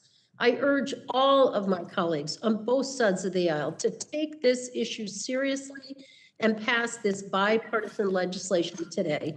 And with that, Mr. Chairman, I'll go back. Thank the gentlewoman. Is there another Republican? Yes, the gentleman's recognized. Thank you, Mr. Chairman. I wish to speak on the bill. The gentleman's recognized to 5 minutes. Thank you, Mr. Chairman. One reason I cannot support this legislation before us today has to do with its impact on the ability to domestically manufacture chlorine here in the United States. Protecting the ability to domestically manufacture chlorine would be simple, direct, and would most importantly protect public health in the United States. This legislation, however, does not do that. For those of my colleagues who don't understand why chlorine production needs to be saved or what PFAS and chlorine have to do with each other, let me take a minute to explain. There are 3 ways to make chlorine and caustic soda. 1, using mercury cell technology. 2, employing asbestos diaphragms. Or 3, employing a membrane cell process. Mercury cell technology is being phased out in the United States. Under the Minamata Convention on Mercury, the United States joined 130 parties in agreeing to cease manufacture and import and export of many mercury-containing products in 2020. The import of asbestos and the use of asbestos diaphragm filters are currently the subject of an EPA review under the Toxic Substances Control Act. While EPA passed on regulating this area 3 decades ago, the EPA could use new legal authority to ban or phase out these practices. In addition, there has been legislation in previous Congresses. In fact, this committee reported a bill last Congress that would phase out the production of chlorine using an asbestos diaphragm. This brings us to membrane cell technology. This is the most popular way of making chlorine in Europe. It is the most expensive, and it's become the only long-term viable option for making chlorine. Membrane cell technology contains PFAS. Unless efforts are taken to protect it, membrane cell technology using PFAS will become subject to the ultra-aggressive provisions in this bill. They are designed to discourage and harass its usage and ultimately see it disappear. In a best-case scenario, this bill will significantly increase the price of chlorine and caustic soda for drinking water systems and hospitals that rely on chlorine for disinfection. The U.S. Center for Disease Control and Prevention calls drinking water chlorination one of the most significant public health advances in the United States history. In fact, the EPA requires treated tap water to contain a detectable level of chlorine to help protect against germs all the way to the consumer's taps. This will also have impacts on pharmaceutical production and swimming pool clean water maintenance. It will also place constraints on supply, potentially impacting household goods like bleach. It will offshore chlorine production after we learned so painfully over this last year about the importance of maintaining a robust domestic supply for items regularly used in medical settings. Setting these important uses of chlorine aside, chlorine is a building block chemical used to create multiple other chemistries and chemicals. Removing domestic chlorine production will directly impact America's chemical manufacturing sector and its ability to continue innovating. This is a poor policy. We should shield the PFAS necessary for the production of chlorine from the provisions of H.R. 2467 that would be the most hurtful to preserving this important infection control chemical. I appreciate your attention, and maybe we can work together as things move forward to find a way to protect chlorine from the overreaches of this bill. And I urge the majority to continue to work with us on this issue and others, and yield back. I thank the gentleman. On the Democratic side, we have the gentlewoman from Delaware, Mrs. Blunt Rochester, is virtual, I believe.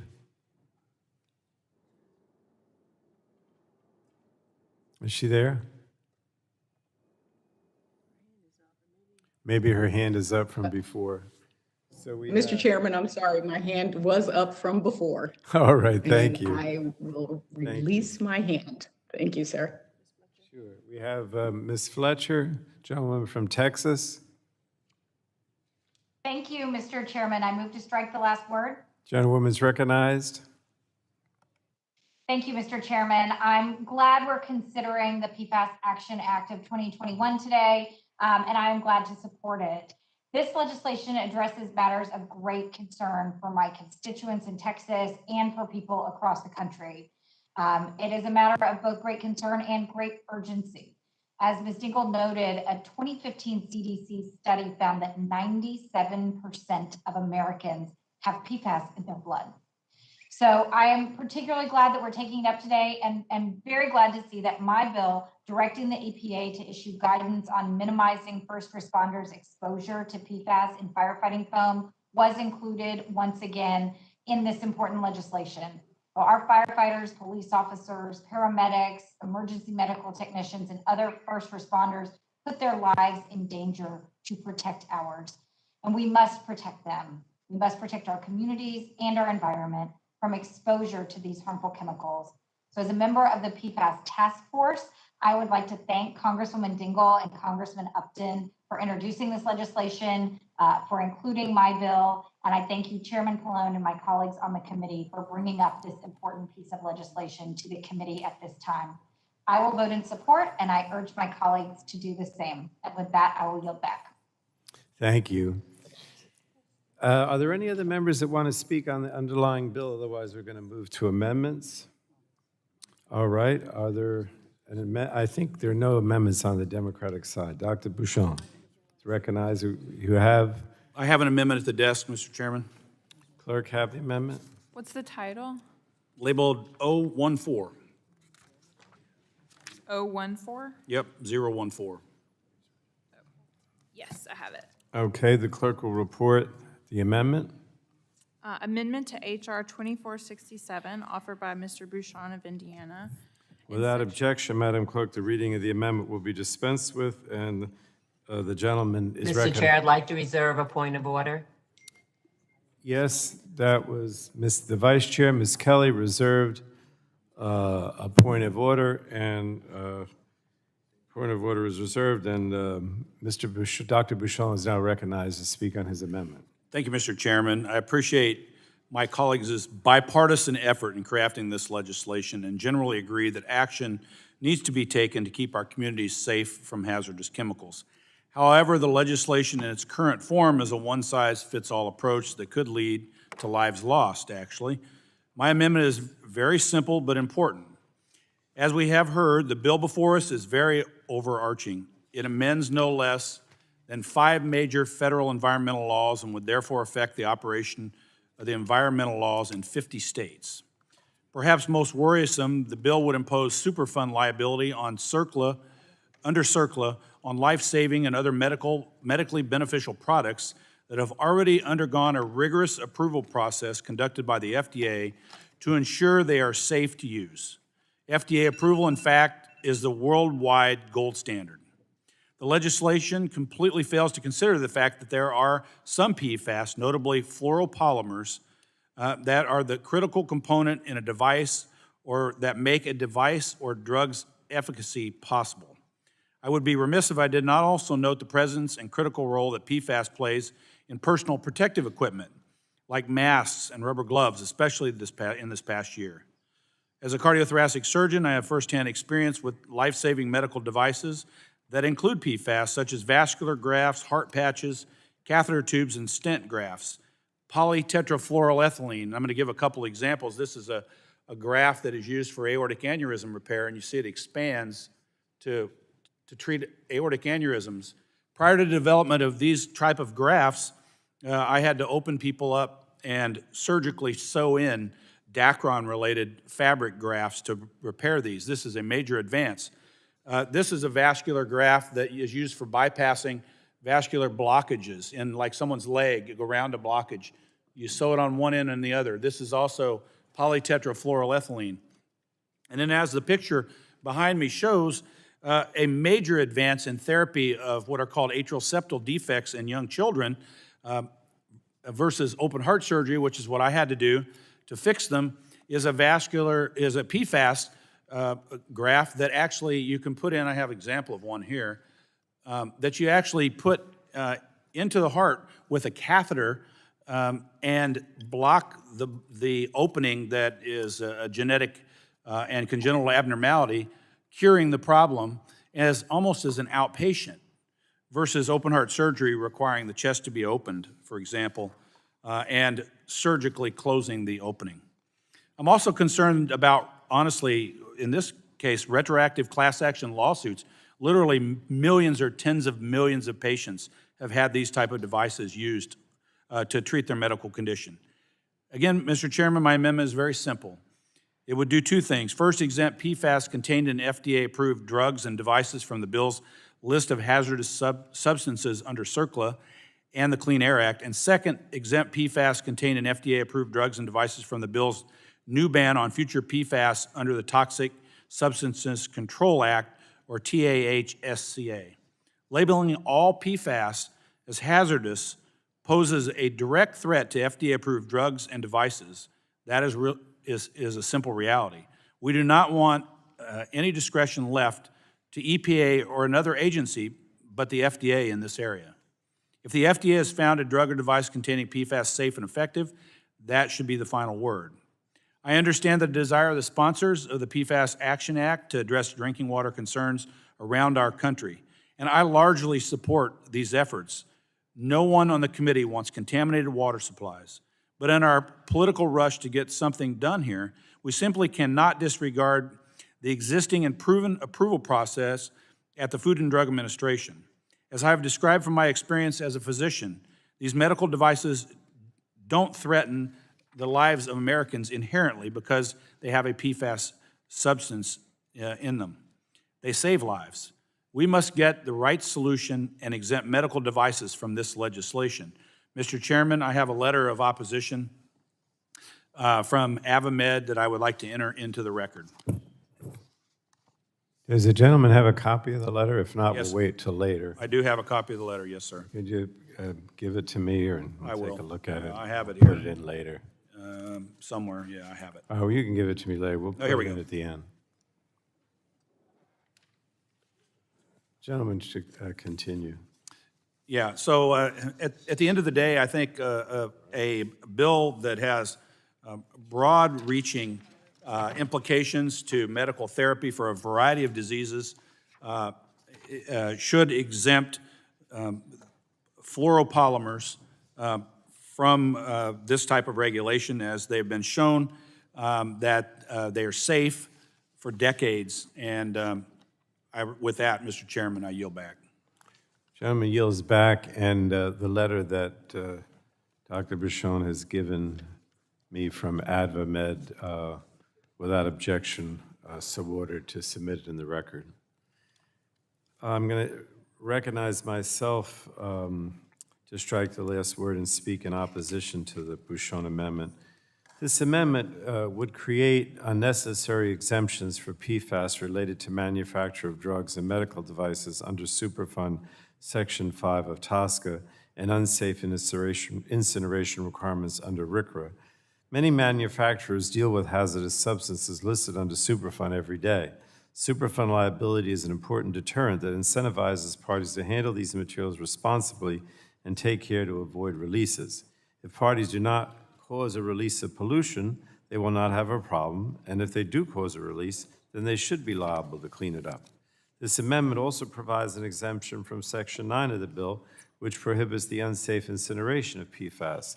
Again, we should not tolerate unsafe disposal and unsafe incineration of PFAS under any circumstances, regardless of whether those PFAS were related to drugs and medical devices. If we want to really address the threat of PFAS exposure, we need to make sure strong protections are in place. But this amendment would create loopholes which will ultimately remove incentives for the safe handling and disposal of PFAS. So I urge my colleagues to oppose this amendment and support the bill, and I yield back at this time. Are there others who want to speak on the bill? Ms. Oh, I'm sorry. This is on, yes, this is on Mr. Bichon's amendment. Gentlewoman from Arizona, Ms. Lesko, is recognized for 5 minutes. Thank you, Mr. Chair. I move to strike the last word. Gentlewoman is recognized. Thank you, Mr. Chair. W.L. Gore and Associates is located in my district. While Gore is best known for their signature product, Gore-Tex, implantable medical devices now account for over half of their company's revenue. Their medical products business is located in Arizona, with approximately 2,000 associates in Flagstaff and another 1,000 associates in my district. Gore's essential business relies on PFAS, known as PTFE, that shows no threat to human health or the environment. Yet, the legislation would treat PTFE and the other 9,000 plus PFAS as hazardous under no less than 5 environmental laws. This kind of overreach is great for regulators and the trial lawyers, but in my opinion is bad public policy. The so-called PFAS Action Act before us would force EPA to consider PFAS used in medical devices as hazardous under the Superfund law and under the Clean Air Act. That designation not only forces additional unnecessary regulation, it also exposes the entire economic chain, manufacturers, end users, and even individuals to huge liabilities. Section 4 of H.R. 2467 would also ban any new medical devices or drugs that contain PFAS from coming into the marketplace, no matter what their potential to treat health conditions or save lives, and regardless of whether they have been approved by the FDA. What's going on here, in my opinion, is a huge effort to simply get rid of all PFAS. But members need to understand that there are over 9,000 different substances out there that fit that definition. Some of those may be a real threat to human health, and we ought to have the scientists at EPA deal with those appropriately. But many PFAS, particularly fluoropolymers, simply do not pose a threat to human health or the environment. The best evidence of that is that there are some 40 million Americans walking around right now with a PFAS-based heart stent. There is nothing in the Bouchon Amendment that will in any way threaten current PFAS cleanups across the country or prevent future cleanups from happening. If anything, by eliminating the need for EPA to worry about medical devices, the agency will be able to better focus its attention on where the actual problems are. I strongly support the Bouchon Amendment. Let's try to make some sense out of this bill before us. And with that, I yield back. Gentlemen, will the gentlelady yield? I will. I want to thank Dr. Bouchon for offering this amendment. I mean, we know that for this bill to ultimately get to the president's desk, some changes are going to have to be made. And frankly, I think this is a very constructive amendment to allow the FDA to have some say. As the gentlelady from Arizona indicated, some 40 million Americans are walking around with devices implanted with PFAS. And I would hope that if this amendment does fail here in committee, and we'll see what happens, that we could see it offered on the House floor and let the whole House decide this issue and help send that as a possible landing spot for a bipartisan bill that in fact may reach some consensus in the Senate as well. So again, I want to compliment the gentleman from Indiana and certainly intend to support this amendment. With that, I yield back to the lady from Arizona. And I yield back.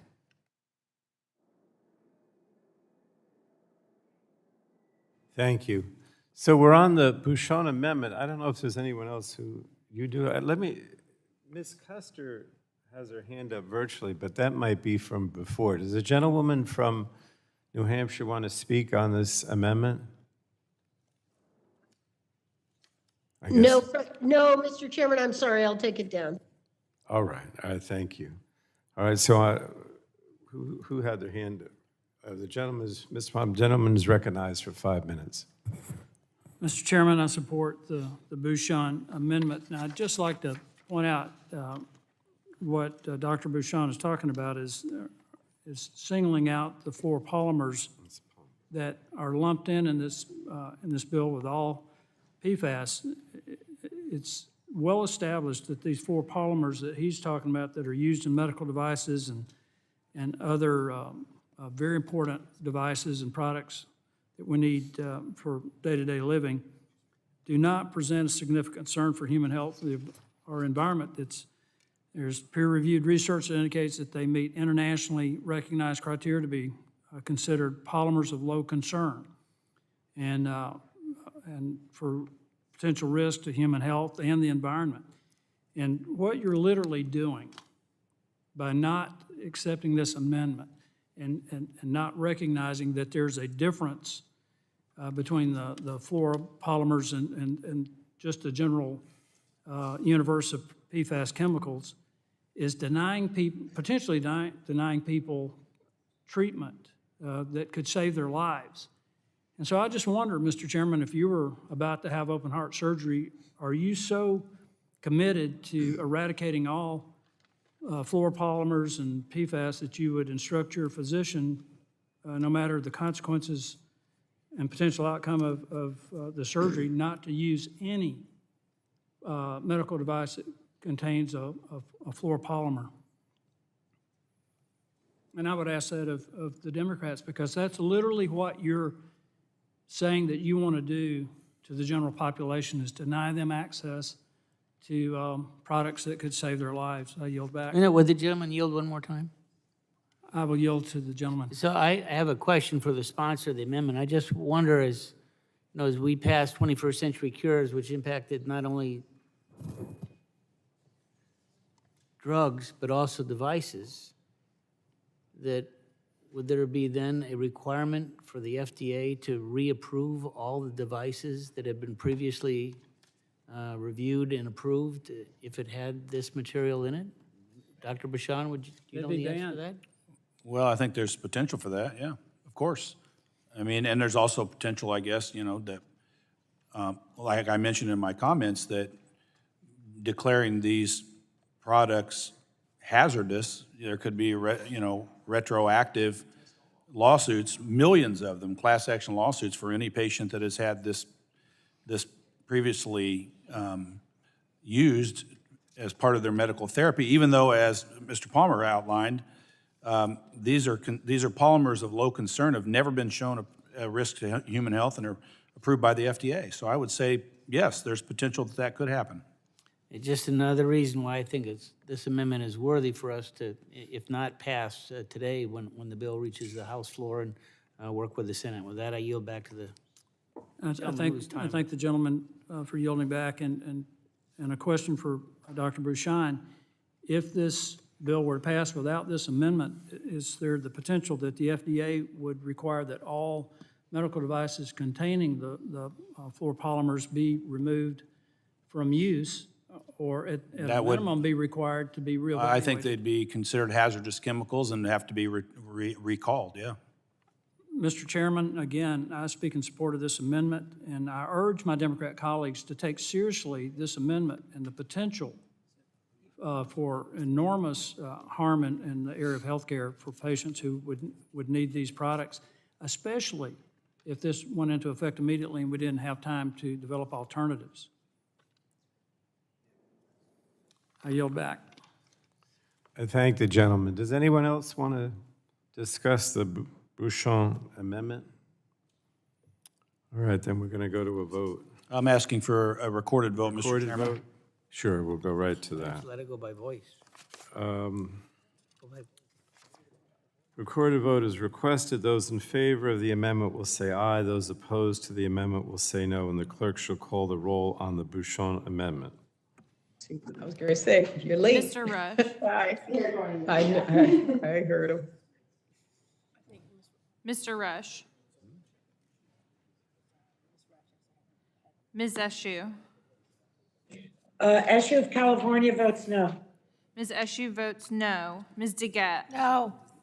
Ms. DeGette votes no. Mr. Doyle. Ms. Schakowsky. Mr. Butterfield. Butterfield votes no. Ms. Schakowsky votes no. Mr. Doyle votes no. Ms. Schakowsky votes no. Mr. Butterfield. About four more. Butterfield votes no. Mr. Butterfield votes no. Ms. Matsui. Matsui votes no. Ms. Matsui votes no. Ms. Castor. No. Ms. Castor votes no. Mr. Sarbanes. Sarbanes votes no. Mr. Sarbanes votes no. Mr. McNerney. No. Mr. McNerney votes no. Mr. Welch. Mr. Tonko. Tonko votes no. Mr. Tonko votes no. Ms. Clark. Ms. Clark of New York votes no. Ms. Clark votes no. Mr. Schrader. Schrader votes yes. Mr. Schrader votes yay. Mr. Cardenas. From California, votes yes. Mr. Cardenas votes no. Mr. Ruiz. I voted no, vote no. Some confusion over which? Cardenas, Mr. Cardenas, do you want to vote again, so we know?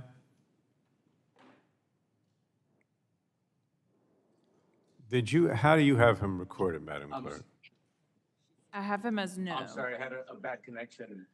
Your question? He said no, so. He just said no again. Mr. Ruiz. Ruiz votes no.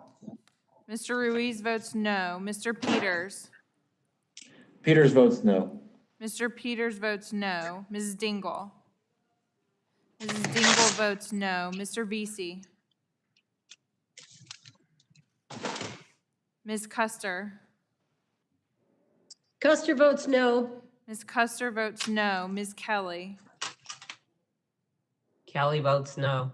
Ms. Kelly votes no. Ms. Bettergon. Barragan votes no. Ms. Bettergon votes no. Mr. McEachin. McEachin votes no. Mr. McEachin votes no. Ms. Blunt Rochester. Blunt Rochester votes no. Ms. Blunt Rochester votes no. Mr. Soto. Soto votes no. Mr. Soto votes no. Mr. O'Halloran. O'Halloran votes no. Mr. O'Halloran votes no. Ms. Rice. Ms. Rice votes no. Ms. Rice votes no. Ms. Craig. Ms. Craig votes no. Ms. Craig votes no. Ms. Schreier. Schreier votes no. Ms. Schreier votes no. Ms. Trahan. Trahan votes no. Ms. Trahan votes no. Ms. Fletcher. Ms. Fletcher votes no. Ms. Fletcher votes no. Mrs. Rogers. Mrs. Rogers votes yay. Mr. Upton. Mr. Upton votes yay. Mr. Burgess. Votes aye. Mr. Burgess votes yay. Mr. Scalise.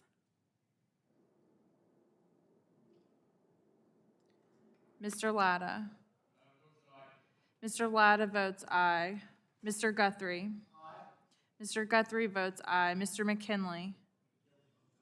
Mr. McKinley votes aye. Mr. Kinzinger. Kinzinger votes aye.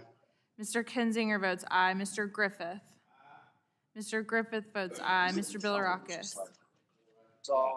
Mr. Bilirakis votes aye. Mr. Johnson. Johnson votes aye. Mr. Johnson votes aye. Mr. Long. Mr. Long votes aye. Mr. Long votes aye. Mr. Bouchon. Mr. Bouchon votes aye. Mr. Bouchon votes aye. Mr. Mullen.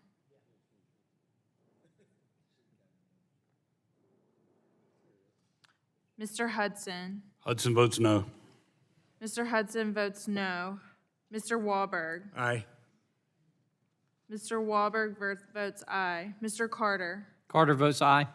Mr. Carter votes aye. Mr. Duncan. Duncan votes aye. Mr. Duncan votes aye. Mr. Palmer. Mr. Palmer votes aye.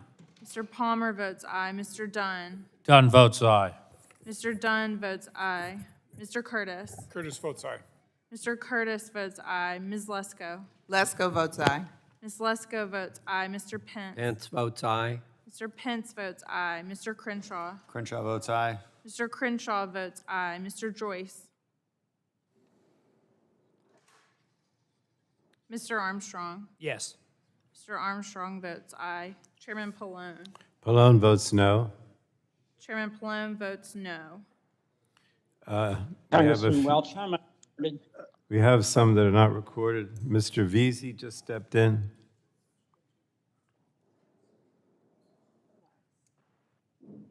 This is Cardenas, how am I recorded? Cardenas is recorded as a no, Mr. Cardenas voted no. but we have Mr. Correct. Vesey. Mr. Vesey is not recorded. Mr. Vesey votes no. Mr. Scalise? Mr. Scalise votes aye. Mr. Rush? Mr. Welch? Oh, Mr. Welch. Mr. Welch is not recorded. Mr. Welch? How do you want to be recorded? Gentleman from Vermont, you there? No. Yes, I vote no. Mr. Welch votes no. Mr. Rush of Illinois? Votes no. Mr. Rush votes no. Is there anyone else who's not recorded? Wants to be recorded? Is Gus recorded? Did you vote, Gus? Okay. All right, then the clerk will call the roll. No, we can't have that. Don't comment, please.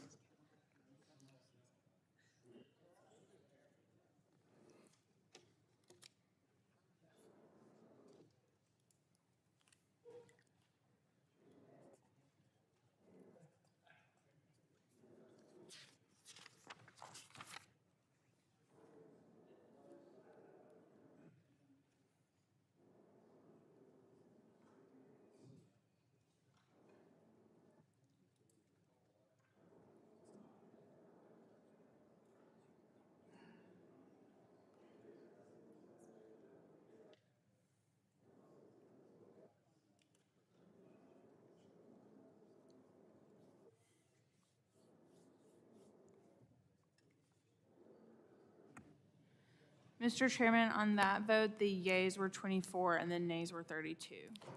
24 ayes and 32 nays? Yes, sir. Okay. So on the Bouchon amendment, the vote is 24 ayes to 32 noes. The amendment is not agreed to. Are there further amendments? Yes.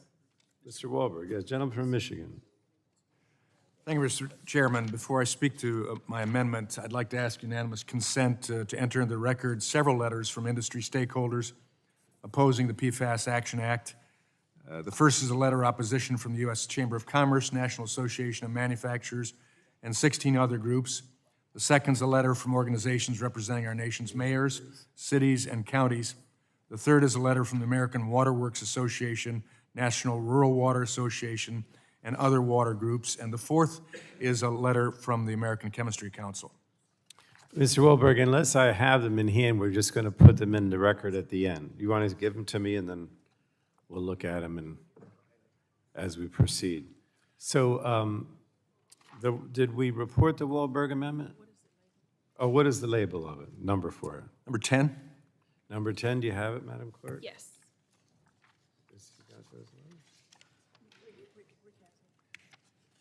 You have it? The clerk will report the amendment.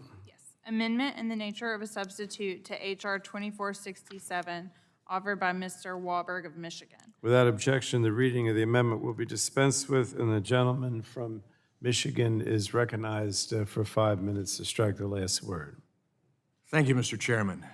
I've been working to combat PFAS in my home state of Michigan for many years, including with my Michigan colleagues on this committee and good friends, Congressman Upton and Congresswoman Dingell.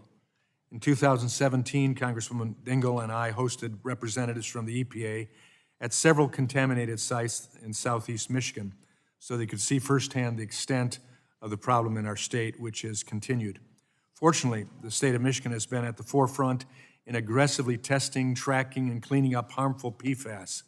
In fact, scientists attribute Michigan's high number of PFAS sites to the fact that the state has taken a lead role in aggressively looking for PFAS contamination. My colleagues and I recognized this growing problem early on and took action. We formed the Congressional PFAS Task Force and pushed for greater collaboration between agencies and the necessary resources for PFAS research and response efforts. Many of our efforts have been enacted into law, including a bill that now requires federal agencies to cooperate with states in cleaning up PFAS contamination near military installations. Mr. Chairman, I strongly support continued action to protect the public health and ensure our water supply is safe and clean from harmful levels of PFAS. But I have serious concerns that the bill before us today overreaches beyond what we know about the problem and hinders ongoing federal scientific reviews and other actions being taken by states and the EPA. With so much still unknown about the over 9,000 different PFAS chemicals, the PFAS Action Act prejudges outcomes, showing little regard for objective science, risk assessment, or transparency. The bill replaces EPA's scientific judgment with Congress's political judgment by imposing a de facto ban on all PFAS. It mandates serious legal requirements on an unknown number of persons, towns, and companies without any public input or feedback from the EPA. The amendment I am proposing simply states that using objective, high-quality science, engaging with the larger scientific community, using transparent processes like public comment opportunities, and taking a measured, informed, and targeted approach has produced a broad response to PFAS by the EPA. The amendment lists a number of historic legislative and regulatory actions that have been taken by both Congress and 2 presidential administrations to clean up PFAS, protect drinking water, and increase our understanding of these chemicals. All of these actions have been taken without mandates like those proposed in the bill. For example, the 2020 and 2021 NDAAs contain provisions requiring the DoD to clean up PFAS under the Defense Environment Response Act and reduce exposure to these chemicals, phase out PFAS firefighting foam, and improve monitoring of groundwater and drinking water. And finally, earlier this year, the EPA made final determination as to issue primary drinking water regulations under the Safe Drinking Water Act. They also released interim guidance outlining the current science on techniques to dispose these materials safely, along with many other initiatives. With all that said, the bottom line here is that just because the PFAS Action Act isn't law does not mean action hasn't been taken on PFAS. Through proper scientific review and rulemaking processes, the EPA is already addressing more than half of the contents of this bill. We should let them do their jobs and refrain from overhauling existing regulatory structure, squandering federal investments, or complicating further rulemaking. I urge support for my amendment, and I yield back. I thank the gentleman from Michigan. I reviewed the letters that you wanted to put in the record, so without objection, so ordered. We'll enter those into the record. Is there anyone who wants to speak on the Wahlberg Amendment? Mr. Tonko, the gentleman from New York, is recognized for 5 minutes. Thank you, Mr. Chairman. This amendment replaces the bipartisan bill that passed last Congress with a non-enforceable sense of Congress that outlines the inaction by the Trump administration. Communities simply can't keep waiting for action. We have a strong bipartisan bill before us that regulates PFAS in our drinking water. It provides funding for cleanup, holds polluters liable for their contamination, and begins the process of finally cleaning up this forever chemical from countless communities. This amendment is just another blatant attempt to slow the process and make impacted communities wait even longer for remediation. So Congress can demonstrate leadership on this issue and make certain that public health and safety are protected. And therefore, I urge my colleagues to oppose this amendment, Mr. Chair, and I yield back. Thank you, gentlemen. Do we have others who want to speak on the Wahlberg Amendment? Nobody virtually? All right, we'll go to a vote.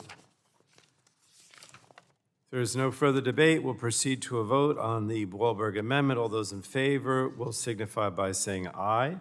Aye. All those opposed will say no. No. Okay. In the opinion, you want to record a vote? Okay. A recorded vote is ordered. Those in favor of the Wahlberg Amendment will say aye. Those opposed will say no. The clerk shall call the roll. Mr. Rush. Rush of Illinois votes no. Mr. Rush votes no. Ms. Eshoo.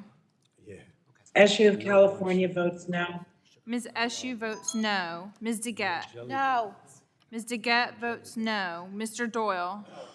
Mr. Doyle votes no. Ms. Schakowsky. Ms. Schakowsky votes no. Mr. Butterfield. Thank you. Butterfield votes no. Mr. Butterfield votes no. Ms. Matsui. Matsui votes no. Ms. Matsui votes no. Ms. Castor. Ms. Castor votes no. Mr. Sarbanes?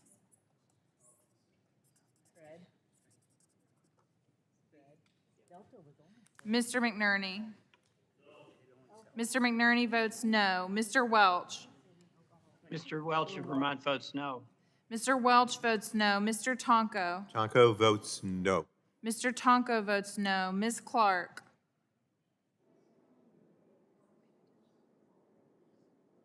Mr. Schrader? Schrader votes no.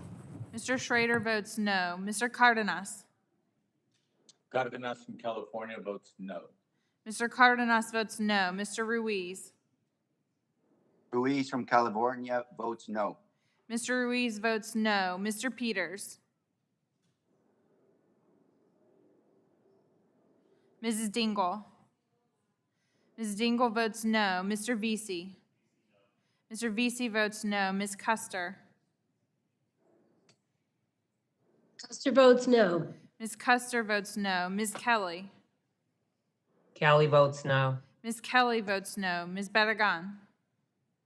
Aragon votes no. Ms. Bedegan votes no. Mr. McEachin? McEachin votes no. Mr. McEachin votes no. Ms. Blunt Rochester? Rochester votes no. Ms. Blunt Rochester votes no. Mr. Soto? Soto votes no. Mr. Soto votes no. Mr. O'Halloran? O'Halloran votes no. Mr. O'Halloran votes no. Ms. Rice? Rice votes no. Ms. Rice votes no. Ms. Craig? Craig votes no. Ms. Craig votes no. Ms. Schreier? Schreier votes no. Ms. Schreier votes no. Ms. Trahan? Trahan votes no. Ms. Trahan votes no. Ms. Fletcher? Fletcher votes no. Ms. Fletcher votes no. Mrs. Rogers? Mrs. Rogers votes aye. Mr. Upton? Mr. Upton votes no. Mr. Burgess? Burgess votes aye. Mr. Burgess votes aye. Mr. Scalise? Mr. Latta? Mr. Latta votes aye. Mr. Guthrie?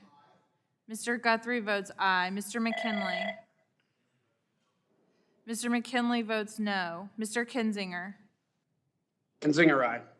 Mr. Kinzinger votes aye. Mr. Griffith? Mr. Griffith votes aye. Mr. Bilirakis? Mr. Bilirakis votes aye. Mr. Johnson? Mr. Johnson votes aye. Mr. Long? Aye. Mr. Long votes aye. Mr. Bouchon? Mr. Bouchon votes aye. Mr. Mullen? Jim Martin was 60 plus, I'm not changing the name. Yeah. A new chairman at 60 plus. Mr. Hudson? Hudson votes no. Mr. Hudson votes no. Mr. Wahlberg? Wahlberg votes aye. Mr. Wahlberg votes aye. Mr. Carter? Carter votes aye. Mr. Carter votes aye. Mr. Duncan? Duncan votes aye. Mr. Duncan votes aye. Mr. Palmer? Palmer votes yea. Mr. Palmer votes aye. Mr. Dunn? Dunn votes aye. Mr. Dunn votes aye. Mr. Curtis? Curtis votes aye. Mr. Curtis votes aye. Ms. Lesko? Lesko votes aye. Ms. Lesko votes aye. Mr. Pence? Pence votes aye. Mr. Pence votes aye. Mr. Crenshaw? Crenshaw votes aye. Mr. Crenshaw votes aye. Mr. Joyce? Mr. Armstrong? Yes. Mr. Armstrong votes aye. Chairman Pallone? Votes no. Chairman Pallone votes no. Any members who... Mr. Chairman? How am I recorded, Congressman Sarbanes? Mr. Sarbanes is not recorded. Sarbanes votes no. Mr. How is Sarbanes Peters votes recorded? no. Mr. Peters? Peters votes no. Mr. Peters Mr. votes Chairman? no. Ms. Clark? How am I recorded? Ms. Clark is not recorded. Mr. Chairman, Clark of New York votes no. Ms. Clark votes no. Is there anyone else who we missed? Yes, Mr. Scalise? Mr. Scalise votes aye.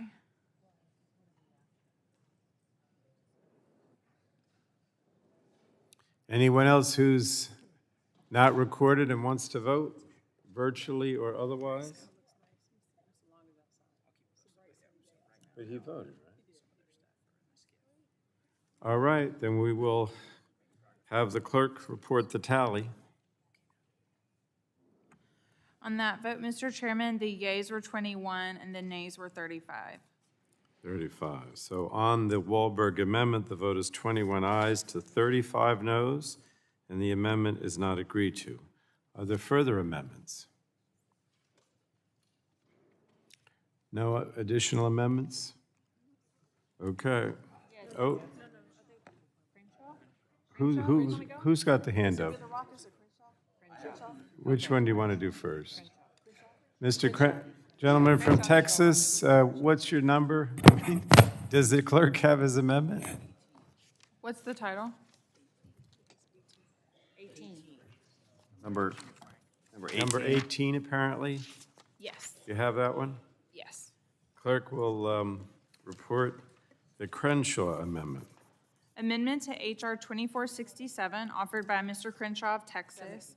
In Section 2, redesignate subsections D and E as... Without objection, the reading of the amendment will be dispensed with, and the gentleman from Texas is recognized for 5 minutes. Thank you, Mr. Chairman.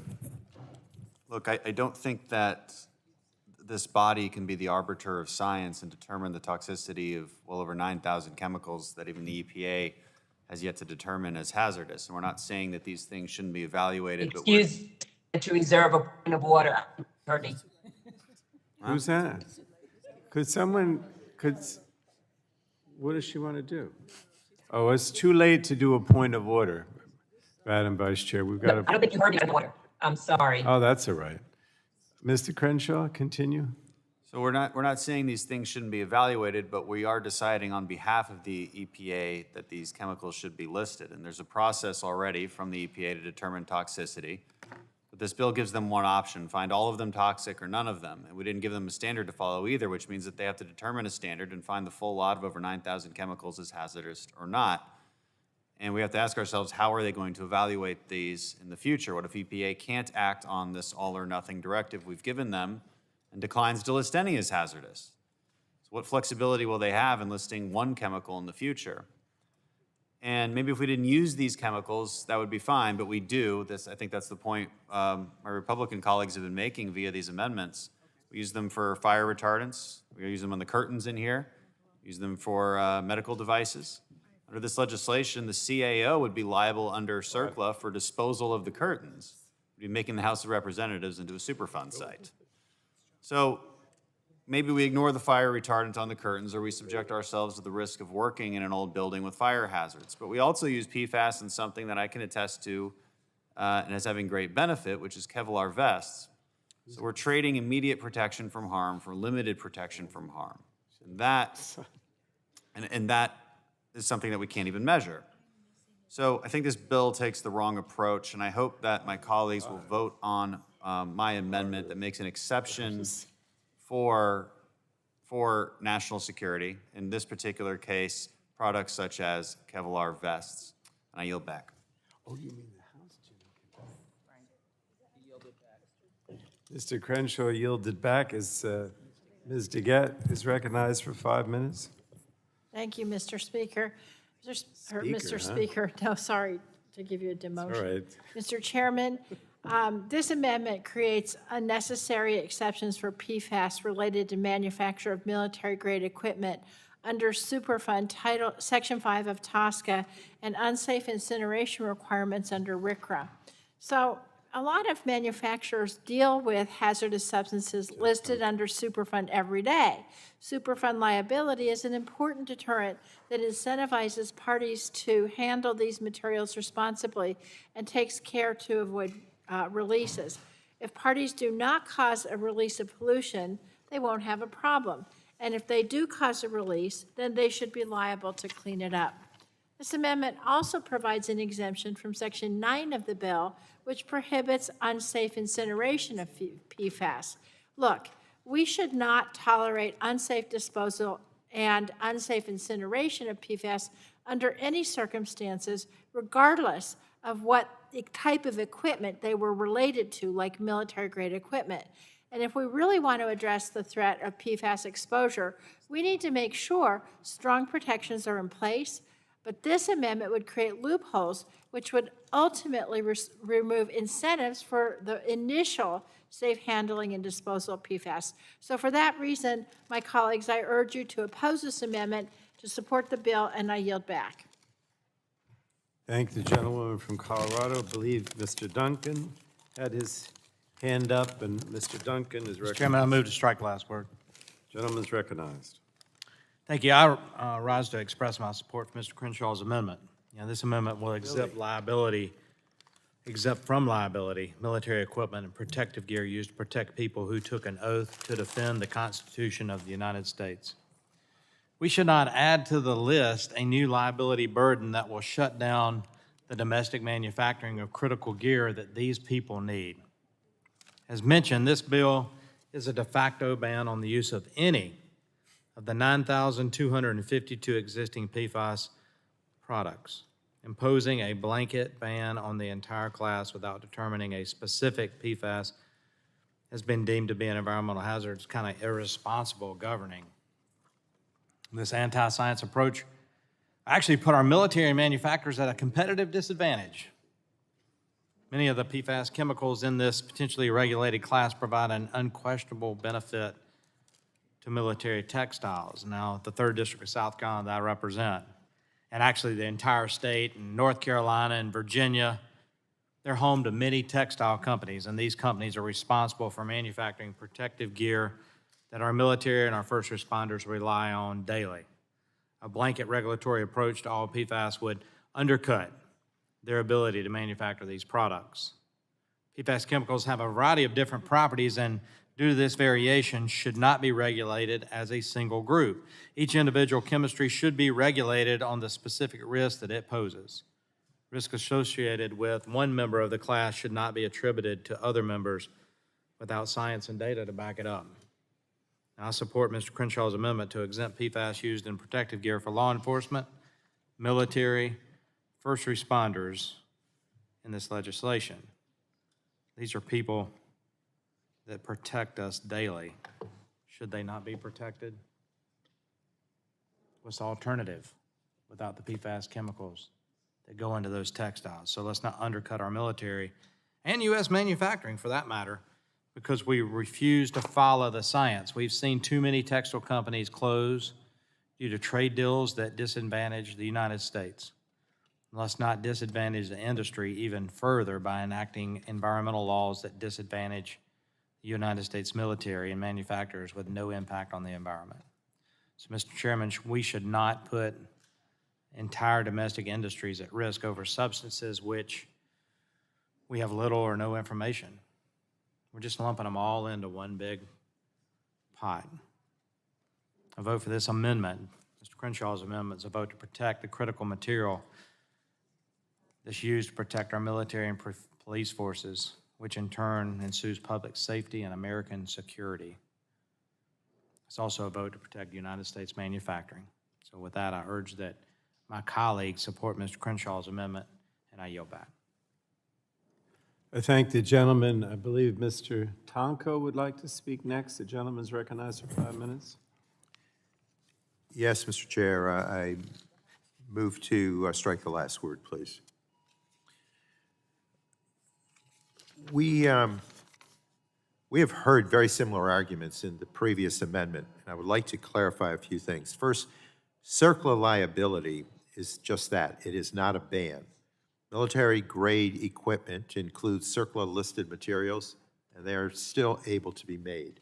Second, this bill would not cover all PFAS. It would require action on PFOA and PFOS, the two best understood chemicals immediately, while EPA reviews healthy and safety data on other substances. The use of PFAS in military equipment is not a release of contamination to the environment under CERCLA, and CERCLA liability covers only cleanup of environmental contamination, not personal injuries. So the makers of these products should have to take care when using PFAS in their manufacturing processes. If their carelessness leads to a release into the environment, they should absolutely have to clean it up. And with that, Mr. Chair, I yield back. Thank the gentleman. Does anyone else want to speak on the Crenshaw amendment? Anybody virtually? Okay, so then we'll move to a vote. Mr. Chairman, we request a recorded vote. Mr. Crenshaw requests a recorded vote. A recorded vote is ordered. Those in favor of the Crenshaw amendment will say aye. Those opposed will say no, and the clerk shall call the roll. Mr. Rush.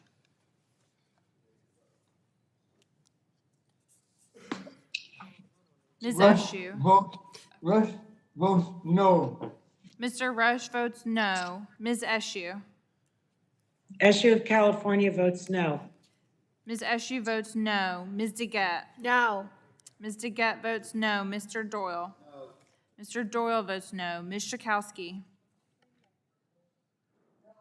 Ms. Schakowsky votes no. Mr. Butterfield. Butterfield votes no. Mr. Butterfield votes no. Ms. Matsui.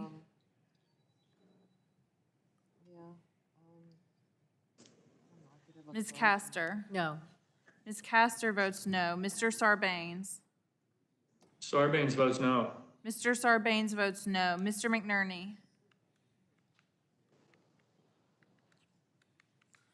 Mr. Welch. Mr. Welch of Vermont votes no. Mr. Welch votes no. Mr. Tonko. Tonko votes no. Mr. Tonko votes no. Ms. Clark. Ms. Clark of New York votes no. Ms. Clark votes no. Mr. Schrader. Schrader votes yes. Mr. Schrader votes aye. Mr. Cardenas. Mr. Cardenas from California votes no. Mr. Cardenas votes no. Mr. Ruiz. Ruiz from California votes no. Mr. Ruiz votes no. Mr. Peters. Peters votes no. Mr. Peters votes no. Mrs. Dingell. Mrs. Dingell votes no. Mr. Vesey. Mr. Vesey votes no. Ms. Custer.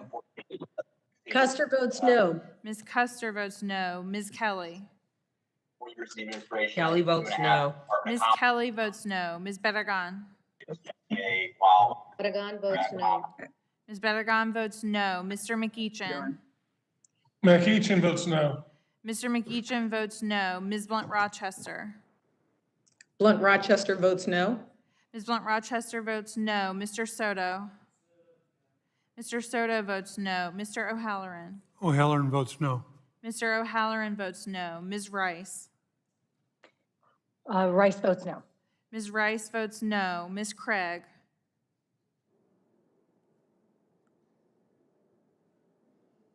Ms. Schreier. Schreier votes no.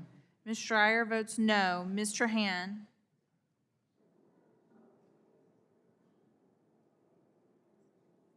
Ms. Fletcher. Fletcher votes no.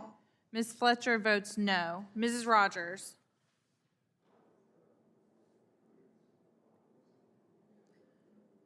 Mr. Upton. Mr. Upton votes aye. Mr. Burgess. Burgess votes aye.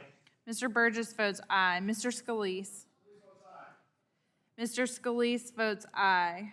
Mr. Latta. Mr. Latta votes aye. Mr. Guthrie.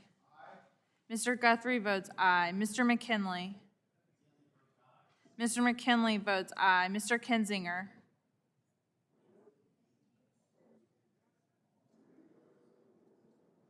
Mr. Griffith. Mr. Griffith votes aye. Mr. Bilirakis.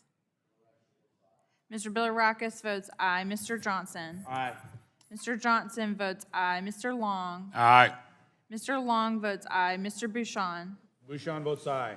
Mr. Bouchon votes aye. Mr. Mullen. Mr. Hudson. Hudson votes no. Mr. Hudson votes no. Mr. Wahlberg. Wahlberg votes aye. Mr. Wahlberg votes aye. Mr. Carter. Carter votes aye. Mr. Carter votes aye. Mr. Duncan. Mr. Duncan votes aye. Mr. Palmer. Yes. Mr. Palmer votes aye. Mr. Dunn. Dunn votes aye. Mr. Dunn votes aye. Mr. Curtis. Curtis votes aye. Mr. Curtis votes aye. Ms. Lesko. Lesko votes aye. Ms. Lesko votes aye. Mr. Pence? Pence votes aye. Mr. Pence votes aye. Mr. Crenshaw? Crenshaw votes aye. Mr. Crenshaw votes aye. Mr. Joyce? Joyce votes aye. Mr. Joyce votes aye. Mr. Armstrong? Yes. Mr. Armstrong votes aye. Chairman Pallone? Pallone votes no. Chairman Pallone votes no. Ms. Mr. Rogers? Chairman, Ms. Rogers? Mrs. Rogers is not recorded. Mrs. Rogers votes aye. Mrs. Rogers votes aye. Anyone else? Mr. Chairman, Matsui votes no. Madam Clerk, this is Congresswoman Craig. How am I recorded? The first one was Ms. Matsui. She Ms. voted no. Matsui votes no. And now we have Congresswoman Craig. Congresswoman Craig is not recorded. Ms. Craig? Craig from Minnesota. Craig from Minnesota votes no. Mrs. Craig votes no. Mr. Chairman, Yes. Mr. Chairman, Mr. McNerney for California votes no. Mr. McNerney votes no. Anyone else who's not recorded? Virtually or otherwise? Not expecting anyone else? All right, oh, no. The clerk will report the tally.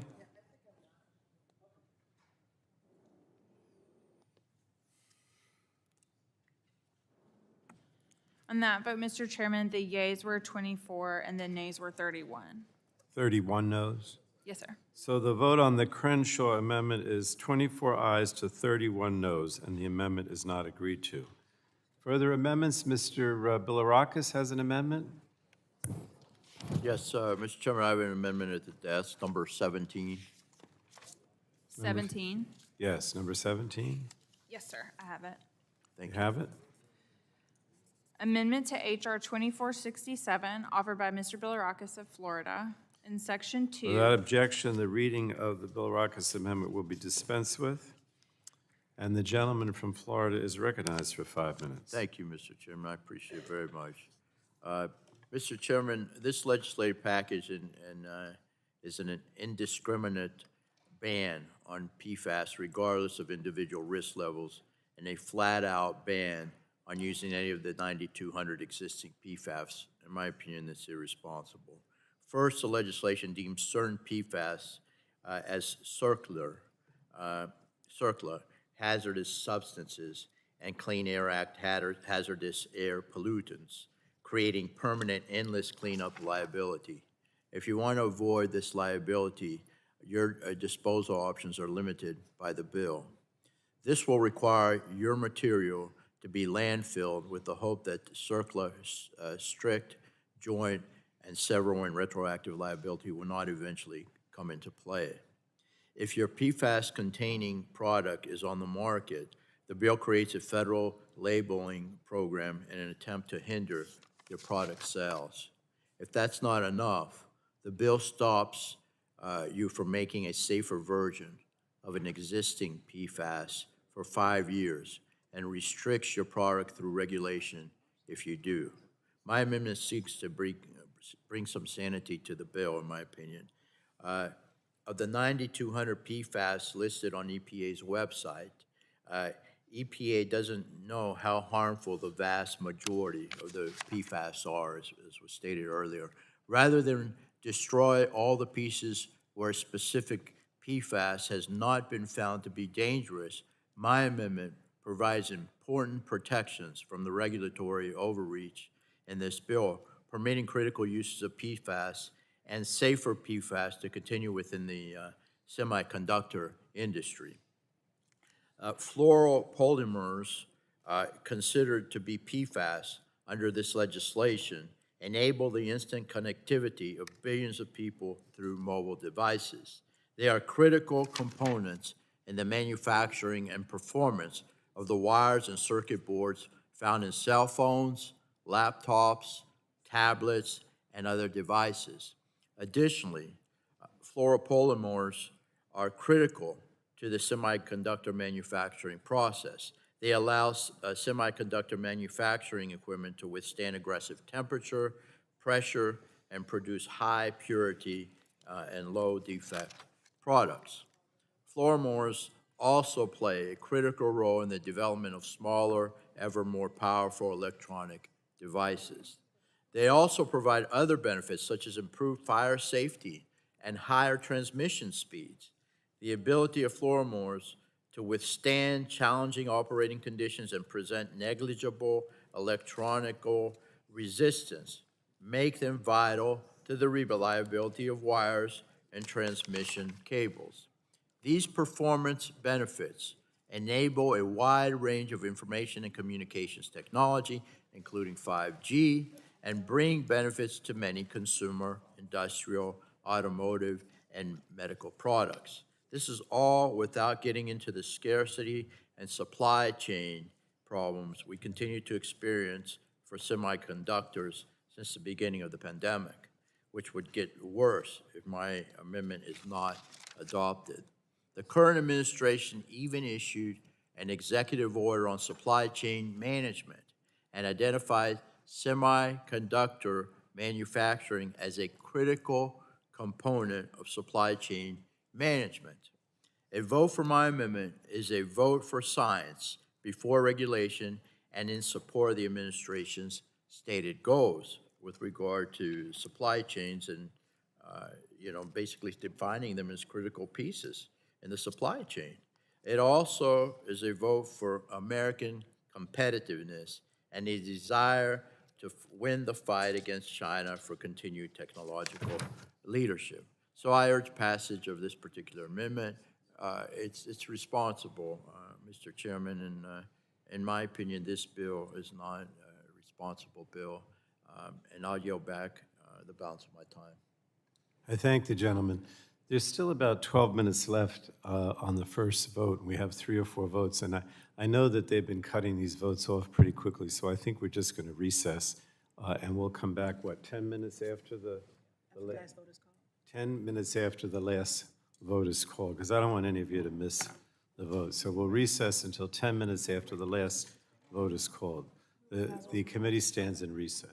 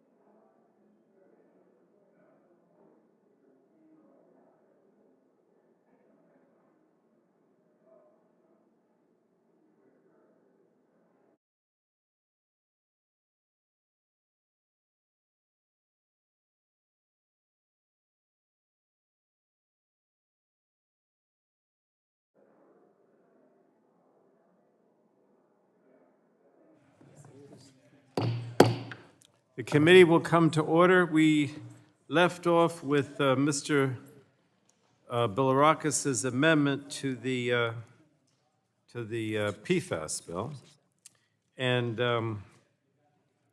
that is now in order. He spoke on the underlying bill, so we'd go to a Democrat. Ms. Dingell is recognized for 5 minutes.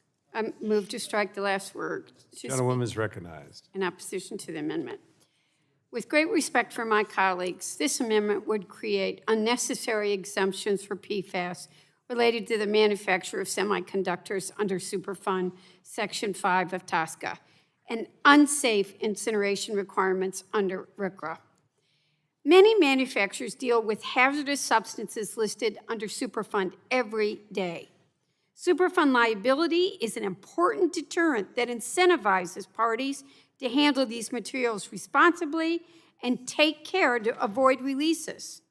If parties do not cause a release of pollution, they will not have a problem. And if they do cause a release, they should be liable to clean it up. This amendment also provides an exemption from Section 9 of the bill, which prohibits the unsafe incineration of PFAS. We should not tolerate unsafe disposal and unsafe incineration of PFAS under any circumstances, regardless of whether those PFAS were related to semiconductors. And believe me, I want to make it really clear, I know how important the production of semiconductors are. My industry is still suffering from our not building them here. We all got to work together to do that here too. But if we really want to address the threat of PFAS exposure, we need to make sure strong protections are in place. This amendment would create loopholes which will ultimately remove incentives for the safe handling and disposal of PFAS. I urge my colleagues to oppose this amendment and to support the overall bill. I yield back. Thank the gentlewoman. Does anyone else want to speak on the Bilirakis amendment? Anybody virtually? Okay, we'll move. All right, we're going to vote. We will proceed to a vote on the Bilirakis amendment. All those in favor of the amendment will signify by saying aye. Aye. All those opposed will say no. Opinion of the chair, the noes have it. Did you ask for? You did? Okay, recorded vote. Recorded vote is ordered. Those in favor of the Bilirakis amendment will vote aye. Those opposed will vote no. The clerk shall call the roll. Your social hour? Oh. Mr. Rush. Rush votes no. Mr. Rush votes no. Ms. Eshoo. She's not, she's muted. Ms. Issue DeGette. of California votes no. Ms. Eshoo votes no. Ms. DeGette. No. Ms. DeGette votes no. Mr. Doyle. Mr. Doyle votes no. Ms. Schakowsky. Ms. Schakowsky votes no. Mr. Butterfield. Ms. Matsui. Matsui votes no. Ms. Matsui votes no. Ms. Castor. Ms. Castor votes no. Mr. Sarbanes. Sarbanes votes no. Mr. Sarbanes votes no. Mr. McNerney. Mr. McNerney votes no. Mr. Welch.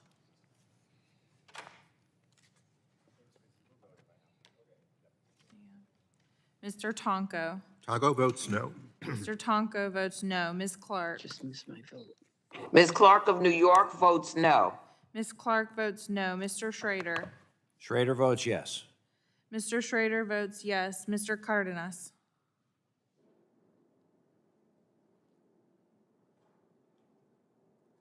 Mr. Ruiz. Mr. Peters.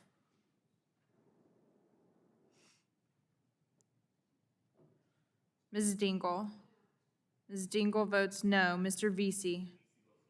Mr. Vesey votes no. Ms. Custer. Ms. Kelly. Kelly votes no. Ms. Kelly votes no. Ms. Barragan. Barragan votes no. Ms. Barragan votes no. Mr. McEachin.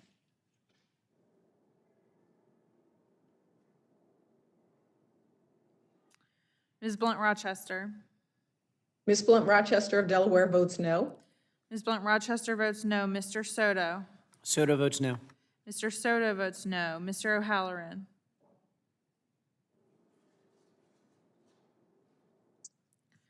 Ms. Rice?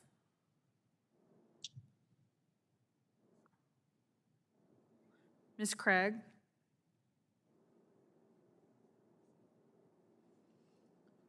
Ms. Schreier? Schreier votes no. Ms. Schreier votes no. Ms. Trahan? And votes no. Ms. Trahan votes no. Ms. Fletcher? Fletcher votes no. Ms. Fletcher votes no. Mrs. Rogers? Mrs. Rogers votes aye. Mr. Upton? Mr. Upton votes aye. Mr. Burgess?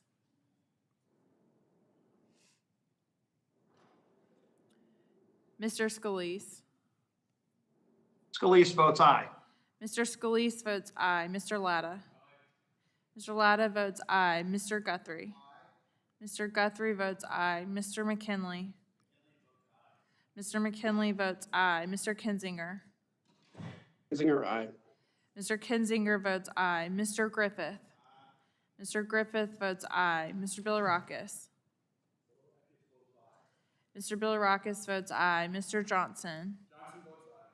Mr. Johnson votes aye. Mr. Long? Long votes aye. Mr. Long votes aye. Mr. Bouchon? Mr. Bouchon votes aye. Mr. Mullen? Mr. Hudson? Mr. Wahlberg? Wahlberg votes aye. Mr. Wahlberg votes aye. Mr. Carter? Carter votes aye. Mr. Carter votes aye. Mr. Duncan?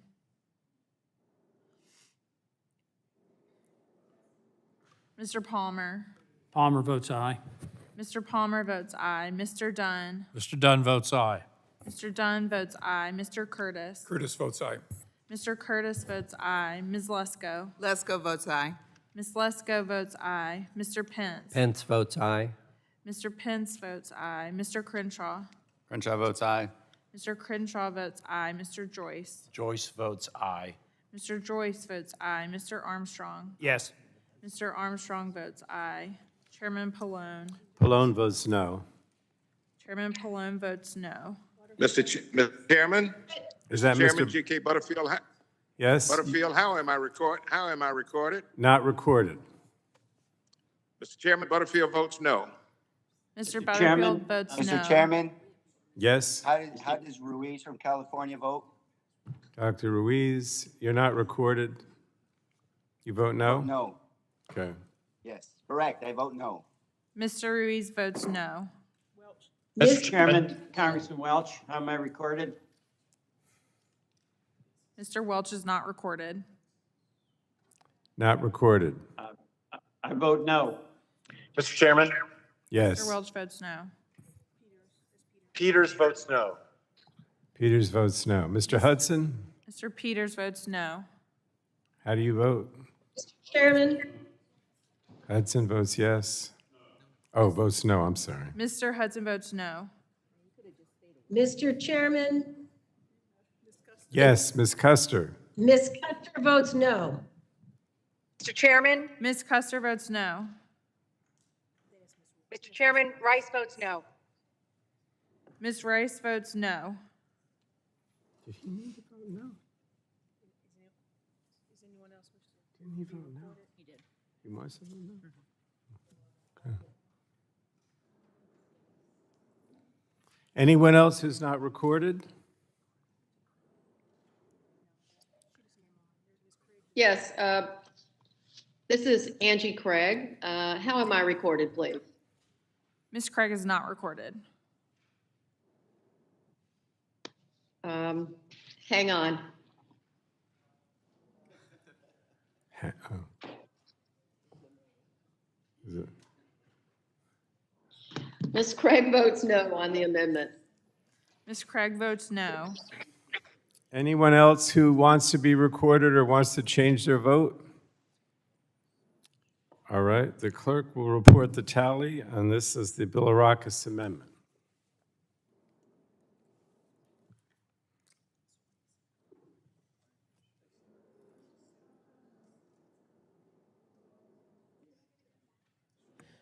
On that vote, Mr. Chairman, the yeas were 23 and the nays were 29. Or how many for the 29? 29 nays. Okay, so 23, 29. The vote on the Bilirakis amendment is 23 ayes to 29 noes, and the amendment is not agreed to. Do we have further amendments? Yes, Mr. Chairman, Mr. I have an Armstrong. amendment. I have an amendment at the desk, number 11.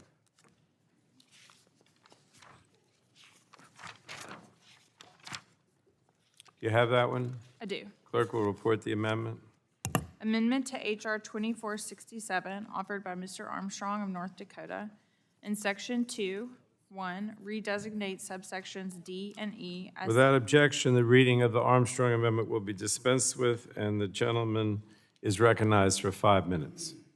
Mr. Chairman, we agree that PFAS risks should be addressed in a scientific and objective manner. However, this bill does not do that. It imposes a de facto ban on a massive class of substances that are critical to our health and welfare while also threatening new liability for developing industries. This bill deems certain PFAS and circular hazardous substances and Clean Air Act hazardous pollutants, creating permanent, endless cleanup liability for manufacturers. Among the substances that are caught up in this bill's web are a group of polymers used in high heat and electrical applications. These compounds are essential for the performance of solar panels and wind turbines. This amendment simply adds the manufacture of solar PV and wind turbine components to the bill's exemptions, which will eliminate the threat of current and future circular liability. I've heard my Democratic colleagues repeatedly over the last 2 years argue that we need to dramatically increase generation from wind and solar. Yet this bill would undermine those stated goals. At least it will undermine the domestic production of wind turbines and solar panels. Certain policies pushed by this administration and this committee will actively destroy the nation's oil and gas and coal communities. At the same time, the majority is moving forward with a ban that will effectively undermine domestic wind and solar suppliers that rely on classes of PFAS chemicals, including wind and solar. These overly broad, unscientific actions by this committee continue to put domestic energy production at risk. And then I would just end with, throughout today, a number of my Democratic colleagues have argued during debate on these amendments that people don't have to worry about Superfund liability if they don't cause any environmental harm. This argument's not accurate. Superfund liability, as lawyers call it, is strict. That is, a party doesn't have to have done anything wrong or even accidental. If they have involvement somehow, they are liable, period. End of story. The strict liability is what causes our concern and why we think we have to pass these amendments. And with that, I'll yield back. Thank you, gentlemen. Does anyone want to speak? Oh, gentlewoman from Florida, Ms. Castor, recognized for 5 minutes. Thank you. To speak in opposition to the amendment. But first, I'd really like to thank our colleagues, Congresswoman Debbie Dingell and Congressman Fred Upton, for coming together in a bipartisan way to address per and polyfluoroalkyl PFAS. Because these are man-made chemicals. These are synthetic chemicals now that have been in our environment, in our bodies now since the 1940s. You'll hear them described as persistent because that means they don't break down. They remain in the environment and in people's bodies over time, and they accumulate. And the health studies indicate that there are very serious consequences. Low birth weight in babies, cancer-causing chemicals, they affect the immune system. They are produced internationally. A lot of our manufacturers have ceased doing this, but a lot of these products are still imported into the United States. A lot of consumer goods, food packaging, nonstick cooking surfaces. Firefighting foam is one of the big issues, and that's why it's a particular issue for our military bases. Many of our service members are dealing with the impacts, the health impacts of PFAS. Even in one base in the state of Florida on the East Coast, Patrick Air Force Base, very significant problems with pollution and PFAS and the health impacts. So Ms. Dingell, Mr. Upton, thank you very much for bringing this legislation. I know a number of amendments have been offered by our colleagues on the other side for liability exemptions. This is really a non sequitur because you don't, when a chemical is listed under CERCLA, that doesn't mean that they're not manufactured oftentimes. And there's also been a non sequitur offered during debate. This bill does not ban, it doesn't ban PFAS, but what it does in a very reasonable way, this bill directs the EPA to review PFAS over the next 5 years, to test these chemicals, to make sure that we have appropriate drinking water standards. It is vitally important that the drinking water for our communities back home is safe. So that's pretty darn reasonable, I think, that we are testing the drinking water for these chemicals, especially now that we know that they persist in your body, they accumulate, they continue to accumulate in the environment. So many of these manufacturers, they deal with hazardous substances listed under Superfund every day. Superfund liability is an important deterrent that incentivizes parties to handle these materials responsibly and take care to avoid releases. If the parties do not cause a release of pollution, they will not have a problem.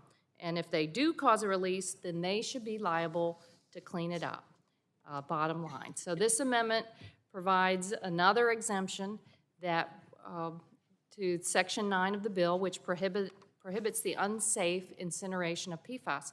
We should not tolerate the unsafe disposal and unsafe incineration of PFAS under any circumstance, regardless of whether those PFAS were related to solar panels or wind turbines. So if you really want to address the threat of PFAS exposure, we need to make sure that we have the strongest protections in place. But this amendment would create loopholes, which will ultimately remove incentives for the safe handling and disposal of these chemicals. So I urge my colleagues to oppose the amendment, and I support this bill strongly. Thank you. I yield back. Thank the gentlewoman from Florida. Does anyone, we're on the Armstrong Amendment? Yes, Chairman. Mr. Latta? Move to strike Recognized last for word. 5 minutes. Thank you, Mr. Chairman. I support the amendment from my friend, the gentleman from North Dakota, which will protect domestic solar panel manufacturers from the negative consequences of the underlying bill. My district in Northwest Ohio is home to First Solar, which is America's largest solar technology company and the largest solar manufacturer in the Western Hemisphere. I am concerned that legislation like H.R. 2467 would unnecessarily handicap their operations while their competitors in China continue to operate using forced labor and inadequate environmental protections. Recently, First Solar announced a $680 million expansion in their manufacturing facility that will add over 500 more jobs. We should be supporting domestic manufacturers like First Solar as they compete against China and not burdening them with more regulatory costs and red tape. I call my colleagues to support Mr. Armstrong's amendment, and I yield back the balance of my time. Thank you, Mr. Chairman. Anyone else on the Armstrong Amendment? Anybody virtually? All right, we proceed to a vote. Mr. Chairman, I request a roll call vote. Recorded vote, okay. Recorded vote is ordered on the Armstrong Amendment. Those in favor of the amendment will say aye. Those opposed will say no, and the clerk shall call the roll. Mr. Rush. Rush of Illinois votes no. Mr. Rush votes no. Ms. Eschew.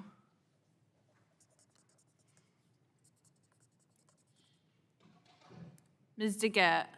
No. Ms. DeGette votes no. Mr. Doyle. Mr. Doyle votes no. Ms. Schakowsky. Ms. Schakowsky votes no. Mr. Butterfield.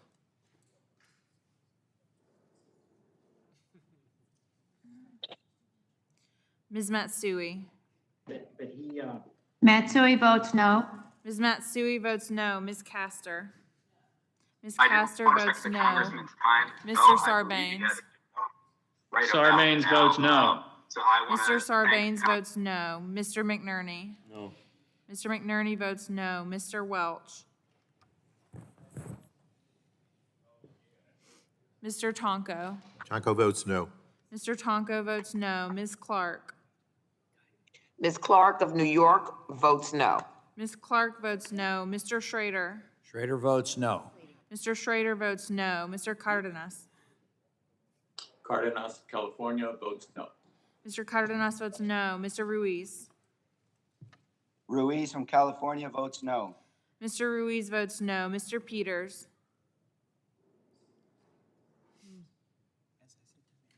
Mrs. Dingell. Mrs. Dingell votes no. Mr. Vesey. Mr. Vesey votes no. Ms. Custer. Custer votes no. Ms. Custer votes no. Ms. Kelly. Kelly votes no. Ms. Kelly votes no. Ms. Barragan. Barragan votes no. Ms. Barragan votes no. Mr. McEachin. No. Mr. McEachin votes no. Ms. Blunt Rochester. Blunt Rochester votes no. Ms. Blunt Rochester votes no. Mr. Soto. Mr. Soto votes no. Mr. O'Halloran.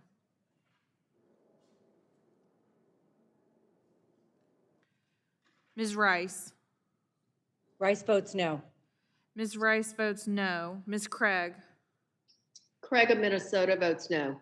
Ms. Craig votes no. Ms. Schreier.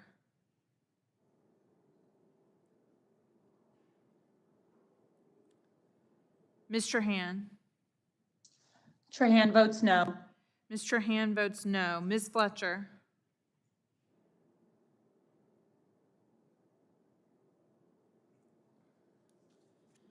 Mrs. Rogers.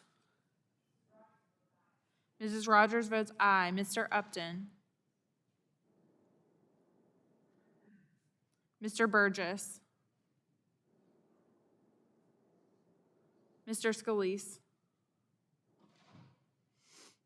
Mr. Latta. Mr. Latta votes aye. Mr. Guthrie. Mr. Guthrie votes aye. Mr. McKinley.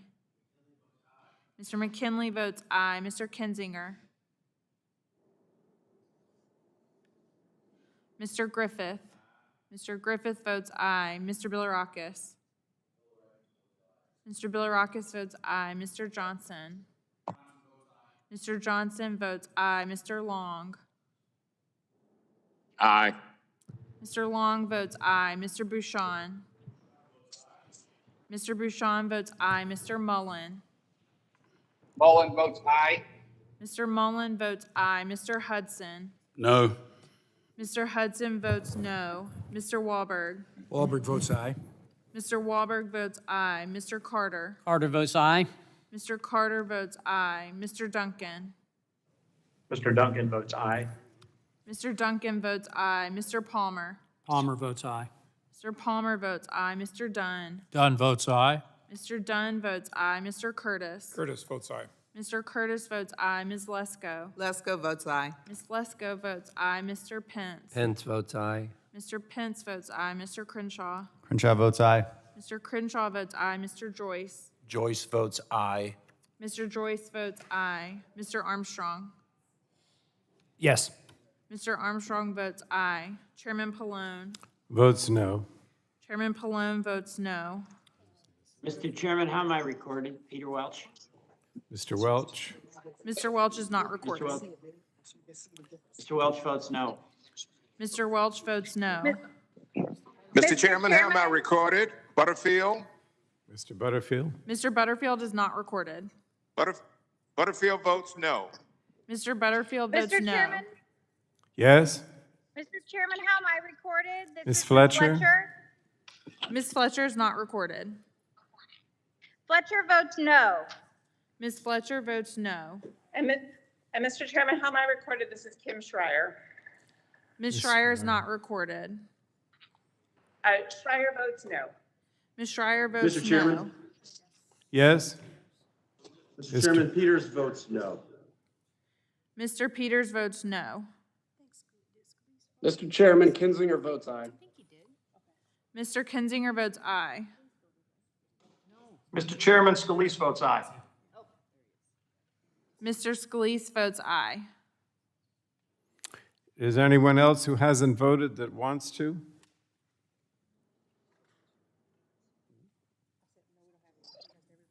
Mr. Chairman, I just checked and I'm recorded. Sarbanes.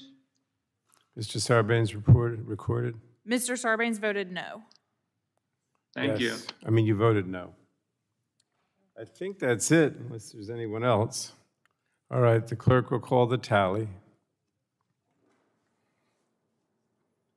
on the Armstrong amendment. On that vote, Mr. Chairman, the yeas were 23 and the nays were 31. All right, so the vote on the Armstrong amendment is 23 ayes to 31 noes. The amendment is not agreed to. Are there further amendments? Mr. Chairman? Yes. Mr. Chairman, I have an amendment at the desk. It's number 13. Oh, Mr. Johnson, okay. Do you have Mr. Johnson's amendment 13? Yes, I do. Clerk will report the amendment. Amendment to H.R. 2467, offered by Mr. Johnson of Ohio. In Section 2, Without objection, Madam Clerk, the reading of the amendment will be dispensed with, and Mr. Johnson is recognized for 5 minutes. Mr. Chairman, we're hearing a lot today from some of our colleagues about how passing the PFAS Action Act is urgent and failure to do so would be catastrophic. It's actually right the opposite. For those of you who are not members of the Environment Subcommittee, where we marked this legislation up last week, I'll reiterate for the full committee's benefit what I went over then. I want to make it clear to the whole committee that just because the PFAS Action Act isn't law today does not mean that action has not been, is not being, or will not be taken on PFAS. We went over this in great detail last week, and I know some of my colleagues have touched on it again today, but contrary to what the proponents of this legislation will tell you, in addition to the EPA, who has been working on this, Congress has also passed dozens of bipartisan PFAS measures, especially in regards to mitigating these substances on and around military bases. Additionally, many states, including my home state of Ohio, are taking a leading role in understanding and dealing with these chemicals. We all agree that bad actors who dump toxic substances into our waterways must be held fully accountable. But our committee should be careful not to get out ahead of the science and current regulatory processes by passing this legislation, which, as my Republican colleagues have pointed out, would overwhelm the EPA with unworkable mandates and cause far-reaching unintended consequences. Maybe we should have held some legislative hearings on this, but here we are. And we can make this bill better. Mr. Chairman, as you know, some of us on this committee represent districts that are blessed with cheap and abundant American oil and gas resources. And we work tirelessly to preserve the jobs and prosperity that go along with it. While some areas might rely on these industries, I remind the committee that all of us and all of the men and women we serve, all the Americans we serve, depend on the safe and efficient extraction, transportation, and delivery of oil and gas and the fuels and byproducts derived from it. As my colleagues have described, whether we like it or not, PFAS chemicals have a tremendously large array of uses touching virtually all industries and comprising thousands of products we use every day. It's the same in the oil and gas industry, where these chemicals are used to ensure the safety and reliability of pipelines in oil and gas fields when they're used in various seals and O-rings and gaskets and other crucial components. Even the Secretary of Energy, Secretary Granholm, recently said publicly that pipe is the safest way to transport fuel.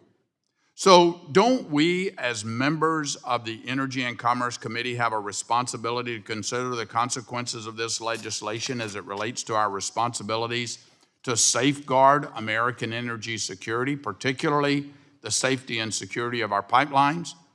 With all of our recent talk of environmental safety and pipeline security, are the proponents of this legislation sure they want to interfere with the safe operation of the oil and gas industry, which is what this top-down mandated legislation would do? So, Mr. Chairman, let's take a step back here. My amendment is straightforward. It would simply allow for a critical use exemption for pipeline safety equipment that contains PFAS. There is no evidence or science to suggest that PFAS in pipeline safety equipment is a public health or environmental issue. And I am concerned that the underlying legislation will weaken pipeline safety by banning the use of PFAS in critical components like valves, seals, and protective coatings that prevent leaks. Last Congress, we all joined together to strengthen and reauthorize PHMSA's pipeline safety program to protect America's 2.6 million miles of natural gas and hazardous liquid pipelines. Let's keep pipeline safety a bipartisan issue on this committee. With that, I urge my colleagues to vote yes on this amendment, and I yield back the balance of my time. I thank the gentleman, and I'll now move to strike the last word to speak in opposition to the Johnson amendment. This amendment would create unnecessary exemptions for PFAS related to manufacture of pipeline safety equipment under Superfund Section 5 of TSCA and unsafe incineration requirements under RCRA. Many manufacturers deal with hazardous substances listed under Superfund every day. Superfund liability is an important deterrent that incentivizes parties to handle these materials responsibly and take care to avoid releases. If parties do not cause a release of pollution, they will not have a problem. And if they do cause a release, they should be liable to clean it up. Now, the amendment also provides an exemption from Section 9 of the bill, which prohibits the unsafe incineration of PFAS. And I don't think we should tolerate unsafe disposal and unsafe incineration of PFAS under any circumstances, regardless of whether those PFAS were related to pipeline safety equipment. So if we want to really address the threat of PFAS exposure, we need to make sure strong protections are in place. But this amendment would create loopholes which will ultimately remove incentives for the safe handling and disposal of PFAS. So for that reason, I urge my colleagues to oppose the amendment and to support the underlying bill, and I yield back. Are there other members that want to speak on the Johnson amendment? Yes, the gentleman. Mr. Joyce. Mr. Chairman, I wish to strike the last word. The gentleman is recognized for 5 minutes. Thank you, Mr. Chairman. Mr. Chairman, this act is well-intentioned, but ill-executed. I believe that everyone on this committee wants safe and clean drinking water for their communities and their constituents, but this is not the way to go about it.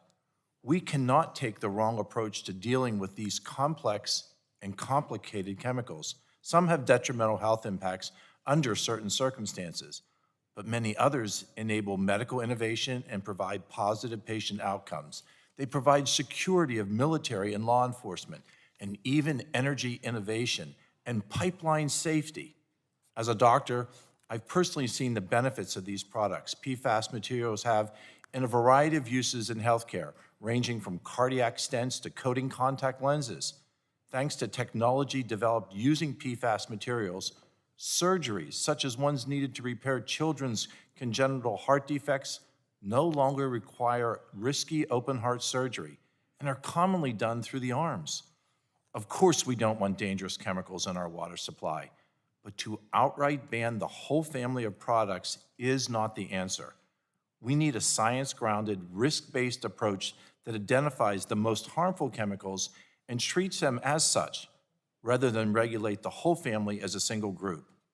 The EPA, the Department of Defense, and other federal agencies and the states have taken significant actions to address PFAS challenges, and we should allow them to continue to do so instead of implementing a top-down approach and mandating the CERCLA designation. CERCLA has potential to slow down the cleanup process of PFAS, divert resources from current high-priority public health issues, and create another unfunded mandate to critical public entities and local governments. Instead of interfering, it's time to allow the government agencies to do their work. So I urge my colleagues in joining me in voting yes on this amendment in securing our energy independence. And I yield the balance of my time. Thank you, Dr. Joyce. Anyone else on the Johnson of Ohio amendment? Nobody virtually? All right, we'll go to a vote. Mr. Chairman, I request a recorded vote. Recorded vote is ordered. Those in favor of the Johnson amendment will say aye. Those opposed to the amendment will say no, and the clerk shall call the roll. Mr. Rush.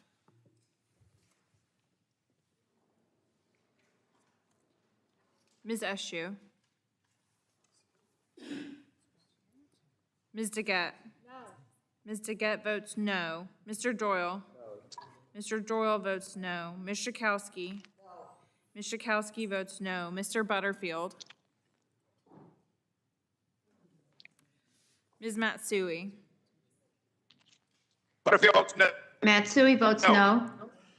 Mr. Butterfield votes no. Ms. Matsui votes no. Ms. Castor? Ms. Castor votes no. Mr. Sarbanes? Sarbanes votes no. Mr. Sarbanes votes no. Mr. McNerney? Mr. McNerney votes no. Mr. Welch? Mr. Welch votes no. Mr. Welch votes no. Mr. Tonko? Tonko votes no. Mr. Tonko votes no. Ms. Clark? Ms. Clark of New York votes no. Ms. Clark votes no. Mr. Schrader? Schrader votes no. Mr. Schrader votes no. Mr. Cardenas? Cardenas of California votes no. Mr. Cardenas votes no. Mr. Ruiz? Ruiz from California votes no. Mr. Ruiz votes no. Mr. Peters?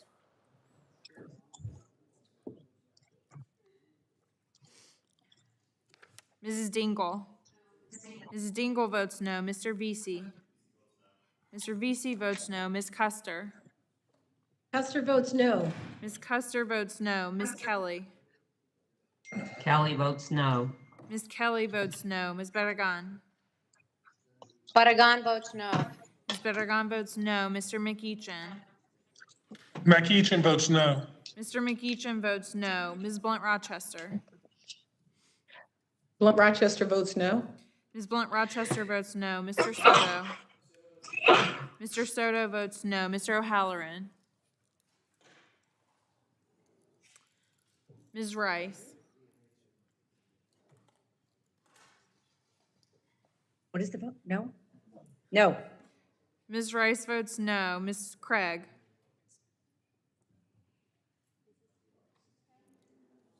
Ms. Schreier? Schreier votes no. Ms. Schreier votes no. Ms. Trahan? Trahan votes no. Ms. Trahan votes no. Ms. Fletcher? Fletcher votes no. Ms. Fletcher votes no. Mrs. Rogers? Rogers votes aye. Mrs. Rogers votes aye. Mr. Upton? Upton votes aye. Mr. Upton votes aye. Mr. Burgess? Mr. Scalise? Mr. Latta? Mr. Latta votes aye. Mr. Guthrie? Mr. Guthrie votes aye. Mr. McKinley? Mr. McKinley votes aye. Mr. Kinzinger?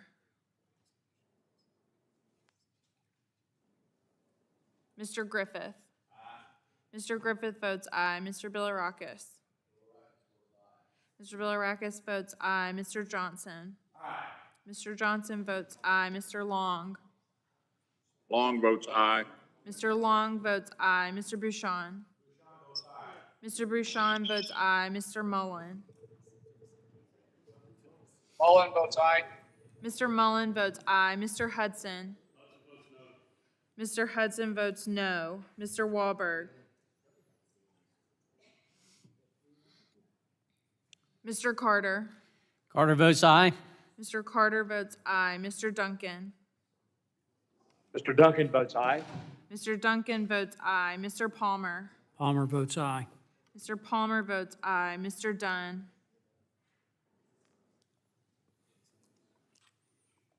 Mr. Curtis?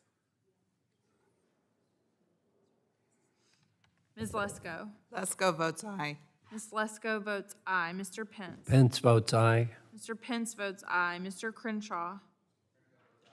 Mr. Crenshaw votes aye. Mr. Joyce? Joyce votes aye. Mr. Joyce votes aye. Mr. Armstrong? Mr. Armstrong votes aye. Chairman Pallone? Pallone votes no. Chairman Pallone votes no. We had some. Mr. Chairman, how's Peters recorded?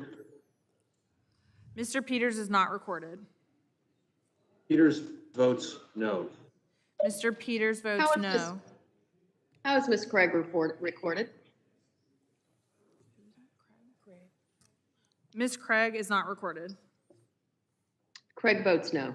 Ms. Craig votes no. Scalise votes aye. Mr. Scalise votes aye. Mr. Kinzinger's on the screen. Oh, no? Oh, who we don't have. Is there anyone else who wishes to vote who hasn't?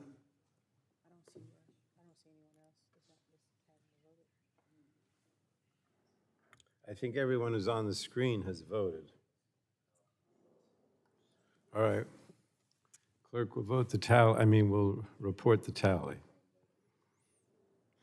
On that vote, Mr. Chairman, the yeas were 20 and the nays were 30. Okay, so on the Johnson amendment, the vote is 20 ayes to 30 noes. The amendment is not agreed to. Are there further amendments? Mr. Chair, it's Debbie Lesko. I have an amendment at the desk. Yes. Ms. Lesko, do you, Madam Clerk, do you have the Lesko amendment? It's amendment number 12. Yes, I have the amendment. All right, the clerk will report it. Amendment to H.R. 2467, offered by Ms. Lesko of Arizona. In Section 2, redesignate subsection. Without objection, the reading of the Lesko amendment will be dispensed with, and the gentlewoman from Arizona is recognized for 5 minutes. Thank you, Mr. Chairman. This amendment would add the manufacture of lithium batteries to the exemptions from liability under the provisions of H.R. 2467. Mr. Chairman, we should assess PFAS risks in an orderly, scientific manner. We should not issue sweeping laws that without any basis deprive our economy of critical substances. This bill imposes a de facto ban on a huge class of substances critical to our energy systems and electrical grid, among many other sectors, without even understanding the risks of these substances. The bill deems certain PFAS as CERCLA hazardous substances and Clean Air Act hazardous pollutants, which creates permanent, endless cleanup liability for manufacturing involving those substances. As we've heard on other topics, fluoropolymers have many critical uses, including in the energy and electric sectors. They are essential for lithium-based batteries that are so necessary for electric vehicles and the type of electrical system my colleagues across the aisle are prioritizing in the Clean Future Act. This bill will tangle lithium battery industry up with future uncertainty and liability, discouraging domestic development and deployment. I remind members that just last week, on June 8th, the administration and the Department of Energy issued a plan, which I have right here, to bolster the domestic development of lithium-based battery technology. In fact, according to the Secretary of Energy, she said, we're going to need a significant increase in battery production to supercharge America's clean energy future, which means we urgently need to build up our capacity to research, develop, manufacture, and market batteries right here at home, said Secretary of Energy Jennifer Granholm. Well, I would say that this legislation actually is adverse to doing what the administration wants to do. This bill will undermine that effort, threatening any future manufacturer with liability and costly litigation, the opposite of what is needed to make a healthy domestic industry. Mr. Chairman, we should not put our entire domestic industries at risk over substances about which we have no or little information. A vote for this amendment will support America's efforts to increase American jobs in manufacturing. A vote against this amendment will only help China. And with that, I yield back and I ask for a recorded vote. Thank the gentlewoman. Anyone? Mr. McNerney is recognized for 5 minutes. Well, I thank the chairman for recognizing me, and I want to speak in opposition to the amendment, and I move to strike the last word. Gentleman's recognized. This amendment would create unnecessary exemptions for PFAS-related manufacturing of lithium-ion batteries under the Superfund, Section 5 of TSCA, and unsafe incineration requirements under RCRA. Many manufacturers deal with hazardous substances listed in Superfunds every day. Superfund liability is an important deterrent that incentivizes parties to handle these materials responsibly and to take care to avoid releases. If parties do not cause a release of pollution, they do not have a problem. And if they do cause the release of pollution, they should be held liable to clean it up. This amendment also provides an exemption from Section 9 of the bill, which prohibits the unsafe incineration of PFAS. We should not tolerate unsafe disposal and unsafe incineration of PFAS under any circumstances, regardless of whether those PFAS were related to lithium-ion batteries. If we really want to address the threat of PFAS exposures, we need to make sure strong protections are in place, but this amendment would create loopholes which ultimately remove incentives for the safe handling and disposal of PFAS.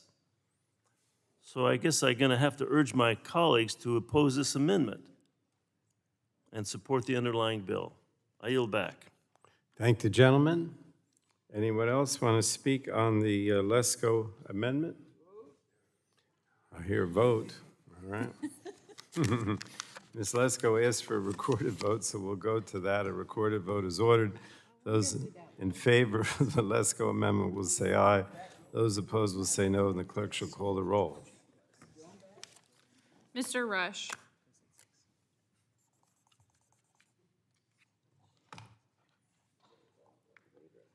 Ms. Eshoo. Ms. DeGette. No. Ms. DeGette votes no. Mr. Doyle. Mr. Doyle votes no. Ms. Schakowsky. Ms. Schakowsky votes no. Mr. Butterfield. Mr. Butterfield votes no. Ms. Matsui. Matsui votes no. Ms. Matsui votes no. Ms. Castor. Ms. Castor votes no. Mr. Sarbanes. Mr. McNerney. Mr. McNerney votes no. Mr. Welch. Mr. Welch votes no. Mr. Welch votes no. Mr. Tonko. Tonko votes no. Mr. Tonko votes no. Ms. Clark. Ms. Clark of New York votes no. Ms. Clark votes no. Mr. Schrader. Mr. Schrader votes no. Mr. Cardenas. Cardenas, California votes no. Mr. Cardenas votes no. Mr. Ruiz. Ruiz from California votes no. Mr. Ruiz votes no. Mr. Peters. Peters votes no. Mr. Peters votes no. Mrs. Dingell. Mrs. Dingell votes no. Mr. Vesey. Mr. Vesey votes no. Ms. Custer. Custer votes no. Ms. Custer votes no. Ms. Kelly. Kelly votes no. Ms. Kelly votes no. Ms. Barragan. Barragan votes no. Ms. Barragan votes no. Mr. McEachin. McEachin votes no. Mr. McEachin votes no. Ms. Blunt Rochester. Mr. Soto. Mr. O'Halloran. Ms. Rice. Rice votes no. Ms. Rice votes no. Ms. Craig. Craig votes no. Ms. Craig votes no. Ms. Schreier. Schreier votes no. Ms. Schreier votes no. Ms. Trahan. Trahan votes no. Ms. Trahan votes no. Ms. Fletcher. Fletcher votes no. Ms. Fletcher votes no. Mrs. Rogers. Mrs. Rogers votes aye. Mr. Upton. Mr. Upton votes aye. Mr. Burgess. Mr. Scalise. Scalise votes aye. Mr. Scalise votes aye. Mr. Latta. Mr. Latta votes aye. Mr. Guthrie. Mr. Guthrie votes aye. Mr. McKinley. Mr. McKinley votes aye. Mr. Kinzinger. Mr. Griffith. Mr. Griffith votes aye. Mr. Bilirakis. Mr. Bilirakis votes aye. Mr. Johnson. Mr. Johnson votes aye. Mr. Long. Long votes aye. Mr. Long votes aye. Mr. Bouchon. Mr. Bouchon votes aye. Mr. Mullen. Mullen votes aye. Mr. Mullen votes aye. Mr. Hudson. Hudson votes no. Mr. Hudson votes no. Mr. Wahlberg. Wahlberg votes aye. Mr. Wahlberg votes aye. Mr. Carter. Mr. Carter votes aye. Mr. Duncan. Mr. Duncan votes aye. Mr. Duncan votes aye. Mr. Palmer. Palmer votes aye. Mr. Palmer votes aye. Mr. Dunn. Mr. Curtis.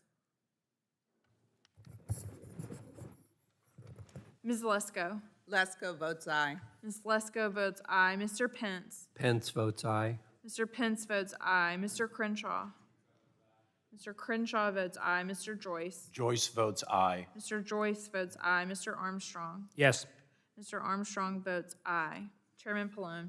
Votes no. Chairman Pallone votes no. Anyone who's not recorded and wants to be Mr. Soto? Mr. Soto votes no. Mr. Chairman, how am I recorded? Ms. Blunt Rochester? Ms. Blunt Rochester is not recorded. Ms. Blunt Rochester votes no. Ms. Blunt Rochester votes no. Mr. O'Halloran? Mr. O'Halloran votes no. Mr. Chairman, how is Sarbanes recorded? Mr. Sarbanes is not recorded. Sarbanes votes no. Mr. Sarbanes votes no. Anyone else who's not recorded or wants to be? All right. Madam Clerk, report the tally on the Lesko amendment.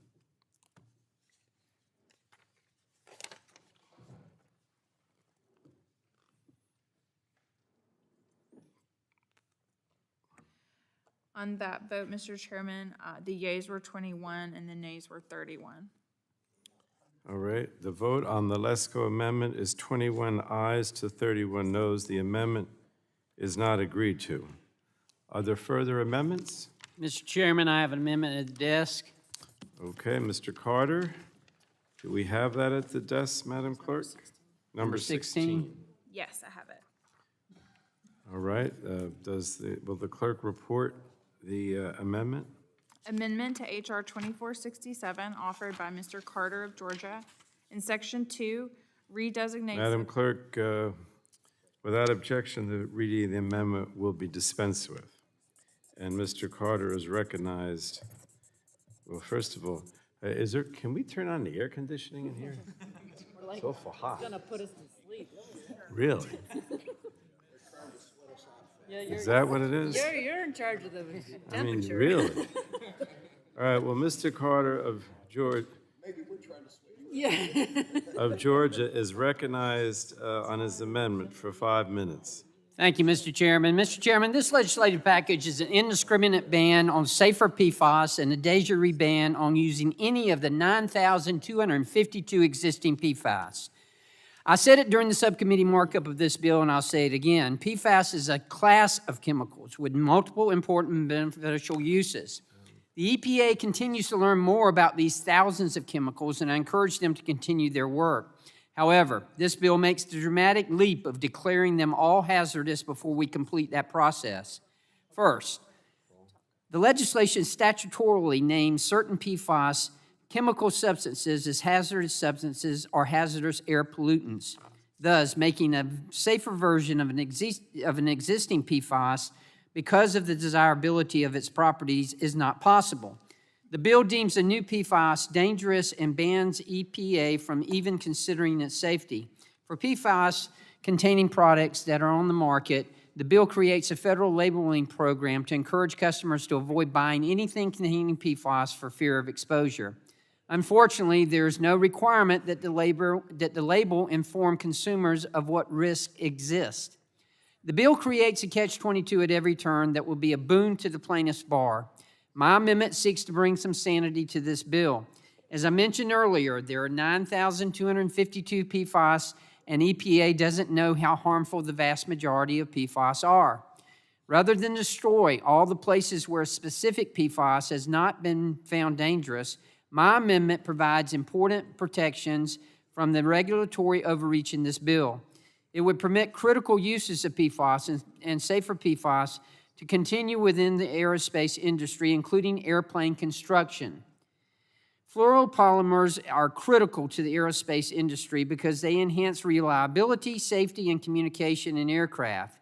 Fluoropolymers improve resistance to heat and cold, improve fire and smoke resistance, and protect against corrosion and prevent fuel leaks.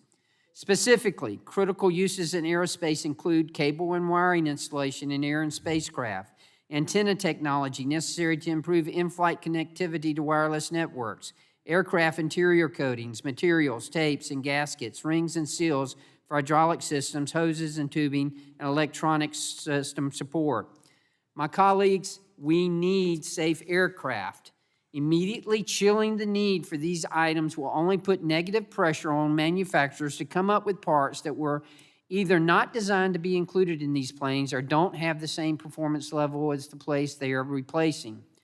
It's not just a matter of safety either. The research and development needed to find replacements is lengthy and costly without a guarantee of success. When it comes to flying safety, we need that guarantee of success. Think of the impacts on our national security, our scientific advancement. Fighter aircraft that maintain our ability to maintain air superiority and helicopters that support our troops around the globe all have components that use PFAS. All our highly advantaged aircrafts use PFAS. Our ability to continue research through NASA and explore past our planet will be put in jeopardy. I want to see the United States remain a leader of innovation, but I fear that won't be possible if we put a blanket ban on the chemicals needed for so many advancements. We simply do not have acceptable alternatives for many of the uses of PFAS. With a timeline of 5 years in the bill to make this determination for more than 9,000 substances, it is not realistic to expect the EPA to do the thorough and complete job we need. As such, a vote for my amendment is a vote for science before regulation. It's also a vote for the safety of the flying public. I urge support for my amendment.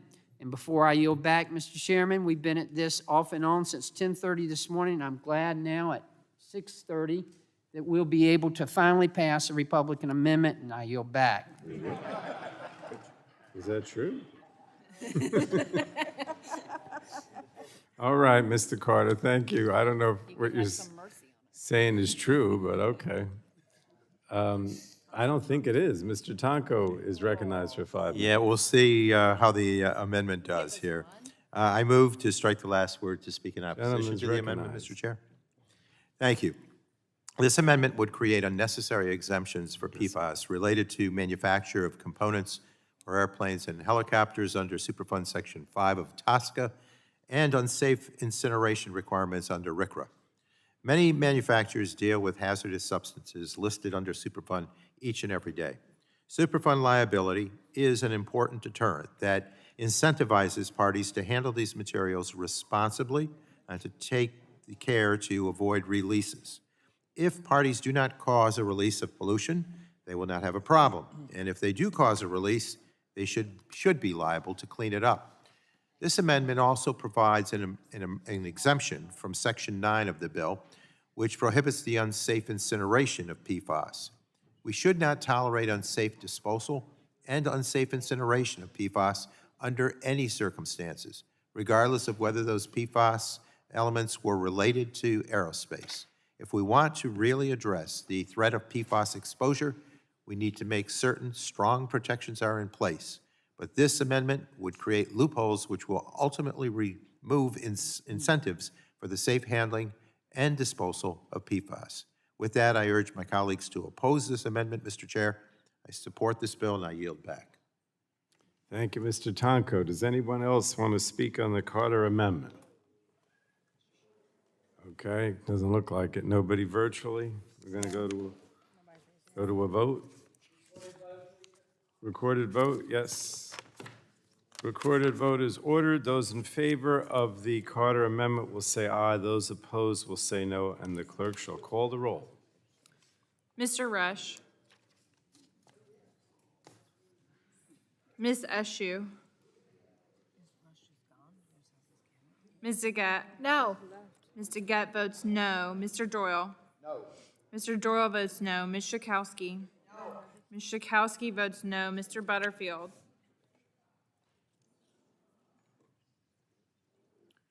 Ms. Matsui. Matsui votes no.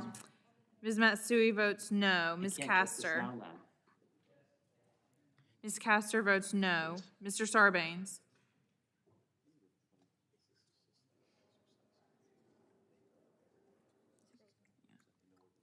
Mr. McNerney. Mr. McNerney votes no. Mr. Welch. Mr. Welch votes Sorry. no. Joel's getting restless. Mr. Welch votes no. Mr. Welch votes no. Mr. Tonko. Jonko votes no. Mr. Tonko votes no. Ms. Clark. Ms. Clark of New York votes no. Ms. Clark votes no. Mr. Schrader. Mr. Schrader votes no. Mr. Cardenas. Cardenas of California votes no. Mr. Cardenas votes no. Mr. Ruiz. Ruiz from California votes no. Mr. Ruiz votes no. Mr. Peters. Peters votes no. Mr. Peters votes no. Mrs. Dingell. Mrs. Dingell votes no. Mr. Vesey. Mr. Vesey votes no. Ms. Custer. Custer votes no. Ms. Custer votes no. Ms. Kelly. Kelly votes no. Ms. Kelly votes no. Ms. Badagan. Badagan votes no. Ms. Badagan votes no. Mr. McEachin. McEachin votes no. Mr. McEachin votes no. Ms. Blunt Rochester.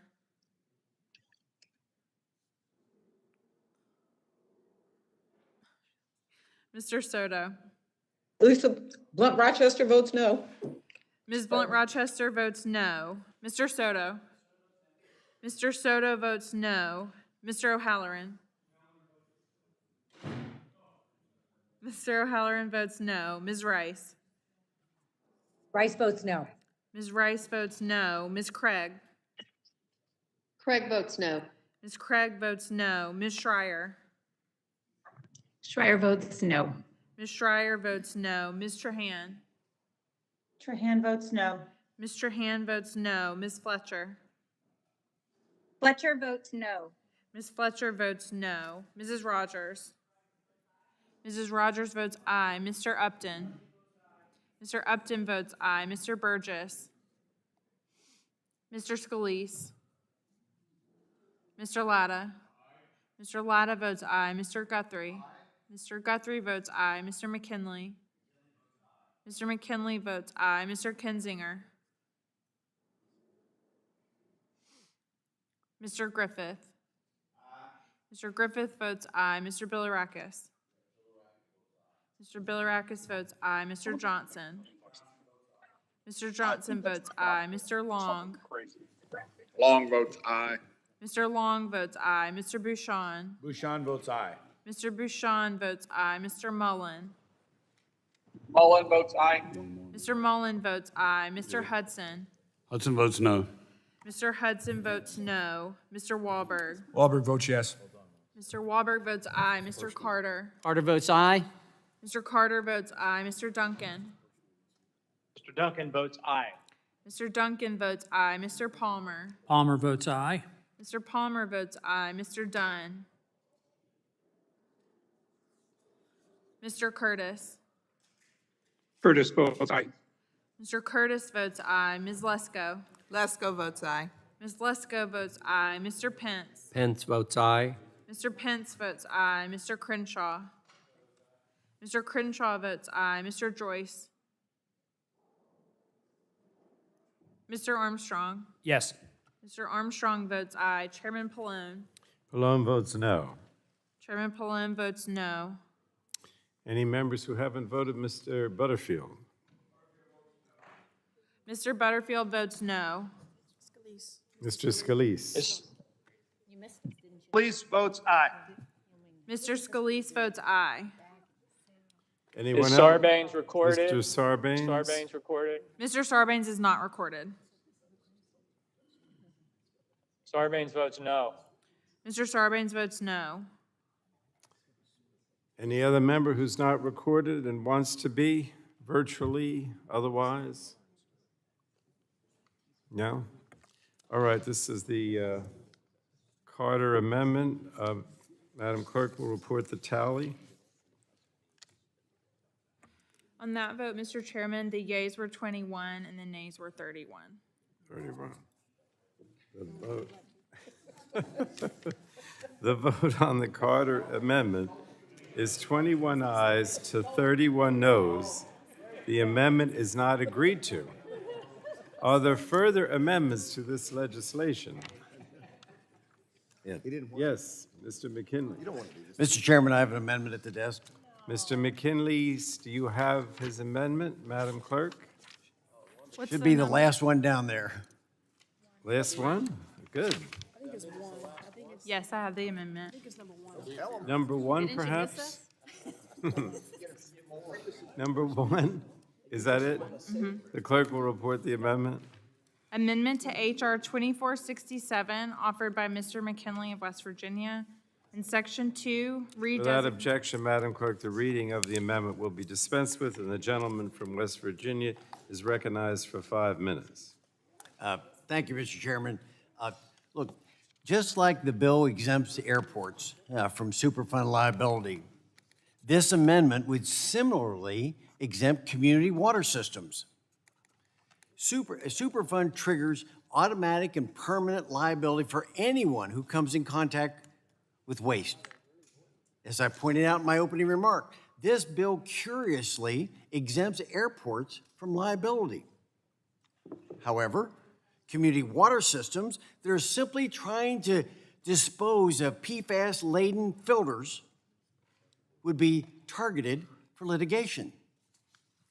Now, simply put, without this amendment, this bill will put the rate holders of water systems on the hook for costly litigation. Families are already struggling with rising costs. Now, Congress is about to be essentially increasing their water bills. Oh, July. Really? Look, polluters, not ratepayers, should be held liable under Superfund. So, Mr. Chairman, let me just try to summarize this. If exempting airports is a responsible move, and recognizing that more PFAS firefighting foam is used annually at America's airports than used in medical devices, Kevlar, and semiconductors combined. So let me get this straight. So the worst culprit of PFAS use is getting an exemption. I got to say, Mr. Chairman, if exempting the airports is appropriate, then exempting water utilities is also a correct and fair thing to do. And I urge support of my amendment and yield back my time. Thank the gentleman. Mr. Soto is recognized for 5 minutes. Thank you so much. No, I won't. So let me get this straight. We're going to let people drink tainted water, have no liability, have no guardrails. That seems to defeat the whole purpose of the bill. People don't drink airports, right? They drink water out of utilities that are helping to protect our constituents. And so taking this out is unprecedented. But I also want to talk briefly about what we've seen in some of these other amendments today. You know, we had a firefighter cancer cluster in Ocala, in Florida. And we even had one of the witnesses last year come up. It was his brother. We didn't even know that. He just mentioned it was his brother who was part of that cancer cluster in Florida. When I went to the Avon Air Force Base in my district and just south, they had asbestos everywhere. So this idea that our military bases and our military members shouldn't be protected from PFAS, just like they're not being protected from asbestos. Our military deserves better. Our constituents deserve better by clean water. Our military deserves better by clean installations, by clean equipment for them to be protected in. And I did some research on this. DuPont makes Kevlar, and they're already moving out of PFAS. So the idea that we would have to exempt things like that just isn't true. Industry's catching up. They're already on this movement to get PFAS out of everyday life so that we could get back to a healthy population. And I just want to thank Congresswoman Dingell, for your amazing work all today. You've been our hero, and we're just so proud of you and Fred. And I yield back. Thank the gentleman. Does anyone else want to speak on this? Yes, Mr. Griffin. It's recognized Chairman. for 5 minutes. Thank you, Mr. Chairman. Speaking on the amendment, and I know it's getting late and we're all getting a little tired, but I'm just curious because I raised the issue earlier today about chlorine and how we're going to manufacture chlorine. And now we have this amendment about small drinking water companies. And, you know, nobody's trying to protect anybody who's intentionally putting this stuff in the water supply, but generally it's coming from someplace else and they're trying to filter it out. And while we're solving that problem, Mr. Chairman, we're creating a huge potential that there will not be sufficient amount of chlorine to meet the EPA standards, and really putting a lot of these small water companies between a rock and a hard place. I don't know the answer, but if anybody knows how they're going to manufacture chlorine for use in disinfectants and use in public water systems, et cetera, without using asbestos, mercury, or PFAS, I would love it if somebody would respond to me and tell me how that's going to happen. I yield back. All right. Anyone else? Going to go to a vote? Okay. Recorded vote is ordered. Those in favor of the McKinley amendment will say aye. Those opposed will say no, and the clerk shall call the roll. Mr. Rush. Ms. Eschew. Ms. DeGette. No. Ms. DeGette votes no. Mr. Doyle. Mr. Doyle votes no. Ms. Schakowsky. Mr. Butterfield. Mr. Butterfield votes no. Ms. Matsui. Matsui votes no. Ms. Matsui votes no. Ms. Castor. Ms. Castor votes no. Mr. Sarbanes. Sarbanes votes no. Mr. Sarbanes votes no. Mr. McNerney. No. Mr. McNerney votes no. Mr. Welch. Mr. Welch votes no. Mr. Welch votes no. Mr. Tonko. Tonko votes no. Mr. Tonko votes no. Ms. Clark. Ms. Clark votes no. Ms. Clark of New York votes no. Ms. Clark votes no. Mr. Schrader. Mr. Schrader votes no. Mr. Cardenas. The demanding. Cardenas of California votes no. Mr. Cardenas votes no. Mr. Ruiz. Ruiz from California votes no. Mr. Ruiz votes no. Mr. Peters. Peters votes no. Mr. Peters votes no. Mrs. Dingell. Mrs. Dingell votes no. Mr. Vesey. Mr. Vesey votes no. Ms. Custer. Custer votes no. Ms. Custer votes no. Ms. Kelly. Kelly votes no. Ms. Kelly votes no. Ms. Barragan. Barragan votes no. Ms. Barragan votes no. Mr. McEachin. McEachin votes no. Mr. McEachin votes no. Ms. Blunt Rochester. Blunt Rochester votes no. Ms. Blunt Rochester votes no. Mr. Soto. Mr. Soto votes no. Mr. O'Halloran. Mr. O'Halloran votes no. Ms. Rice. Rice votes no. Ms. Rice votes no. Ms. Craig. Craig votes no. Ms. Craig votes no. Ms. Schreier. Schreier votes no. Ms. Schreier votes no. Ms. Trahan. Trahan votes no. Ms. Trahan votes no. Ms. Fletcher. Fletcher votes no. Ms. Fletcher votes no. Ms. Schakowsky votes no. Mrs. Rogers. Mrs. Rogers votes aye. Mrs. Rogers votes aye. Mr. Upton. Mr. Upton votes aye. Mr. Burgess. Mr. Scalise. Scalise votes aye. Mr. Scalise votes aye. Mr. Latta. Mr. Latta votes aye. Mr. Guthrie. Mr. Guthrie votes aye. Mr. McKinley. Mr. McKinley votes aye. Mr. Kinzinger.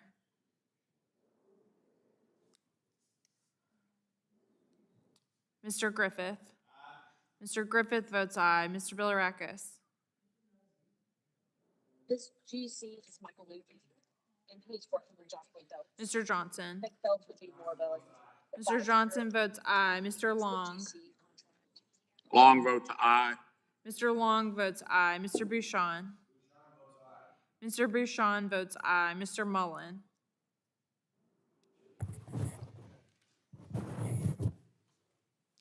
Mr. Hudson. Hudson votes aye. Mr. Hudson votes aye. Mr. Wahlberg. Wahlberg votes aye. Mr. Wahlberg votes aye. Mr. Carter. Carter votes aye. Mr. Carter votes aye. Mr. Duncan. Mr. Duncan votes aye. Mr. Duncan votes aye. Mr. Palmer. Palmer votes aye. Mr. Palmer votes aye. Mr. Dunn. Dunn votes aye. Mr. Dunn votes aye. Mr. Curtis. Curtis votes aye. Mr. Curtis votes aye. Ms. Lesko. Lesko votes aye. Ms. Lesko votes aye. Mr. Pence. Pence votes aye. Mr. Pence votes aye. Mr. Crenshaw. Mr. Crenshaw votes aye. Mr. Joyce. Joyce votes aye. Mr. Joyce votes aye. Mr. Armstrong. Mr. Armstrong votes aye. Chairman Pallone. Pallone votes no. Chairman Pallone votes no. Anybody who has not been recorded and wants to be? No? Everybody's on the screen has voted? All right, we'll go to, the clerk will report to the tally on the McKinley amendment.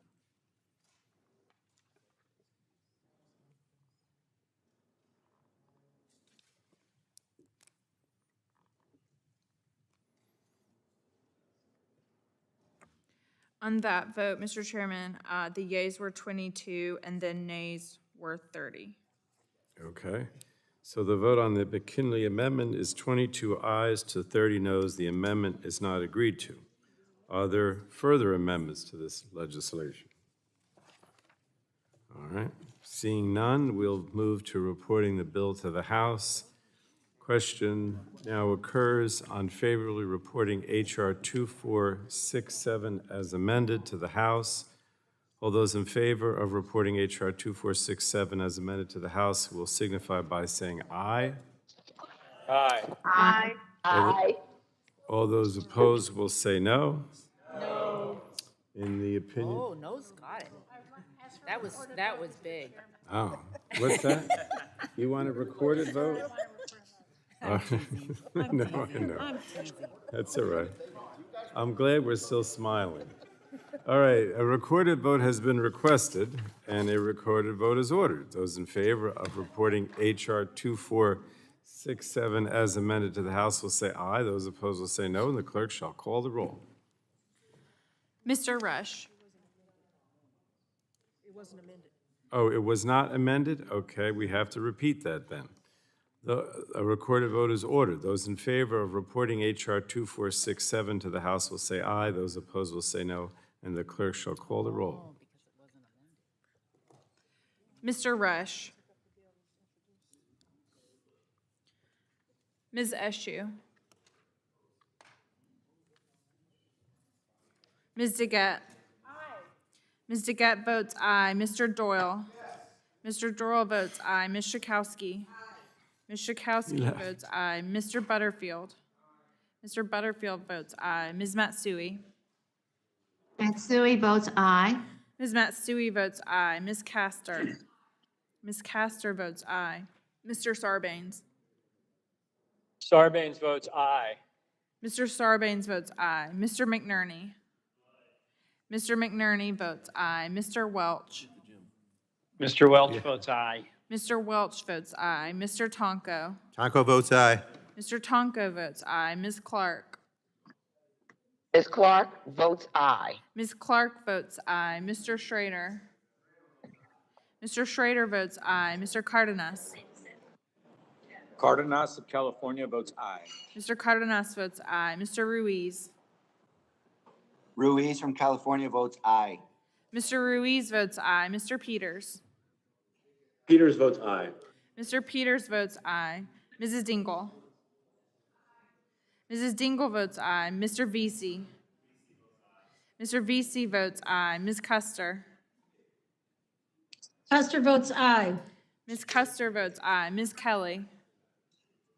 Kelly votes aye. Ms. Kelly votes aye. Ms. Badagan? Baragan votes aye. Ms. Badagan votes aye. Mr. McEachin? Mr. McEachin happily votes aye. Mr. McEachin votes aye. Ms. Blunt Rochester? Blunt Rochester of Delaware votes aye. Ms. Blunt Rochester votes aye. Mr. Soto? Mr. Soto votes aye. Mr. O'Halloran? Mr. O'Halloran votes aye. Ms. Rice? Rice votes aye. Ms. Rice votes aye. Ms. Craig? Craig votes aye.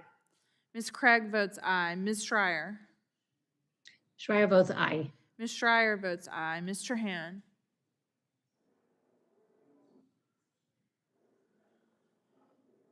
Ms. Fletcher? Fletcher votes aye. Ms. Fletcher votes aye. Mrs. Rogers? Mrs. Rogers votes no. Mr. Upton? Mr. Upton votes aye. Mr. Burgess? Mr. Scalise? Scalise votes no. Mr. Scalise votes no. Mr. Latta? Mr. Latta votes no. Mr. Guthrie? Mr. Guthrie votes no. Mr. McKinley? Mr. McKinley votes aye. Mr. Kinzinger?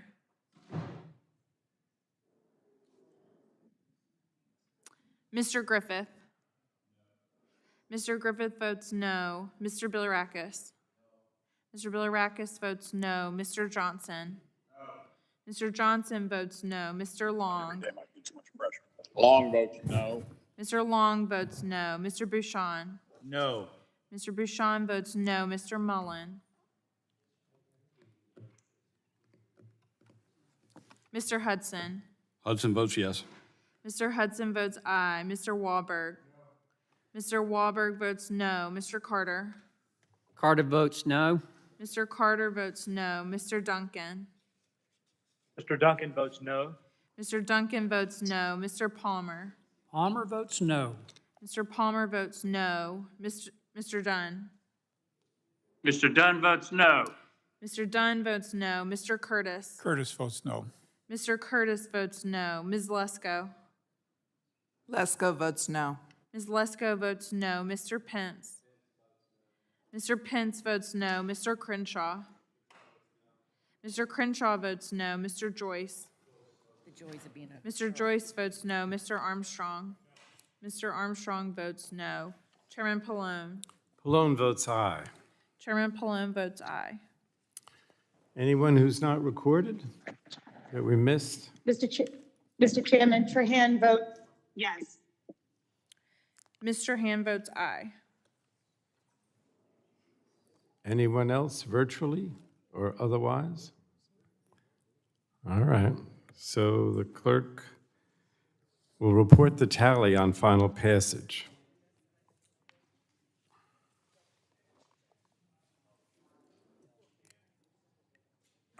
On that vote, Mr. Chairman, the yeas were 33 and the nays were 20. 20. So on reporting HR 2467 to the House, the vote is 33 ayes to 20 noes.